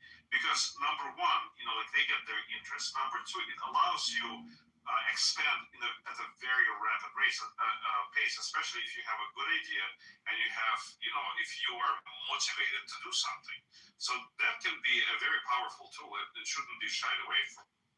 Right, but what happens is that debt gets mismanaged when you take away the liability on that person. Absolutely. Again, when you 100%. People are gonna be more reckless with their loans when they know they don't have to pay the consequences for that recklessness. But that's what they were preaching on here. That's why I was arguing back. So they were preaching that they shouldn't have interest. There shouldn't be accountability. There shouldn't be anything. Like if you take out a loan, literally, and I'm quoting this, you shouldn't have to pay interest or even compound interest on loans you take out, end quote. That was the statement. I mean, at the end of the day, what they're arguing for, aside from their fucking neo-Nazi socialist reforms, was literally it was the economic picture leading up to World War II with Hitler. Yeah, they had a strong economy. They were production. There was actually good work going on in Germany, but it was under ideology. It was under sieging. They didn't pay their debts, and they seized assets from other entities, and then furthermore, they expunged people from the market, which is why it didn't even fucking remotely last beyond that reform. And then they had to be built up because they had nothing afterwards. There was no contingencies. So, like, these ideas that these guys get on here and say, oh, well, the Nazi Socialist Party had the right economic agenda and we're going to preach from that Bible. Okay, good, but it didn't last. It was defeated. You see, that's not what I wasn't hearing the entire Nazi socialist part. I wasn't hearing them saying the entire thing. I think they were picking out aspects from it. Well, they're cherry picking, sir. That's what they were doing. They were cherry picking the best agenda, and that's just my opinion, sir. Say words for a living. He's definitely no fucking sir. You know what? Hey, beat me up, Chief, but you know what? I do like to show a little modesty to new people I interact with. But my problem with it isn't that, say, like, I'll fight you all day long, and then we'll still drink beer. I'll still knock you. I'll beat you till you're white, and you can beat me till I'm black. It don't fucking matter to me.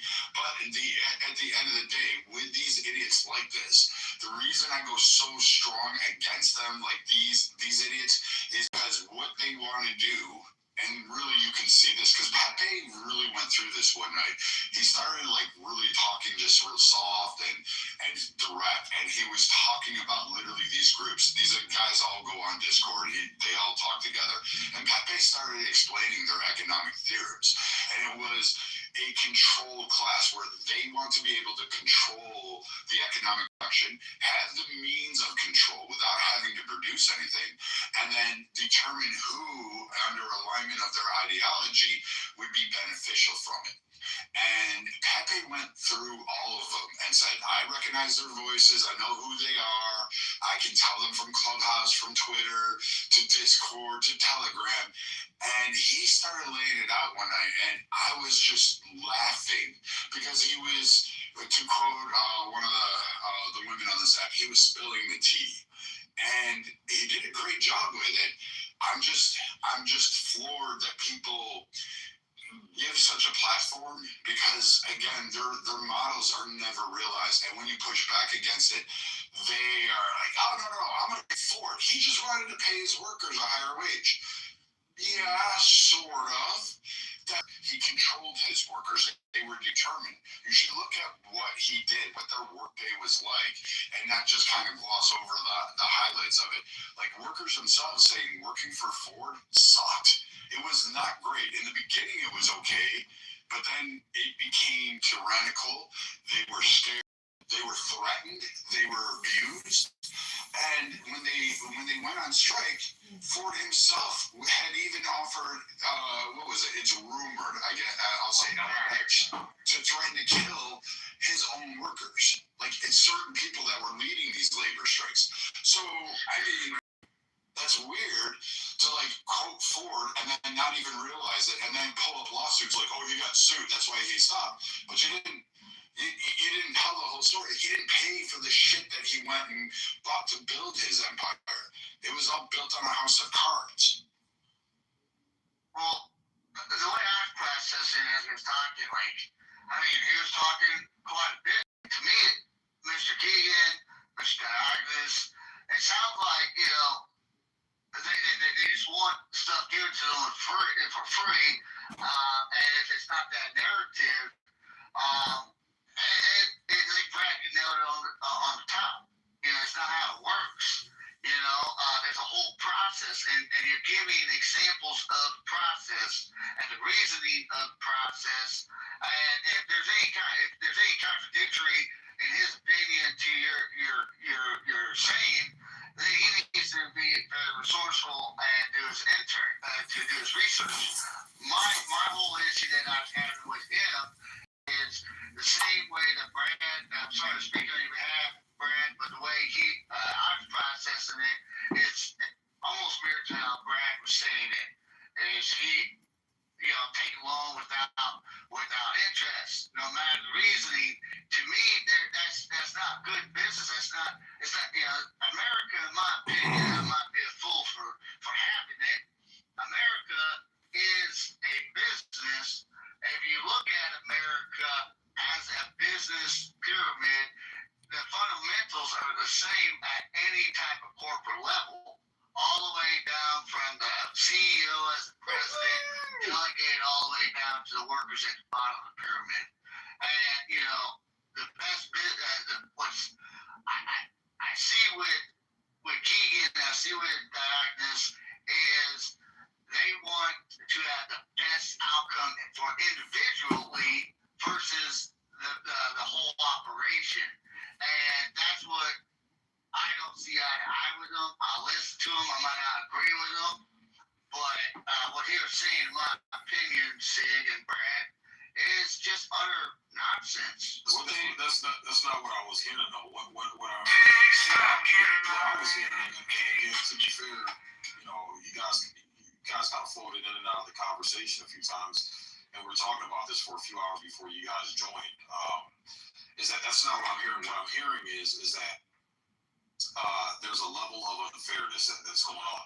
And when we talk about the interest, it's the fact that we have higher up officials who keep taking out more debt and more debt and more debt and more debt, and the interest is compiling, and they're not the ones taking the liability. They're the ones, again, it's privatizing the profits and socializing the liability. That's what I've heard from their argument. That's what I'm saying. I'm trying to think of where you guys are coming from. I know you're in the so let's put it this way. You know Ford, right? Or no, I'm not Ford. Oh, I'm so sick and tired of Ford. Franklin Delano Roosevelt. You know Roosevelt, right? Yes. Yeah. A lot of people point to 19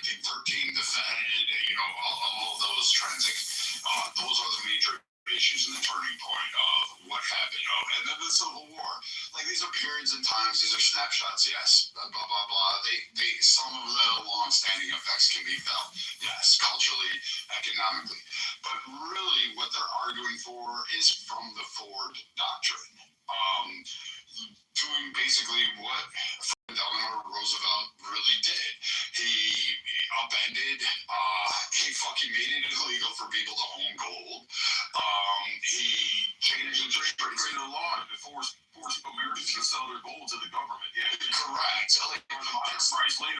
Yeah, right. Manufacture that out of there, and then he wanted to basically divvy up it, and they're arguing for that same centralization, but they're doing it under the guise of Bitcoin, or saying Bitcoin's going to solve it. And you heard them saying, "I don't think a digital currency should exist," and then meanwhile they're saying you should invest in Bitcoin.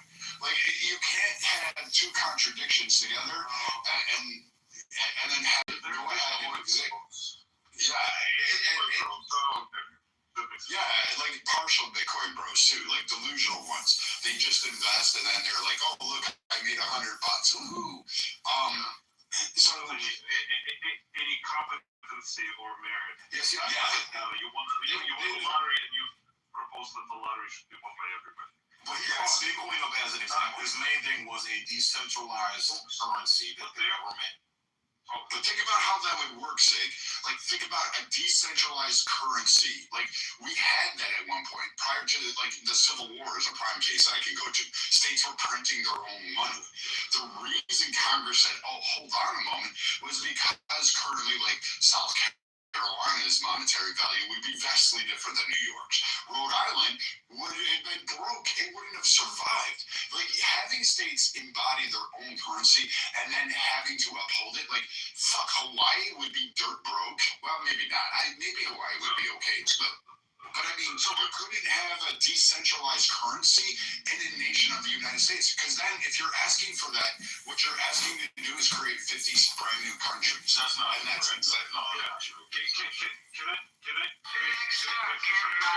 much broader strokes? I hear what you're saying, and just like all the economic analysis,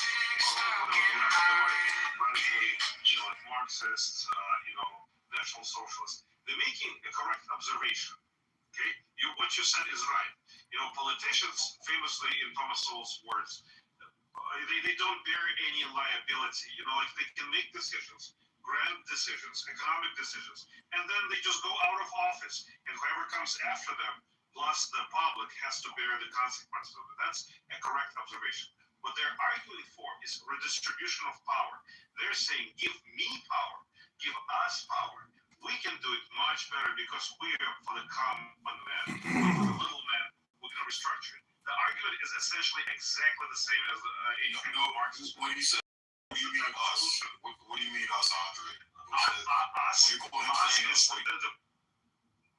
the poor National Socialists who will give the power to the common man, who will create the syndicate. I heard you say exactly that. He said that the means of production should be controlled by the people who produce those. He wants to cooperate and create syndicate-like entities that would control things outside of any kind of financier or loan officer. Yeah, that's not what he was saying is putting that power and control back into the hands of your average American. Because clearly it's been taken out of our power, it's been taken out of our control. And one of those things was what Brad brought up, is that we actually had the federal government force Americans to turn in their personal private assets. And that's what he kept bringing up, is that the government, when we talk about monetary items, is that the government is taking it. That's our private shit. The government should never be able to come and say, "Hey, give me your shit." And FDR was a good example of that. Is the government put in a law, said, "Hey, you have to give me your gold." And then a few years later, what do? They turn around and then they allow Americans to buy it back, but it was at an increased rate. That's what they were talking about. So when they say give us, he's talking about the actual American people, the actual citizens, not just a select. Okay, so it's a class. It's basically, once again, it's redistribution of power. No, it's not redistributing. It's giving us back the power we already had that the government took away from us. That's what redistribution of power is going to be. No. But listen to the way that's right. But again, it's not redistribution. It's so technically, yes, technically you are correct. But no, it's returning it back to its rightful. Okay. When they took that away from the American people and then squandered it away and then created an even bigger problem that they're not having to suffer the consequences for. It's us who they fucked over. That was their. Okay, so where bait and switch happens, in my opinion, is that it's the type of system that is proposed is a autocracy, right? It's giving the direct democratic rule basically by the masses. I think it's a very bad idea. Personally, I'm much more in line with republicanism of some sort, of constitutional republicanism. I think there should be first principles that should be guarded and guide any kind of decisions. And whether the people, people with big P, or the government gets out of line and tries to enforce some sort of law that is unconstitutional, it's not according to the first principles. The other part of the society should get the stick out or a whip and make sure that we're all back in line with first principles. And I think the type of balance that we have is fairly good. Yes, once in a while it gets out of whack and it needs to be rebalanced, which is what I think is the Trump is the creation of that disbalance.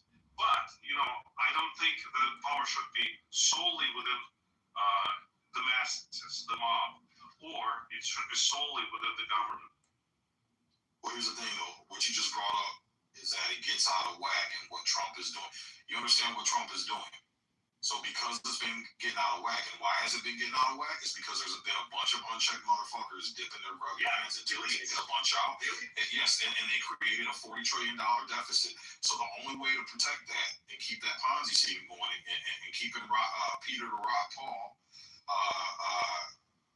and accrue more and more debt is to go over there and start picking a fight with other people and fucking with other people instead of just taking the consequence. Hey, you mismanaged this shit. So what we're gonna do now is we're gonna kill a bunch of people and send our troops in there to get killed as well to cover up this fucking mismanagement.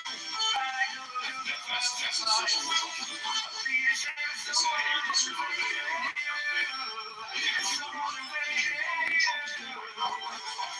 That's not a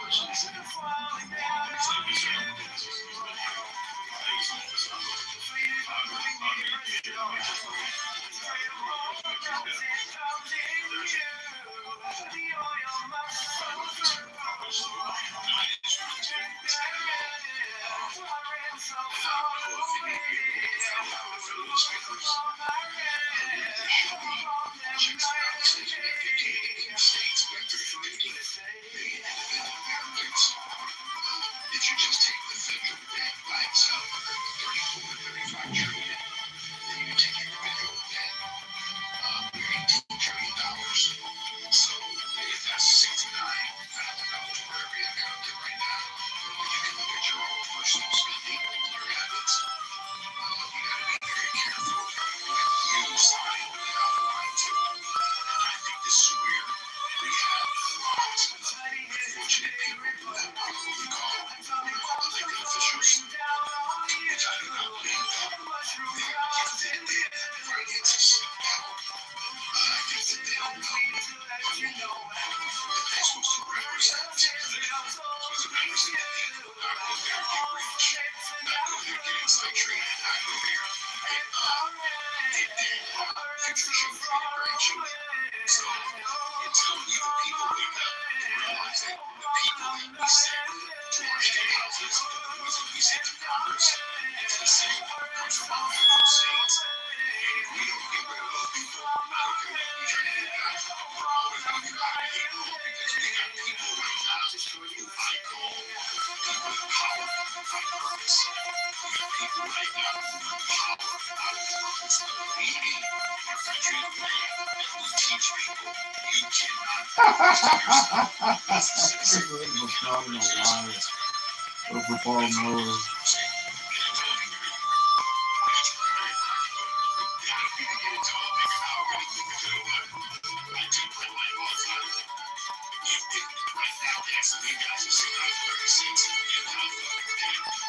do this to yourself. So we have to make adjustments. So we downside some stuff. We decided to do things differently. You know why? Because that's what I say. The situation where I'm at my kitchen table. My wife and I have to do this. And I tell people all the time, you got to control what happens. And we can't just go being willy-nilly just because other people have chosen our leadership here in the state of California. My city, you know, because they're still trying to operate on the same budget when we all know that there's things going on. There's wars going on right now. Things are happening. And no matter what happens in our state house, and then what happens in other state houses, and then ultimately what happens in the White House is going to come down and affect all of us. And it's all start with individual spending. You got to be very careful. That's why the debt of the individual, whether it's mortgage, whether it's cars, whether it's credit cards, you got to learn how to get out of debt. And I always say out of debt. If you're going to be pro-God, you got to be in the butt. That's being pro-God. That's exactly what my point is. That's what I'm saying. From the other side of the system is that you're not getting. I'm not from the retard when it comes to finances and all that extra shit. But I'm smart enough to know debt is not a good thing. You know, long-term debt is not a good thing. Unreasonable debt is not a good thing. Instead of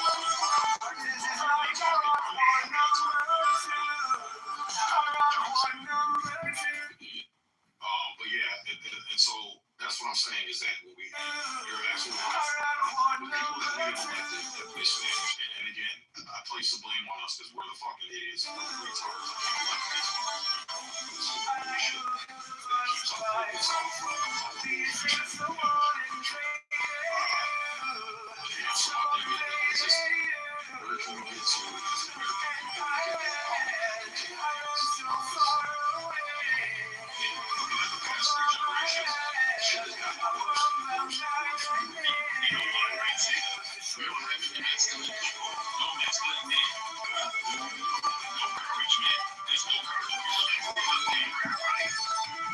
I'm sorry. Kings here. This is very important.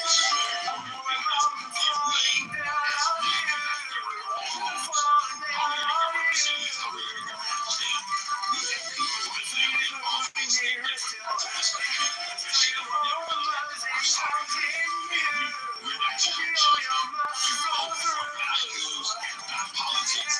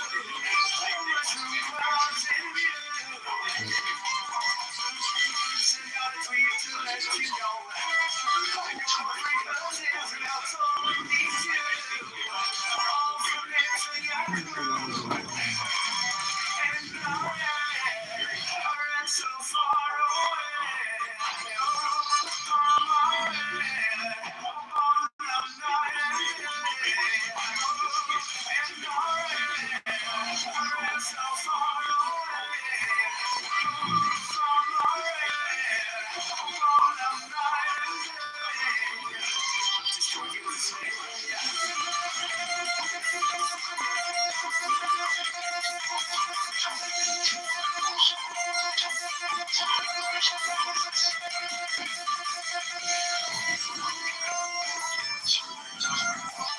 all good. But it's, I think what would have been a smart move, and I think the United States is doing it.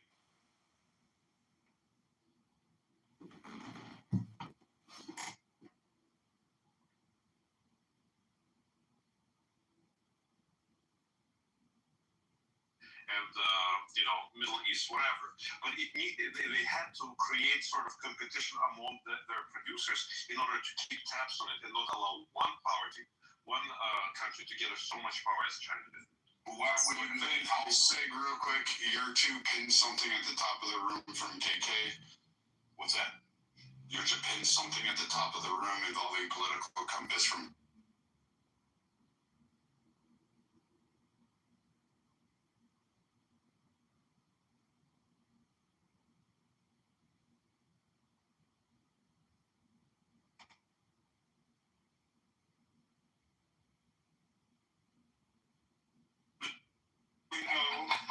I'm just letting you all know there's a special announcement and a surprise involving tonight. That's all I can tell you. Okay, cool. Oh, you said it. Yeah, okay, cool. Yeah, let me grab it real quick. I'll post it for you. So are we still on the economic pictures of America, or have we moved on except for Africa involved? Yeah, I think we just, we were talking about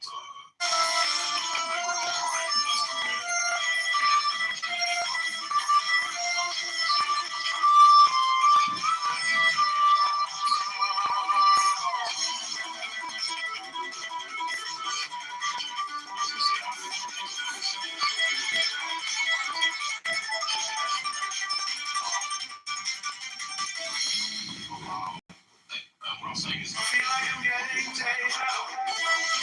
This is like a rock horn number two. A rock horn number two. I like the look of the butterfly. Be ashamed if someone invaded you. If someone invaded you. And I run so far away.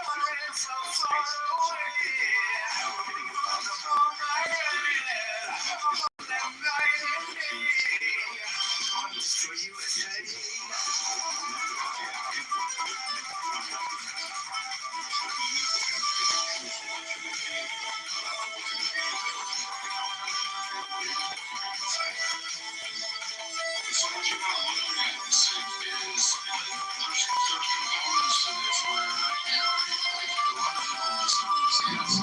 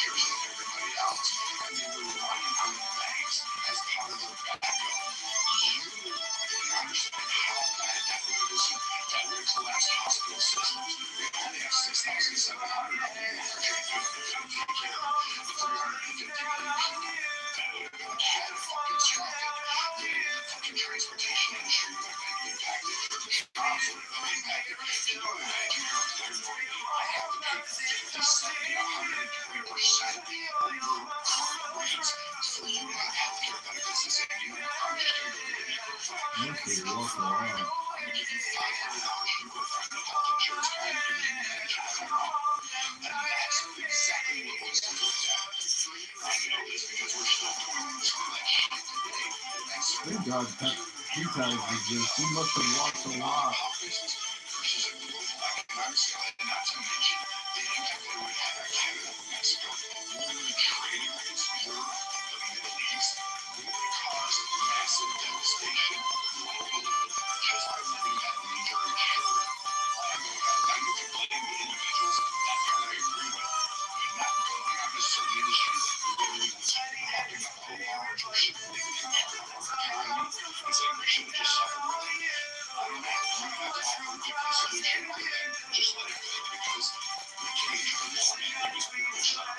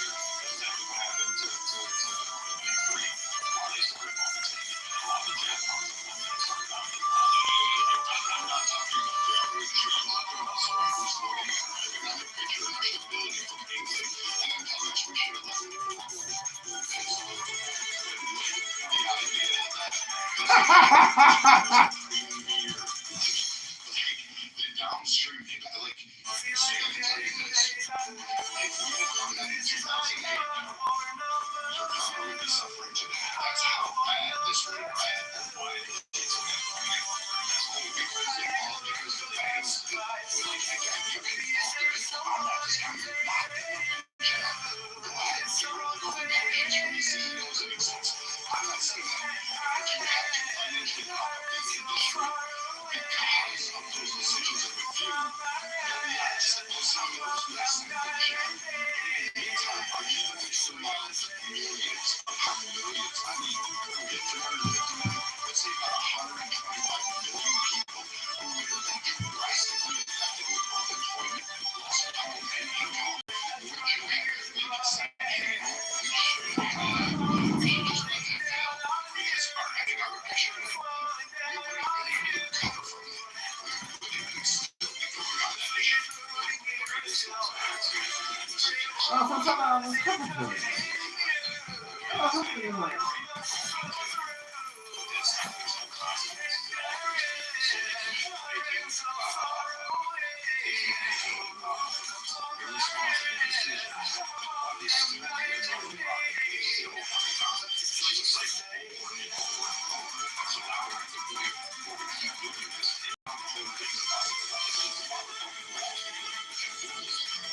We're not going to collapse. We've actually put much more stickers in, and we've done a lot of things on the back end for that very thing from happening. And believe it or not, what's going on right now is actually a big dogfight. And yes, there's probably because the major insurance companies nationwide, it's because of the risk assessments and the inflationary prices for medical and property chemicals.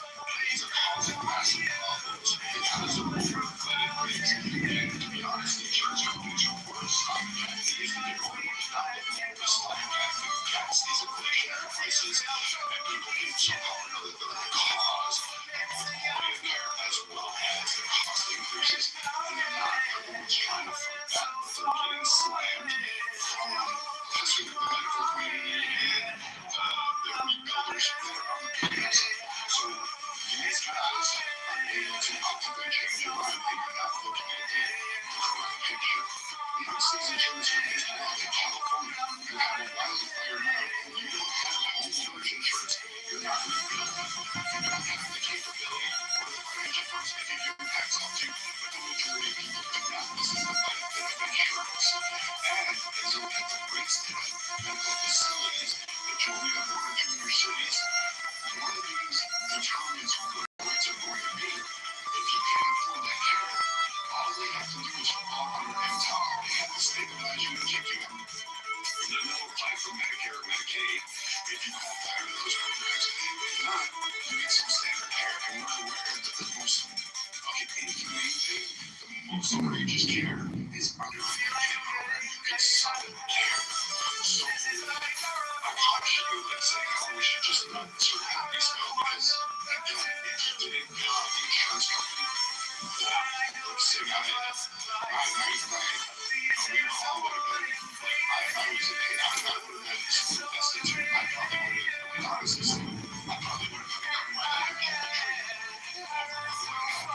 because I couldn't afford those bills. Like, if I didn't have the insurance to pay for my dad was no insurance, so why would they say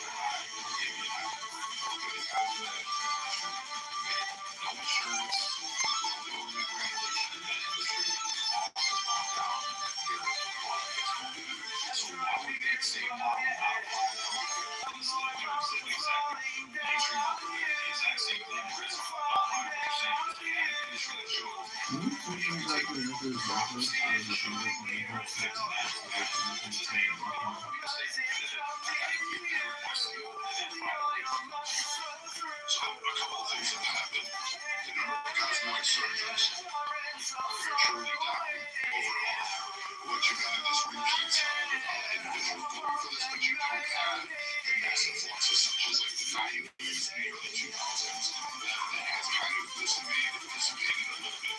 Also, as well as a lot of the cosmetic surgeries, at first, almost all of them were denied by insurances. They are no longer denied. So, like, breast reduction, breast augmentation can be covered by your insurances. It's even covered by a variety of private health plans. So you're not seeing it on the private side, you're seeing it on the insurance side.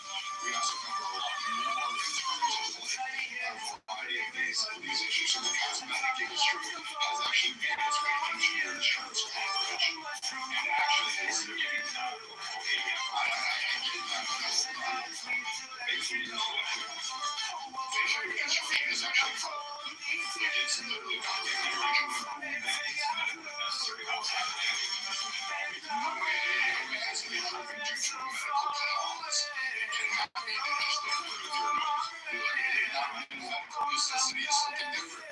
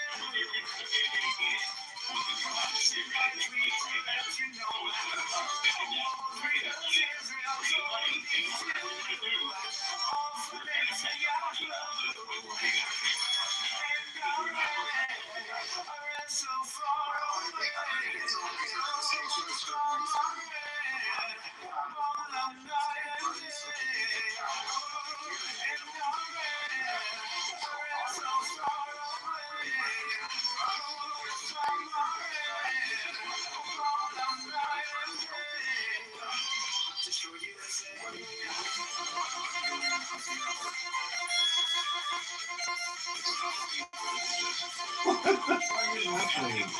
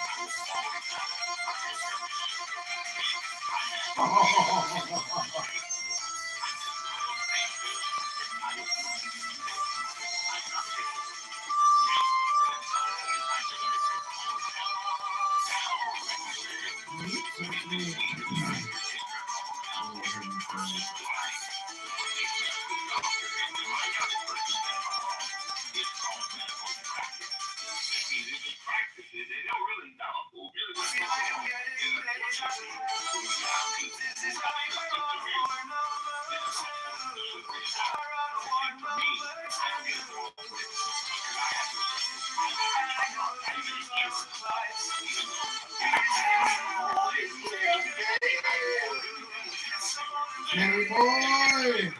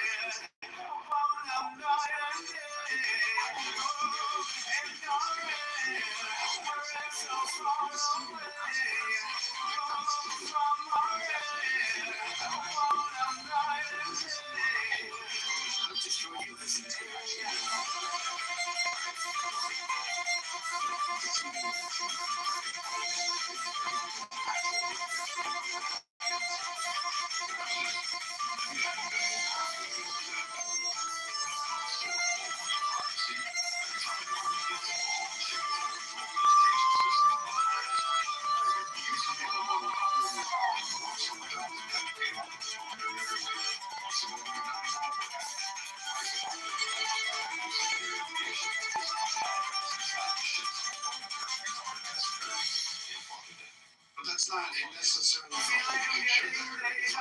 So yes, I agree that the government should have done for a lot of those loans and just guarantee the backing of the colleges. But then you're removing accountability from the colleges and That's what I mean. higher ed, which they did because they're not going to right, so there's people who want to go to education and they really want to go to college and literally they turn over like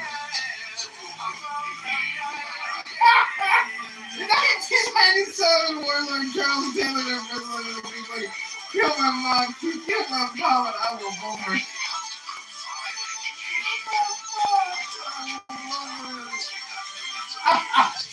kiss my mom. You kill my mom.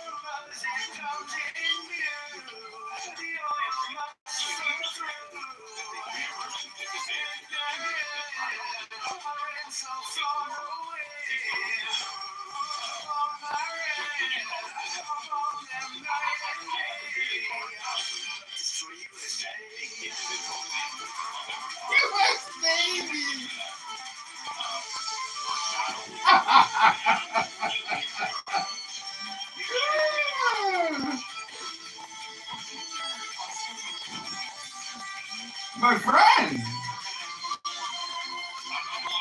Oh my God, it's my friend! Hello? Hello, my friend. How are you, my friend? You're going to show on. They clipped 5 of my Clubhouse accounts yesterday. Why would they do that? What do you mean? For what reason? Let's just not talk about it on Clown House, but yeah, 5 of my accounts went down. I only have 2 left. I had 7 going. They clipped 5 of my wings, but here we are, my friend. You're speaking with the universe. Oh, Rebona Shalom. Hello, Dr. Denzel. How are you, sir? I'm all right. How are you doing? I'm good. I'm battling the Republicans. I'm battling the Democrats. I'm battling the Libertarians.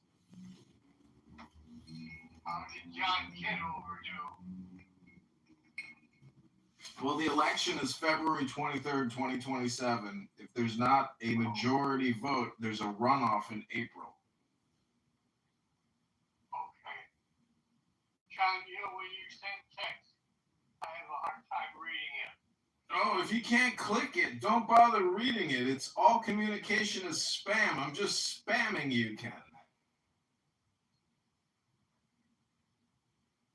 I'm keeping that heart beating. You got to keep breathing till we get to City Hall, Ken. I agree.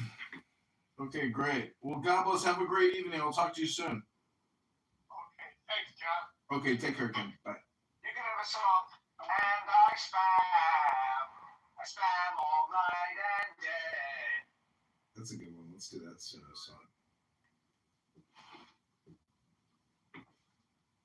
Hey, how's it going, Zach? John? Good evening. How are you? Rabbona Shalom. Rabbona Shalom. Is that your first Rabbona Shalom? No, I said it in a more Jewish accent, like the way that you were saying it, like a couple of months. Yeah, it was so embarrassing. I said it to my Russian Jewish boss, and that was super.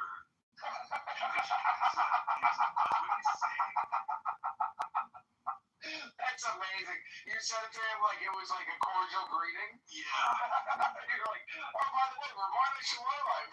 Yeah. And then he's like, what do you say? Like, That's amazing.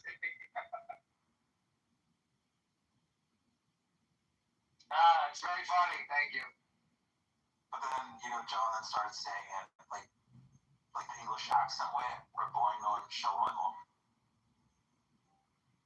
It's actually the Yiddish way. That's the Yiddish way.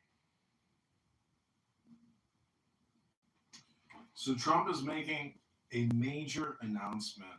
I've seen a top secret internal memo, and the world is going to be shocked tonight.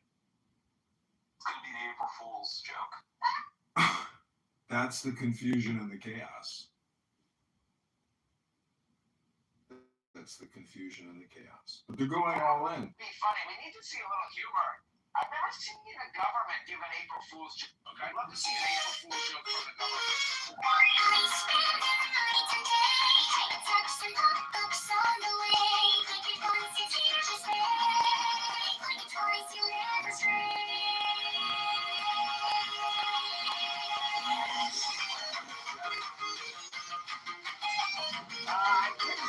It's not really John Kitover song, but I listened to I just finished listening to an audiobook by Andrew Runner. Do you know who that is, or do you know about ultra running?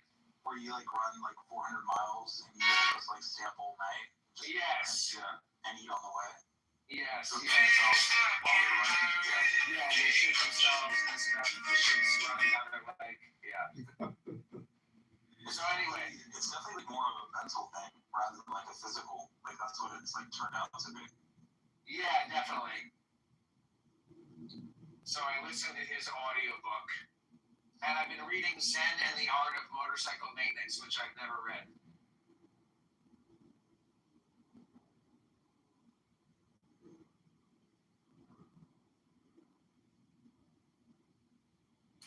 So Rabboni Shalom. Doctor, do you want to come up, Dr. Lucky?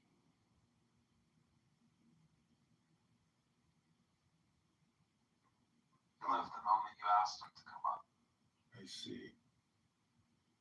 Well, this is our new song. It's called Spam All Night and All Day.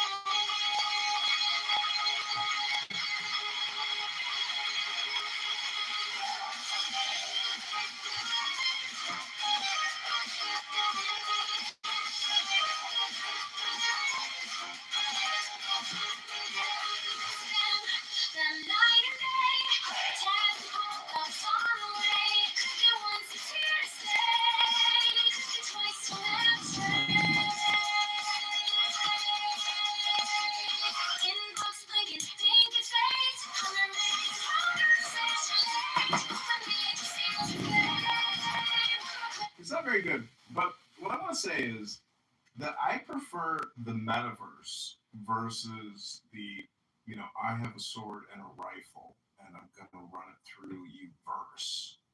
Because I like life. And in life, one needs to breathe. So I want to encourage my friends, the listeners, and maybe a voter one day to say, I'm going to take a deep breath with John Kitover, regardless of his political history or his political opinion, because unity has to begin somewhere. Can it begin with breath?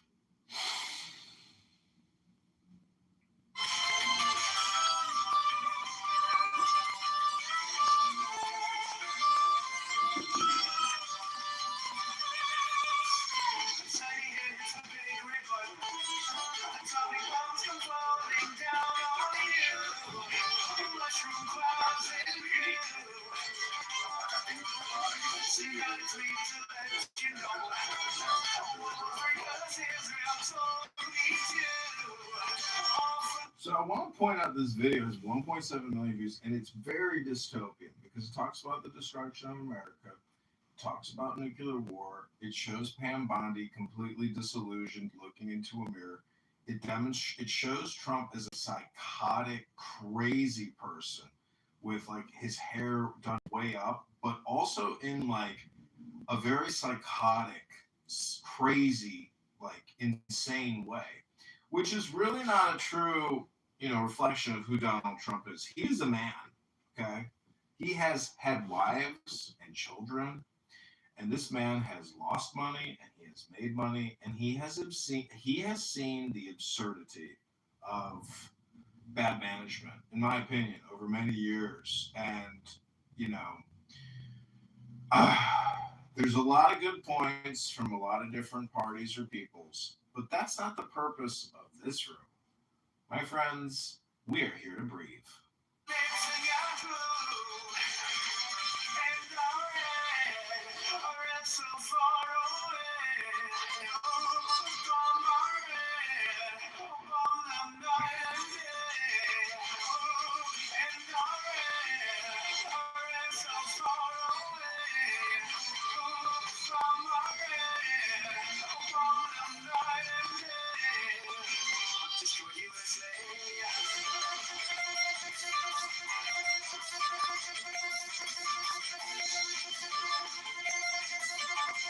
So today, the Viking warrior Brad Stauffenberger, the low-income children's health insurance denier. I don't know if you guys know how Brad Stauffenberger makes his money, but it's pretty criminal in my opinion. He denies sick children health insurance claims. Is he Jewish?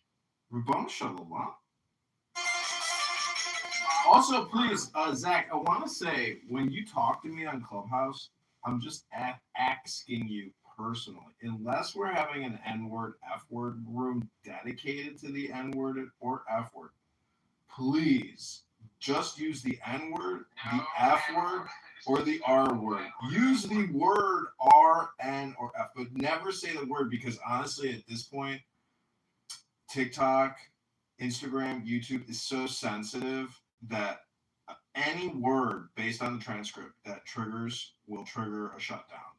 And we're trying to use these accounts. I don't see any value in Clubhouse. However, I do see value in AI video distribution. That is honestly my opinion, because honestly, any video that I create can never be as good as what an AI video seems to put out and what the algorithm seems to like. So I am redundant, but my spam is not redundant.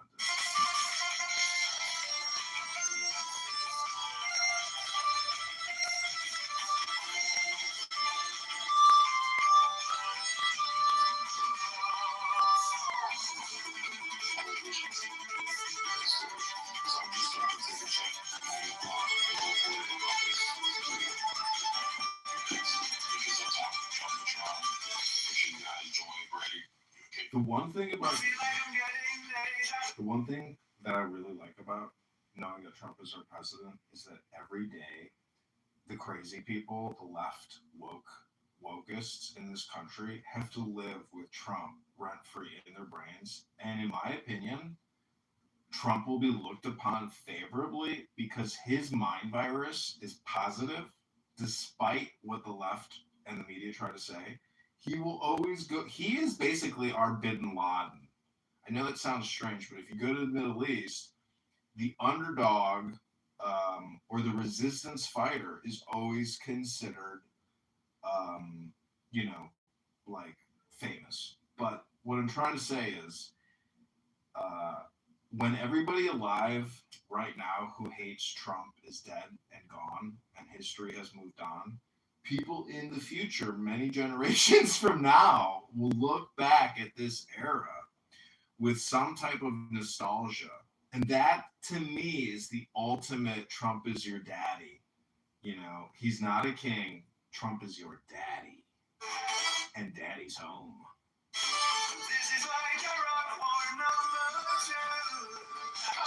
For socialist approaches to solve equities, and they'll get upset when the socialist programs don't work.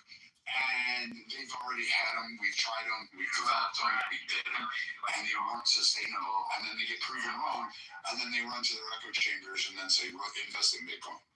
So he was actually reading from ChatGPT earlier, and people called him out on it. But it was funny because he read it like an actor. So I gotta give him some credit. He's performative, and because he is loud, the thing is, no matter, I guess some people become really gifted and skilled.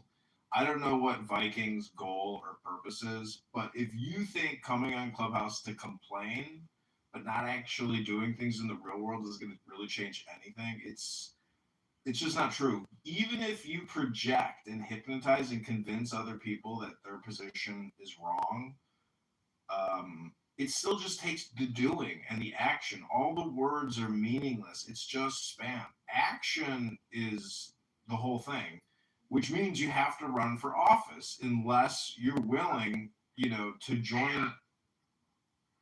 Hello? John, you know what's really interesting is when you're speaking, the music quality is actually really, really good. Of like the in the background that you're playing on Suno, but when you stop speaking, the music quality isn't as good. Okay, let's try that again. Cool, man. Have a great night, everybody. You guys be safe. I appreciate everybody. All right, take it easy, man. Peace. Oh my God, he's closing the room down? He shut the room down! He shut the room down! Can you believe it? Premature! Here come all the stragglers! Here comes the audience from the former room. Welcome, Rico!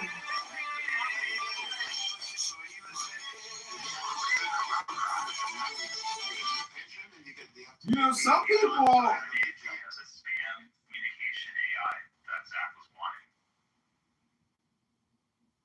So some people are actually pessimistic, and I just want to say that eventually you're going to want to see another huge firework go off.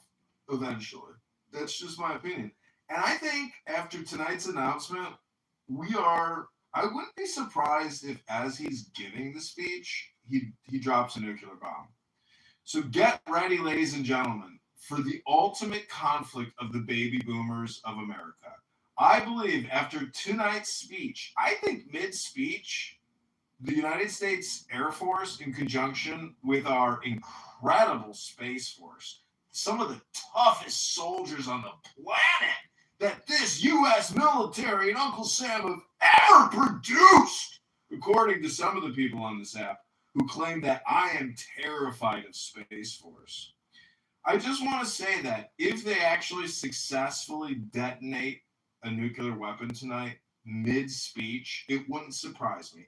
I'm not a prophet, and I'm not the Mashiach, Rabbono Shalom. I'm just trying to say, Rabbono Shalom, that tonight's speech is going to be a banger and one for the history books, because Trump thinks in terms of history.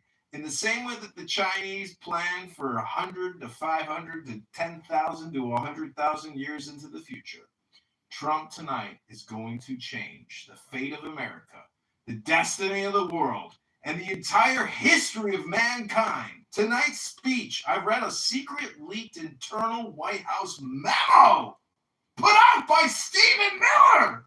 I can't believe I got access to it, but somehow someone sent it to me because, as you know, I am very social. And so that means a lot of communication comes in, and some of it is leaks.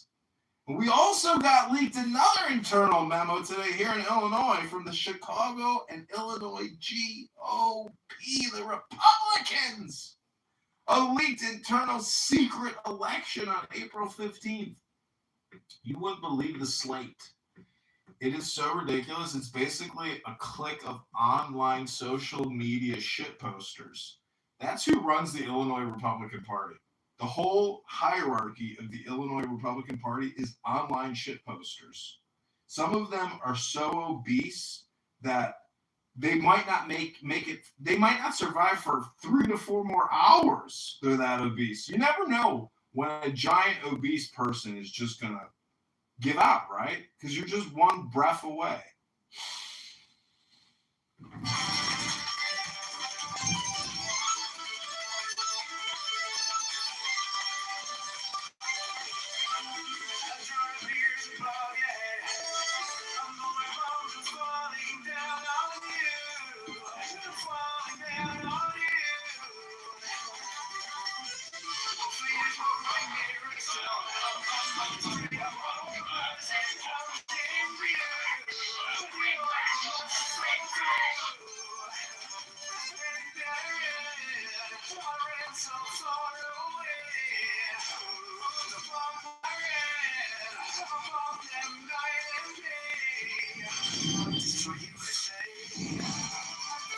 I also just want to say the fact that 5 of my Clubhouse accounts got clipped means that I'm actually successfully doing something.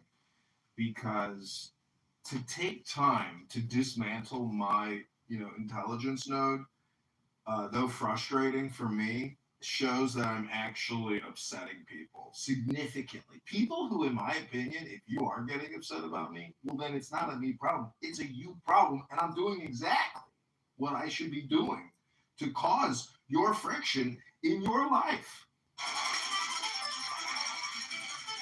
What do you think, kitty cat? Are you excited? We are about to officially announce World War III. It's coming. The big one, where every country finally commits total war. Russia, China, India.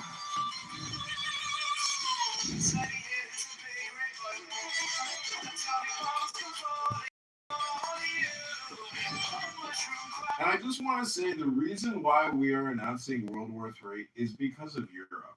It's not because of Americans. It's because of these motherfucking Europeans. And if you criticize American elites, you haven't even begun criticism. European billionaire elites are the biggest hypocrites because they have their own central bank. That's the thing that a lot of Americans who are complaining tonight and all day, central bank and fractional reserve lending, they don't have any actual money. It's all a Ponzi scheme. Well, we're not the only people running a Ponzi scheme. So what do you want to do? Shut down our scam? Well, every other major industrialized country on the planet is running the same fucking currency manipulation? Hello?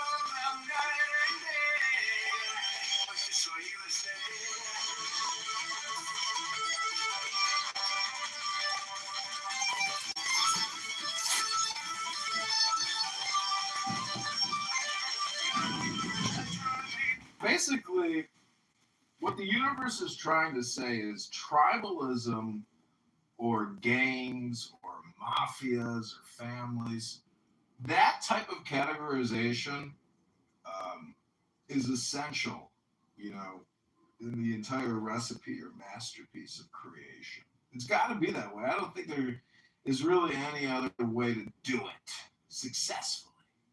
But in the end, people ultimately choose tribalism or group think. I think that's the ultimate hypothesis. It's very difficult to change groupthink, in terms of herd psychology. It's basically impossible. It breaks tradition or arrangement. Anybody have an example? Can't even think of one, but let's go back to culture jamming. Culture jamming? Because look at it this way, if Zach and I were to take an expedition to Israel and go to Jerusalem and live amongst Orthodox Jews, and completely integrate into some type of, Jewish Orthodox theological or religious organization or yeshiva or whatever you want to call it. Like, try to fit in. Say we fully integrate and we're accepted and we're thriving, and then we take wives and we find some Jewish girls in a monastery, and they're like, "Oh, you make my life and my dream come true." And then we bring them back to America and we have children with those children. That girl will also know other Orthodox Jews in Israel. And let's say those Orthodox Jews decide they want to come to America to start a new life so they don't have to live such an austere and expensive life in Jerusalem. Anyways, I'm making a joke, but what I'm trying to say is, if you criticize any group, I mean, that is just the total faux pas of philosophy. And Zen wisdom is very explicit in this, that your opinion is what the problem is. And so what I'm trying to say is that if you're just criticizing one group think, but you're not criticizing group think as a whole or across 10 different types of group think, you are actually low IQ, and that's okay, but nobody's going to save you. Nobody's going to fix you. Nobody's going to come to your rescue. But the only rescue that I know of is books. And if you have to read from ChatGPT, but you can't pick up a book, well, technically, you don't understand what books are, because books are just ChatGPT sitting on pages. And everything is relative to our communication exchange, because there's a lot of space, and a human body doesn't actually take up much space. And this is the thing is, if you criticize the Federal Reserve or the US dollar, you are criticizing a convenience, also a communication technology. Because, in my opinion, 99.9% of all technological advancement or all science, technically, at the end of the day, as they like to say on the Clown House way, it's just communication technology. That's what the Federal Reserve is doing when they send BlackRock $100 billion to buy, toxic debt or treasuries. So that's it, ladies and gentlemen. You can complain a million different ways, but at the end of the day, as we have discovered in the Jewish complaint department, all communication on Clown House is just complaints. Only that rare 0.01% is not a complaint. And that's why you're here in the Election Day 2026 House, listening to the Trump speech and the major war announcement. That's why you're here. Because all communication is politics. And all communication is projection. And all communication is absolutely 100% hypnosis. And I'm hypnotizing you right now. I'm influencing you. I am informing you. And I am persuading you that this Trump speech is the ultimate baby boomer speech of all baby boomer speeches. You are about to watch and witness history and destiny change before your very eyes. Now the question is Donald Trump going to be able to sell it? Because remember, all communication is hypnosis. And Trump is the ultimate hypnotizer, the ultimate magnetizer, the master of communication, because he has conditioned us over and over and over again with the suit, with the red tie, with the blonde hair, with the words, with the fighting spirit of destiny. Will Trump dazzle the world tonight?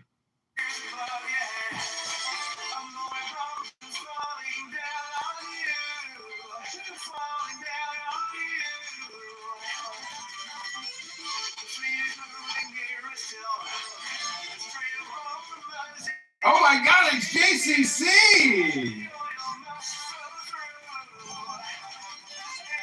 JCC, oh, he laughed.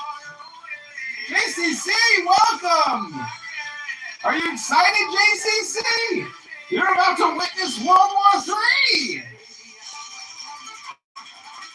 Congratulations to your daughter, JCC. I heard she just had another major accomplishment. What about her dad? Sitting on Clubhouse all day long talking to the R words. And in the process, becoming an R word himself. When was the last time you read a book, JCC? Never? No, that's not true. Actually, I just read this book. Oh, okay, JCC. If you say so. Anyways, did you start digging a bunker out in your backyard yet, JCC? Because now is the time. Up, he left.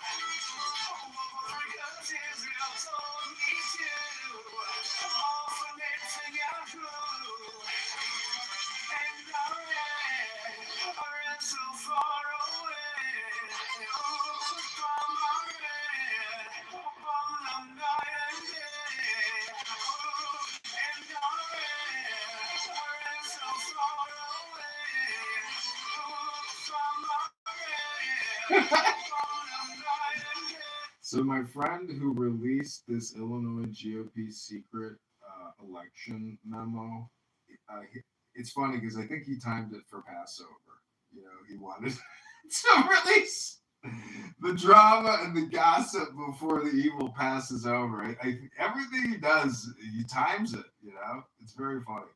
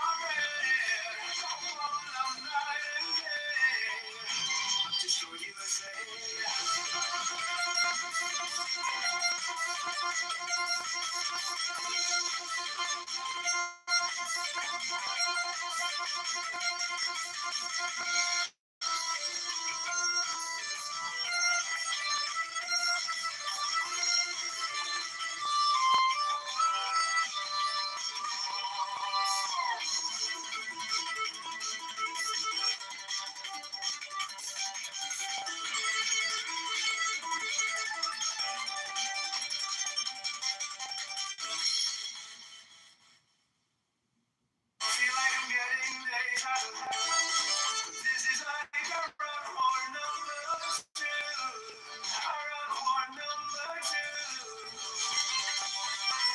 I know you're the class of life.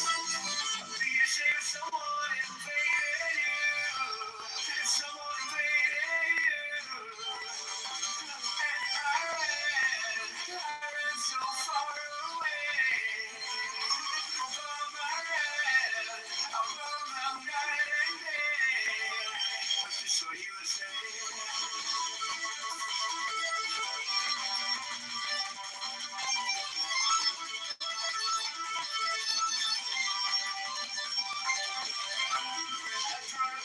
above your head.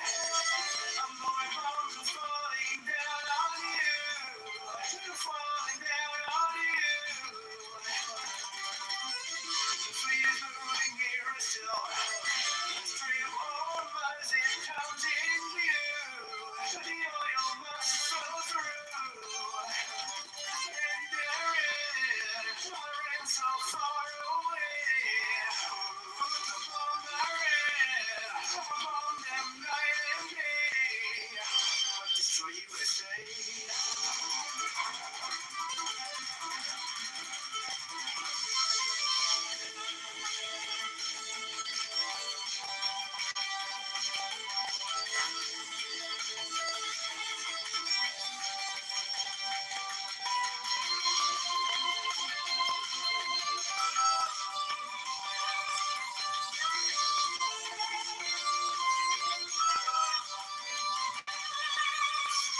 Tiny hits a big red button. Atomic bombs come falling down on you.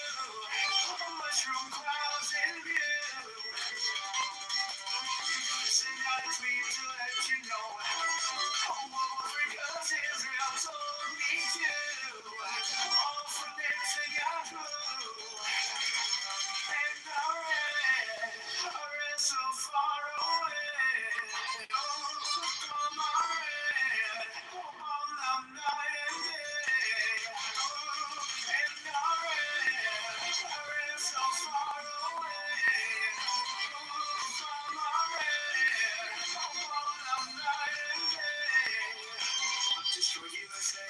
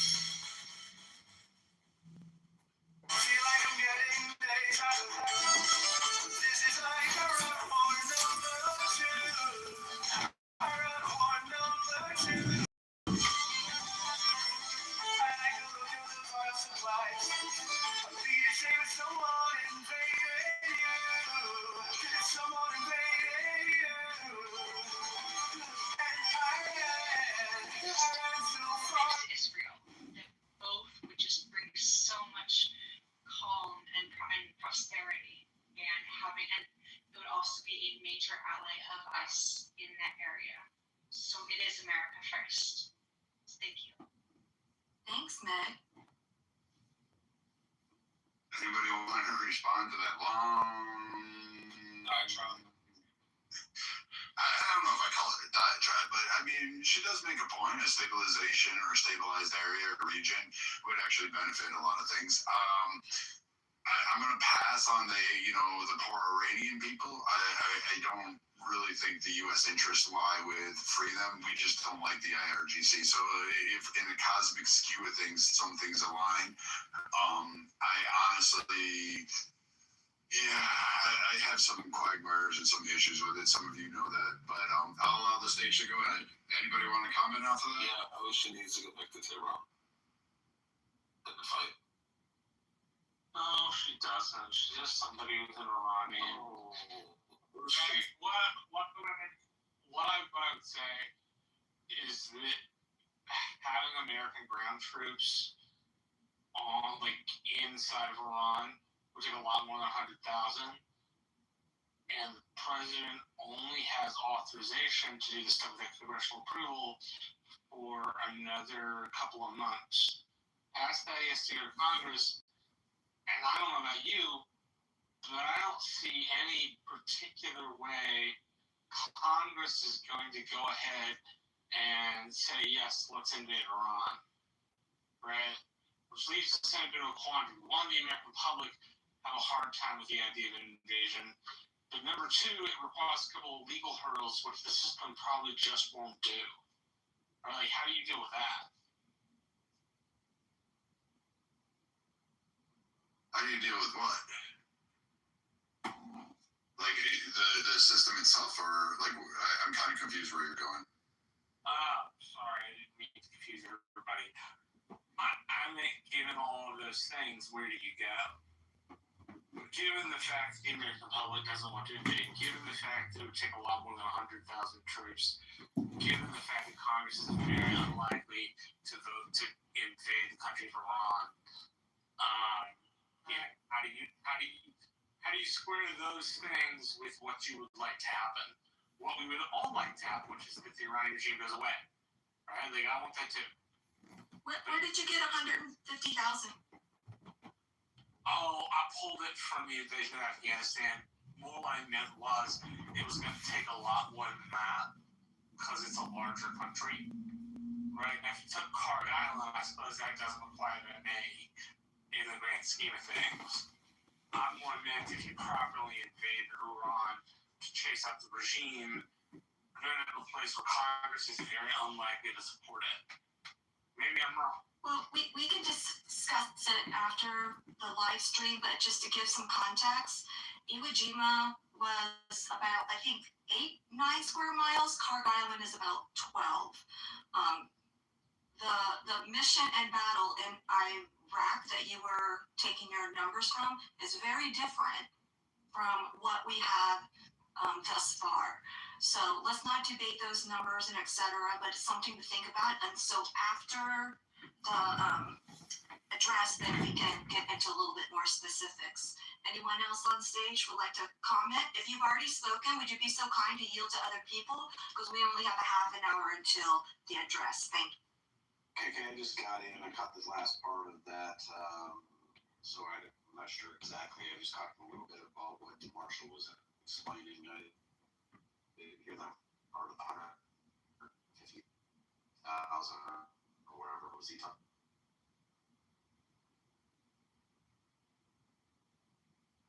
Not 100,000. I believe it was up to 220 or 240,000 troops before we pulled something out to go into Iraq. My point was, because my point was coming down Meg. Meg's point was a stable Iran is good for the United States, which I agree with. But to get there, you have to have military forces on the ground in Iran proper. It's going to take a lot more than that. And that took an authorization for the use of military force from Congress. I don't know if Congress would actually give the go-ahead to do that. Now, maybe the executive just does what it wants and things lie and they are what they are. Right? But like I said, I have a very hard time imagining Congress would support that. Right. I think a big difference is the way that we're going about it this time. The airstrikes, the damage being done is far more accurate and far more damning when you look at we've taken out pretty much for the most part their military, and when we start staging it, and I said this before, I think yesterday on another page, I forget the guy's name, but he was stationed over there, I think, for 2 decades, 4-star general, whatever he was, and he was talking about what their strategies were, and he says they got to have boots on the ground. He gave all the reasonings for it. He says they would be safe, but why and how, I don't understand. He has a lot better knowledge and understanding. To me, it sounds dangerous as hell because I don't trust Iran. They would take out the whole island if they could. I could see them flooding it with missiles and drones, and sure, even if 20% of them got through, that's a lot of damage, and we could lose a lot of people. But I think they're going to hammer it really hard for a while. For the next couple weeks, I'll be interested to see what this negotiation thing is, because he's sticking to it. He's having negotiations. Making comments that will be out of there in maybe 2 weeks or a little less. So, to me, I can see letting the Israelis or I just don't know what to think about the Kurds going in. You got a whole different aspect there, but I think if we pound them hard enough and long enough, and we can take enough sort of resources out, you do start to break the will of the people. Could be fracturing. There's rumors, and I take rumors with a grain of salt, but intel is saying that there's people inside the IRGC that are not really wanting to continue the battle. I think they see the outcome to be, bombs being dropped on them.